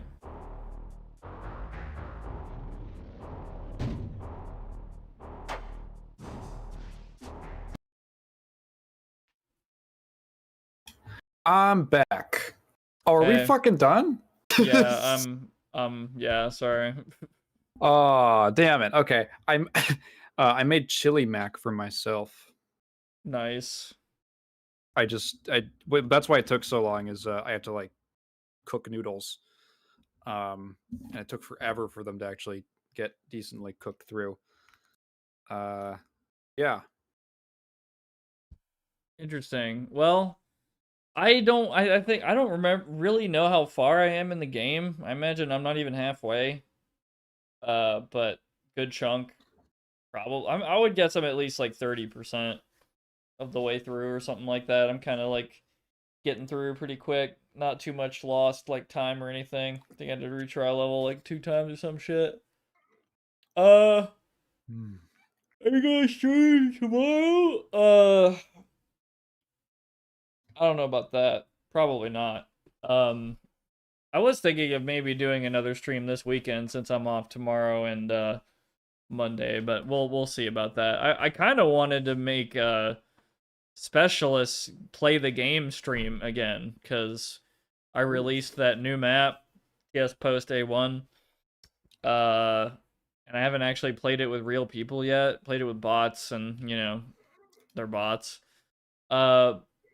And there's like a few people I see on Game Banana who downloaded it. Not a crazy amount of feedback or anything, but still, like, I know, you know, some people digging it in the server and all that. So, you know, cool.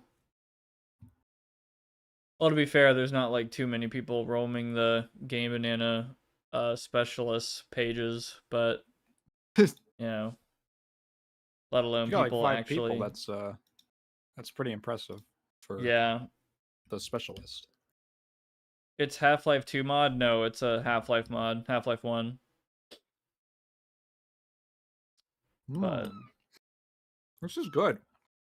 Yeah, it sounds good. Yeah, I wanted to play longer, but I got hit with this air of I don't know, it was like the last level or two. I was like, damn, I think it's hitting me finally. Like it's affecting my epic gamer performance. So I probably need The to, tiredness. yeah, need to cut it back or something. Need to go to sleep. Um, I also think I shouldn't stream again or like so soon again because I do need to like actually sit down and start like writing this fucking video I want to make and all that, and I'm gonna try my absolute fucking hardest to make it as like brief and just kind of don't give a fuck. It's gonna be a bit rambly. Like I'm not gonna make it some crazy movie script type thing. Just kind of let it out. Just like let all the ideas flow and don't think anything's like stupid. Just it doesn't have to be anything like it's kind of like you said. People will people's expectations on this platform aren't even crazy high anyway. Yeah. So because I think I am capable of writing like some damn okay nice, but like I don't think I need to get all professional on that shit. I just want to talk about the damn game I like so much and the mods and all that. So I look forward to it. yeah, oh god, fuck. I was talking to because I said it in some past streams. I want to get it out by July 13th, or I'm not gonna make it at all. I take back that statement because I don't think I can release it in a week and a half. Because I've Yeah. had other things going on and uh, not even just energy now. Like it's literally time as well. Uh, so like at work the last 2 days, it's just been like constant bullshit. So Yeah. I think that's why I'm really tired and I took an extra like I took some days off. I was like, man, I need a fucking vacation. Jesus Christ. So anyway, some of this I'm gonna be relaxing, but then some of this I'm gonna be hopefully working on this shit. And I think some of this I'm actually gonna sit down and actually like chill and watch some anime, like consume some stories because that weirdly helps me. Yeah. Like after watching Uramichi Oni-san, I absolutely feel like the creative juices, like, oh my god, even though I don't want to write anything really similar to that, like just experiencing the story and being moved by it and all the emotions and stuff, it Oh like yeah. makes me want to create. I'm the same way. So probably my favorite streamer. Thank you. I try, I've talked about how I want to do bigger, better, cooler things, but I need to figure out some stuff first. Just watch Demons of the Shadow Realm. I've heard things like I've heard good and bad, but like I mean, yeah, I'll check it out. Like right now, like I have a pretty long list, unfortunately, and I watched Life Lessons with Uramichi Oni-san. I recommend that because it's short, it's funny, it's not really like too serious. Because I think I'm on like a shonen burnout since watching Jujutsu Kaisen season 1 and 2. Oh, I think that like almost I like kind of burned me out. funny enough, I just went to the theater. I slammed through all of the the Blood War, all the Bleach Thousand Year Blood War Oh arc, and man, I I haven't even saw done the that. early I I saw the early screening of the first 3 episodes of Core 4 in theaters. It was Yeah, cool. Yoroichi's ass was going crazy. like I thought about it and I was like, damn, I really should check it out. This might never happen again for Bleach, and I'm a huge Bleach fan, but for some reason I just was like, nah, fuck that. Whatever. I'll just fucking Yeah.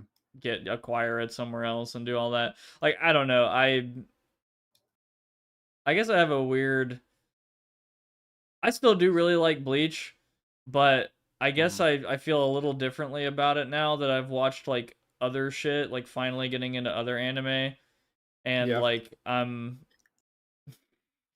I almost feel like I'm like betraying Bleach right now because Bleach used to be like my like, oh yeah, number one, no way, nothing could touch this. But like I read the Chainsaw Man manga and I'm like, you know what, this shit is like actually kind of interesting and endearing and stupid and funny, and I kind of guess I wish Bleach was like this more often, or like paced like this or something. Like, oh yeah, characters actually die. Holy shit, right? Because like Bleach, like well, Thousand Year Blood Dude. War is different. I understand there's a Yeah. shitload of deaths and stuff, but like throughout the original anime, like I feel like there was rarely actually Oh yeah, deaths. basically no one who's not a villain. Yeah, pretty much. Like I And thought, even the big man, villains don't even die. yeah, like spoiler, but there's like an inkling of like, oh shit, is Rukia gonna get fucking clapped in the Las Noches, and it just doesn't, Nope. like there's a yeah. There's even in the Blood War when he starts like culling the cast a little bit, there's a lot of characters who just like you're like, that guy is fucking dead. And they're like, no, I put him in my special pod and he's regenerating now. And you're like, okay. Yeah, and then I can't say anything with Chainsaw Man. I'm not gonna spoil Chainsaw Man. They don't have that problem in Chainsaw Man. They're probably Yeah. one of the only anime I know of, like manga, whatever, stories, where they will legit just. I'm not gonna elaborate, but there's deaths that are like that will there's that piss part- you fuck, off. It's like halfway through the first season or something. I forget. I don't remember. It's at some point where like it really hits you out of nowhere. Yeah, Like, you know what I'm talking about when just like a bunch of shit happens in like a montage? Might have been different in the manga. But I was wait. like, whoa, what the fuck? What the fuck? So what thing in I just got particular? here. Sorry. I'll type it out to you. Oh wait, so have you read the Chainsaw Man manga? No, I've only seen the first season and the movie. Oh, So okay. only the stuff that's been animated. Okay. It's this like sequence. Oh. I think I remember that. It's like relatively early. Yeah, I must have seen it then. Okay, I'm trying to remember the Yeah. exact. I think it's getting muddy because I haven't seen. Do you remember like Um, do you do you remember the short little arc where they go to the apartment complex and it's like what, the Eternity Devil, I think, or the Time Devil, Yeah. and they're like stuck in a loop and stuff. Remember that guy that Kobeni's with? Yeah. That kind of generic looking guy. Yeah. And I was like, I don't think this guy's sticking around for very long. He doesn't have a long-term character design. That's really fucking funny, honestly. Anti Darth Maul. Yeah, like I'm not gonna lie. I think Kobeni's character gets even funnier in the manga. I'm not gonna lie. Like it becomes even more like, what the fuck are her contracts? Like what even like how? I don't know. Again, I'm not gonna spoil anything, but it's wild and fucking crazy, and I believe this is happening, but like they showed some Chainsaw Man stuff of the next arc, which I guess will be season 2, quote unquote, for this anime. I guess Reze movie would have been like, if they made that'd be season 2 anyway.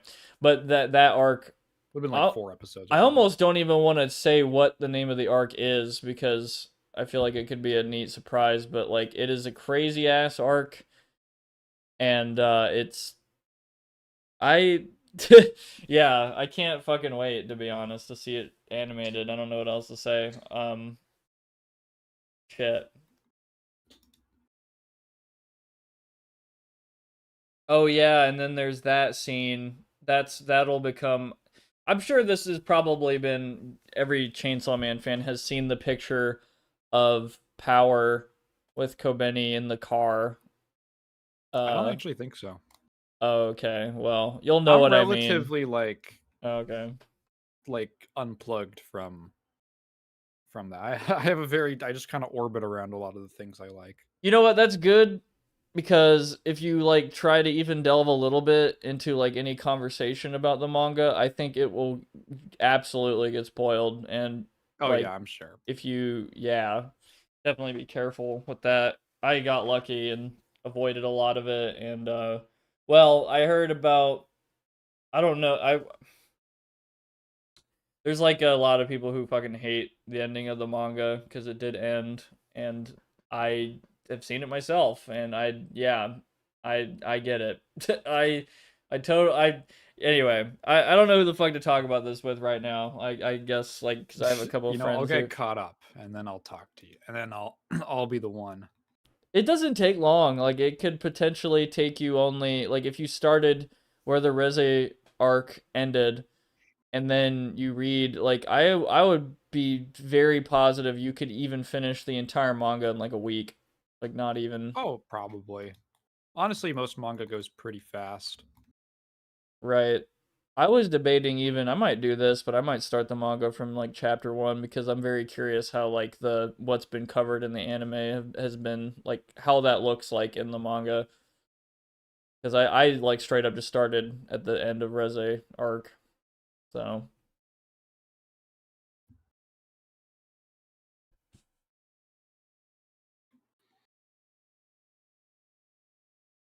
yeah, welcome to the Discord, by the way. I guess I should advertise that since this is the end of the stream and stuff. But yeah.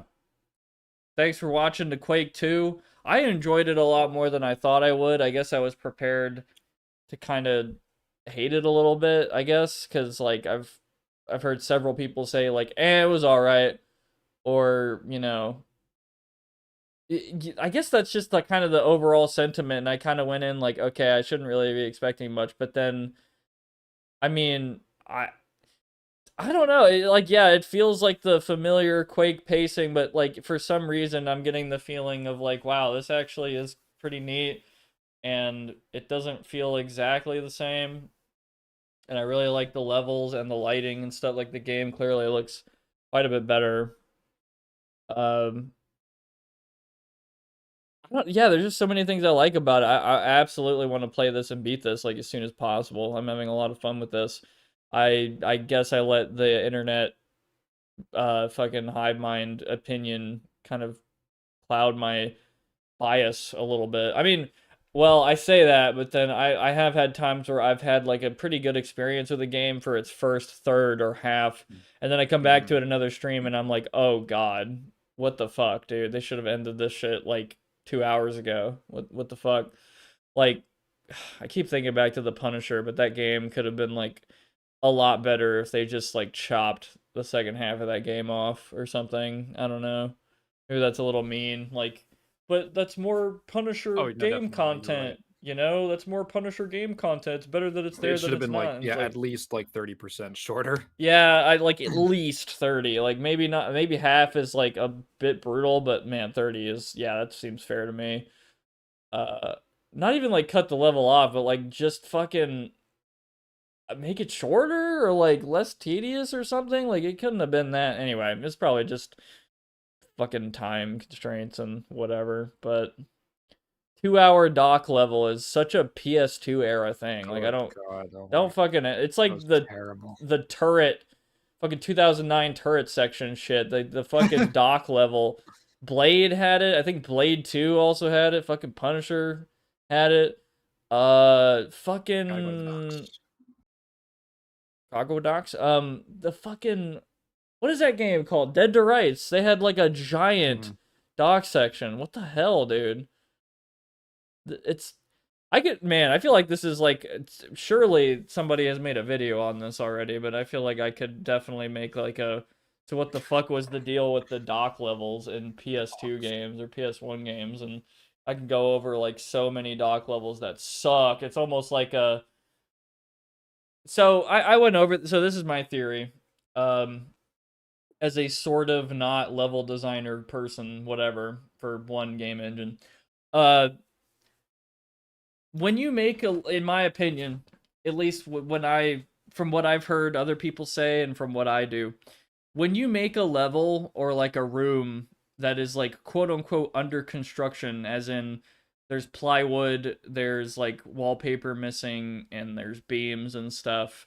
There's scaffolds, whatever. That's like kind of funny because I mean, you're literally constructing the level and it's never going to be completed and, video game, haha. But it's also like in my opinion sort of maybe possibly one of the laziest things you could do to flesh out an area because all of the things that are in like a construction area arguably are kind of a universal thing that you can kind of plant anywhere if you have no idea what you want this next room to be.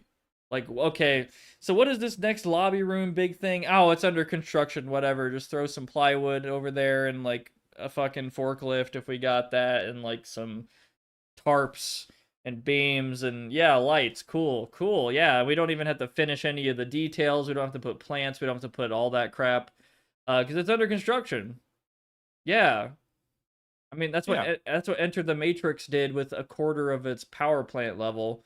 Is they were just like, this is a construction area, so it's just a bunch of concrete beams and sand and like nothing. Like it is so void of detail, and I'm just like, wow, they knew what they were doing. Like this isn't some whoa the disrepair and this and that. Like they needed to just push more levels out and didn't want to make more assets for a power plant, so they just used construction assets. Cool. I feel like for some reason maybe the docks were like some weird similar thing. Like, oh yeah, what does every metro city whatever the fuck have? They have like a docks, right? They got like a coast somewhere. Yeah, we put little bayou things and wooden docks and warehouses and cargo box. Yeah, that's a level. Cool. We don't need to make too much for that. Metal fences and concrete. Maybe I'm stretching too hard, but I guess I would know if I were to like literally seek these developers out and like fucking ask if they could even remember, but I am genuinely curious like why the fuck so many games at the same time all had dock levels or something. Cuz I think back now and I'm like, you know what? I don't really see that very often. It's not really like I don't know. Maybe we're not Maybe it's like hidden beneath a much more detailed city and we don't really think about it as much. I don't know. Uh, when's the last time you've seen a dock level? Let me know in the comments. Prox is 7 feet tall. Yeah. Yeah, it's really scary. Yeah, if you want to build a profile on me, I'm 7 feet tall. I'm I don't, yeah, I actually don't know where Narnia is. I was trying to think of like where. Anyway, I haven't seen that shit in forever or read the books or. Yeah, I'm from Narnia. In a closet. Right. So I'm in the closet, Narnia. 7 feet tall. I'm blue. Dabba-dee-dabba-die. Inside and outside. Yeah. For real. And all this shit is blue. It's just blue. Literally everything on this damn blue. stream is blue. It's a true story. Now listen. I imagine you look like a high school cartoon nerd, but if you were swag as fuck. That's great. Thank you. I'm gonna take that lying down, standing up. I mean, I don't really know how to really take that. Cuz I don't this is a big yeah, I guess this does make me a fucking nerd or whatever cuz I could get into a whole long philosophical conversation about how there are different tiers of nerds in my opinion. Like there's levels to this. And I thought I was like an awkward nerd, but I have met some awkward fucking nerds, dude. Like, and I'm like, no, I'm not. No, I'm not anymore. I almost would be classified in a group of actual nerds in somewhere like as like a pretty normie ass guy. Like you would maybe I don't know. Maybe I can come off as a fucking normie more than a Magic Gathering player or something. I don't know. I don't even know where to go with this right now, but yeah, thanks for that. But yeah, leave a comment on when you've last seen a dock level in a video game. You know, the place. Yeah. Don't be When was the fucking last time you weird. docked? Yes, I saw that coming.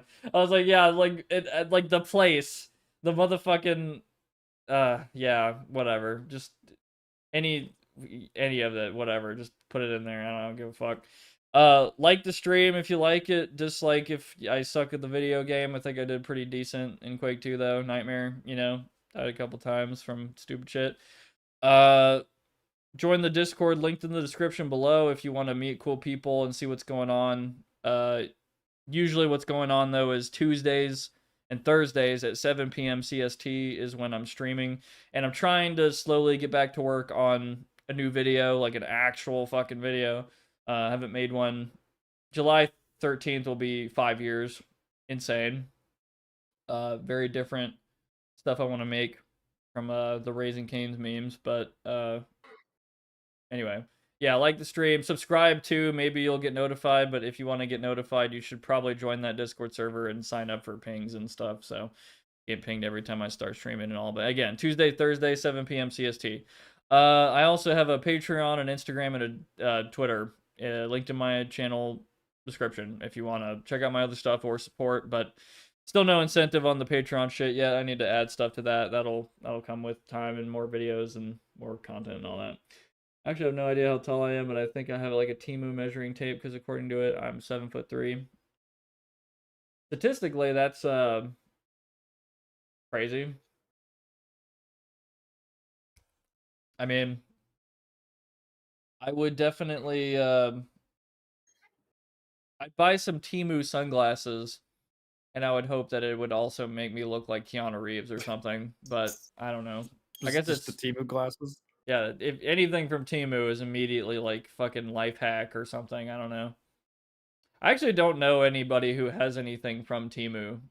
I don't know if you do, but My mom loves Temu. is it actually like good? I know that's a weird question. I guess it depends, like where you're getting your shit exactly. I don't know. Yeah, it depends. Grandpa loves I couldn't Temu. tell you. Yeah, Yeah, so it seems like older people are on the money about this. reminds me of those Reagan era prices. The trickle down Temu. I should have known. Yet. And also last thing I wanted to say is check out Taigen Moon. He's linked in the title of the video and in the description. He has a bunch of shit and streams and stuff. You should go check it out. You can watch my latest video and be one of the proud pre 1,000 people to watch it. Yep. And I still need to catch up, which I probably yeah. I need to yeah, dude, it's been too fucking long. I need to do that shit. I was talking about anime earlier too. I was like, oh yeah, after the anime I'm watching. So I watched Uramichi Oni-san and now I'm watching Psycho Pass. Oh, nice. Have you seen that? No, but I've heard of it and it looks cool. Yeah, kind of weird. Like the first season, it's got like a regular edition that has Japanese, English, and all that crap, but then it has like an extended version that's a season 1, and it makes every episode double the length with half the number of episodes, and it has like extended cuts or extended scenes, not cutscenes. And I think it's actually kind of important. It actually adds like quite a bit, but unfortunately, it's only in Japanese. Which whatever, I'm kind of fine watching sub, but I've gotten like pretty used to English dub. I think they're mostly fine now. I haven't really watched an English dub in a while. That's made me go like, wow, this sounds like ass. But I'm not saying it's not out there, but yeah, I don't know. I know people who like hate English dubs. I'm like, okay, I guess. Like That feels like whatever. such a 2000 opinion. Yeah, Like, I definitely agree. Like I probably would have had that thought like in like 2011 or something, but now I think like most they're fine. yeah, It's they're fine now. It's been fine for years. I've literally met some of the English voice actors at this point and they're really good. at their job. Like it's crazy. Like their voice, their range, their fucking stamina doing that shit. Like it's nuts. They're really Yeah. cool people. So I have Also, even more. Yeah. the thing with dub, like especially if you're doing anime dubs, a lot of that shit is like one take because they don't want to pay you very much. So they get like one or two takes. Yeah. So Like if you hear a yeah. good performance, oftentimes it's like kind of shooting from the hip, and Mhm. I think that's pretty impressive. Yeah, I absolutely could not do what they do. That's fucking crazy. I'd need so much vocal training, and man, not even close. Some people are unfortunately very sub elitist and refuse to look at something if it isn't Japanese audio. I mean, I think my main problem is Japanese audio is fine, but like I don't really like looking at subtitles like a quarter of the time. I mean, I'll deal with it. I especially deal with it with the Psychopaths extended version because some of the scenes I've seen, because I've watched a few episodes of the regular some time ago, and then I'm watching this and I'm realizing, wow, there's actually some context they're now giving me that I had no idea about in the original. So I think this is already working. Like, this is already a good, better season one, honestly. So that's just my opinion. But yeah, Psychopaths is cool. Uh, Cyberpunk is shit. Kind of reminds me of Ghost in the Shell standalone complex as far as like, you know, detectives and cops, you know, solving crimes that happen every episode and kind of get resolved within the episode, but there's like kind of overarching stuff going on throughout the series, I guess. Probably that's more so like a Psychopaths thing, but also the fucking I forgot what the hell we were talking about waifu cups earlier and that made me laugh. I was thinking of the fucking waifu tier list we made, and then the fact that like if I had to put like if I had to make a general all anime I've ever seen fucking what waifu whatever tier list, I think the main chick in Psychopaths would get like top 3 because she's like so goddamn fucking just yeah peak pretty anime woman. I don't know. I think her name's Akane or something. So anyway, I just like the style of that show as well. Just like the characters and the fucking cyberpunk shit. And anyway, yeah, pretty good. I'm probably gonna watch the whole thing. So I think it's like 4 seasons or something. Uh, what's the last anime you've watched? Dude, I almost said Venture Brothers. Oh It was Bleach. Yeah, yeah I yeah yeah spent yeah like yeah. I spent 3 or 4 days just crushing through the anime. And that was like on Thursday. That was last week. And then since then I've been up to other stuff. Arthur, yeah. I guess like watching anime for me finally is kind of a big deal because I don't know why. Like I definitely like it and stuff, but it's so rare when I finally pick up a new show. And now that I'm watching more and more shows, like I'm like, why don't I do this more? Because like I'm very Yeah. surprised by how like good these are. Like I guess a part of me is like, I don't know. I might not like it or it might suck or something. Like I remember being I had to basically get thrown into Gachi Akuta to finally watch it. Like because if I saw it on a list, I would have been like, eh. But because my girlfriend just fucking threw it on, I was like, okay, whatever. Maybe it's fine. Then I got like super sucked into it after like a couple episodes. I'm like, damn. That's So, how I that's how just Cat puts on, baby sensory videos for me. And that's how I got exposed to art that isn't video games or books, I guess. uh, baby sensory bit. Those shits are scary. Like they're almost like terrifying to watch. Maybe I'm crazy, but I remember seeing one and I'm being like, what the fuck is it? Like it's like abstract horror video or something, but I don't know. I've never actually seen any, but I'll Uh take your word for it. Is it just like colors and shapes and stuff? I guess it depends, but sometimes it's like really the visuals are very bare bones and the words are bare bones too, and like out of context if you were just shown this, you would maybe think this is some kind of like CIA like torture technique or like interrogation technique, or like maybe you're in Clockwork Orange and you're strapped up to a machine and you're just watching a video that's a woman saying apple, and it's just Okay. an apple in a void apple, and you're just like, God no, please. Ah!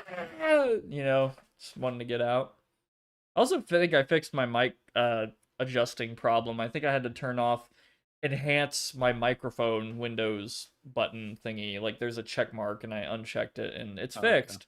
Wow, I just needed Windows to stop fucking with my mic. That sounds accurate. Yeah, enhanced actually means ruin my audio. Which actually reminds me of right before this stream, I was for some reason stumbling upon John Ramiro's VODs on YouTube for what like games he played, and I was watching him play Trepang 2 for like 10 minutes, and his mic audio was so quiet. Like it is I could not understand a word he was saying, and the game was so fucking loud.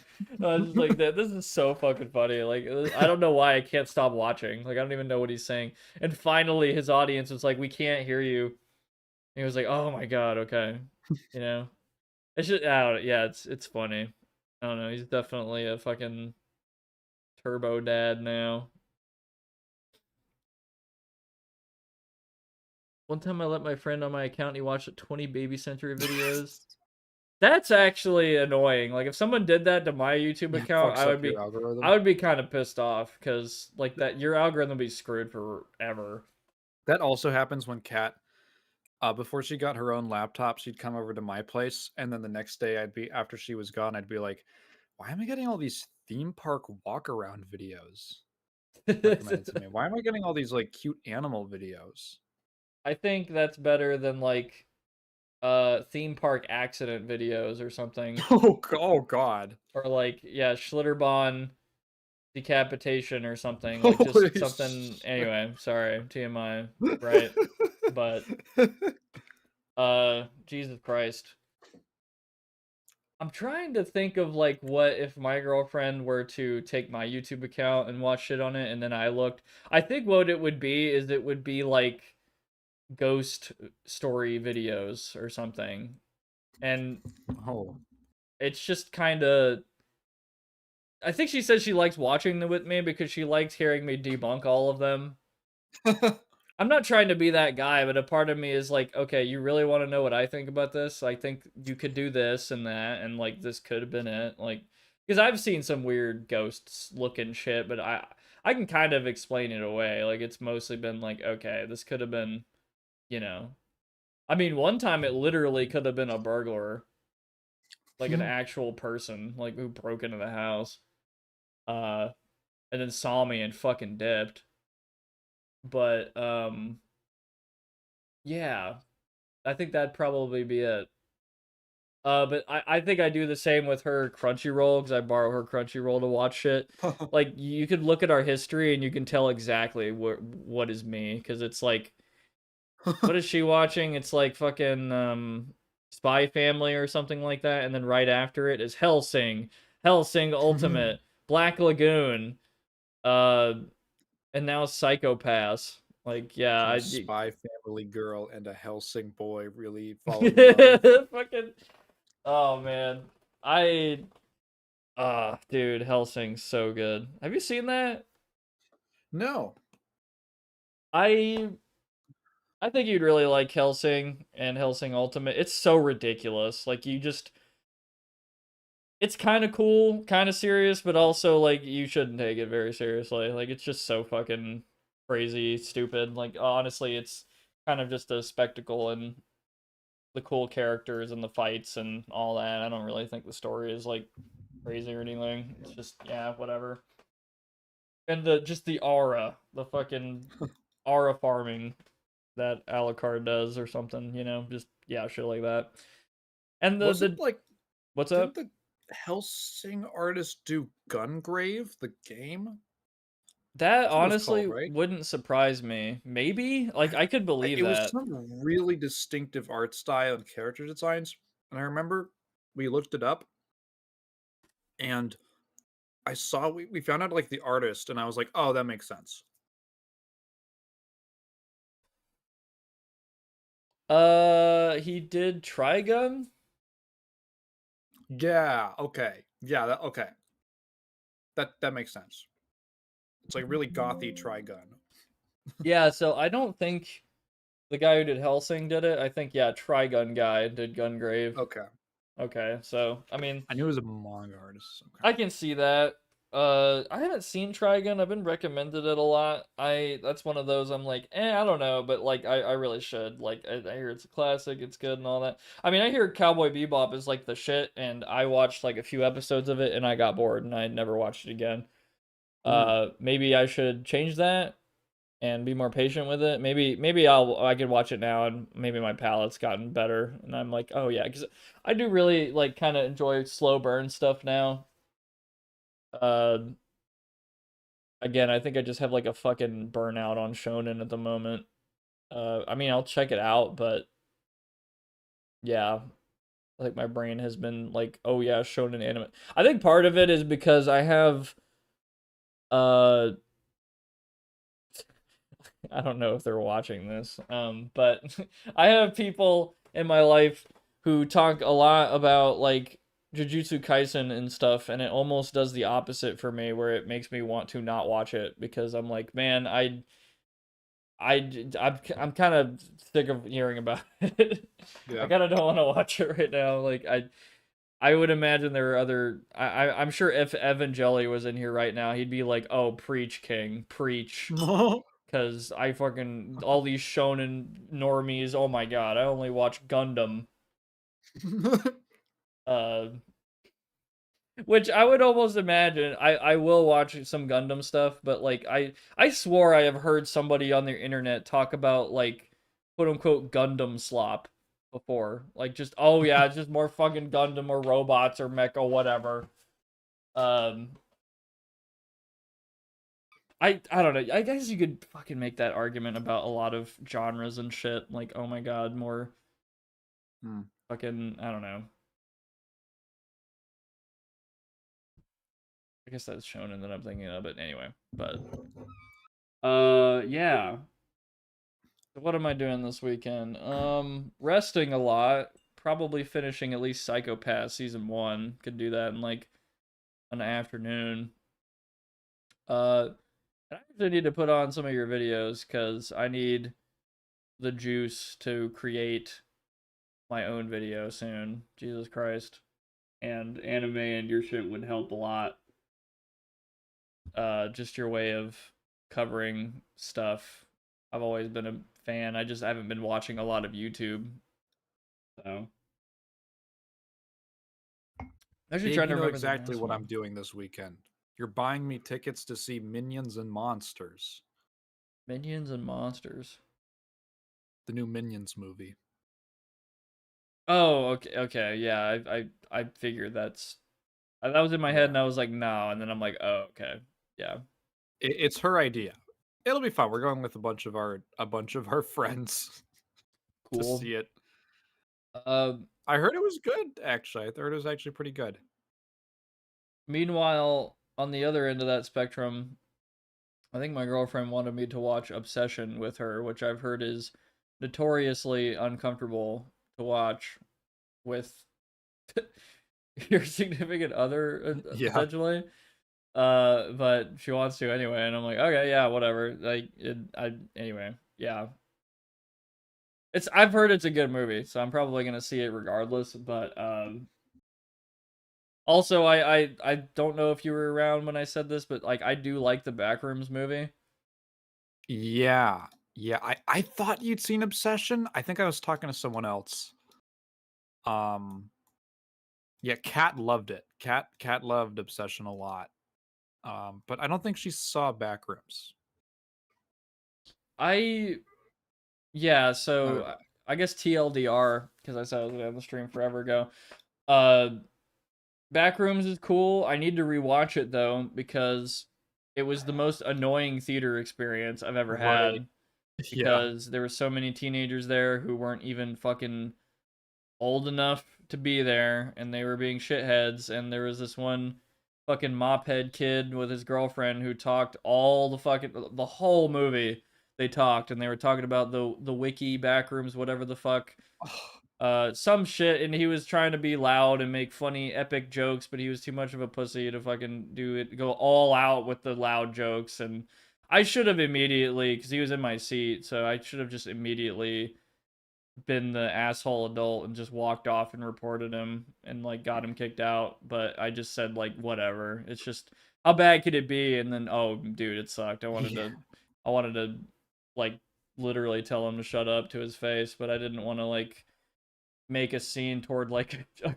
kid, like some 17-year-old. I just pick him up and throw him across the theater. just little bitch and just fucking boom and just fucking throw him. Yeah, no, I'm not. Jesus, I'm not gonna be like one of those. Jesus Christ, fucking.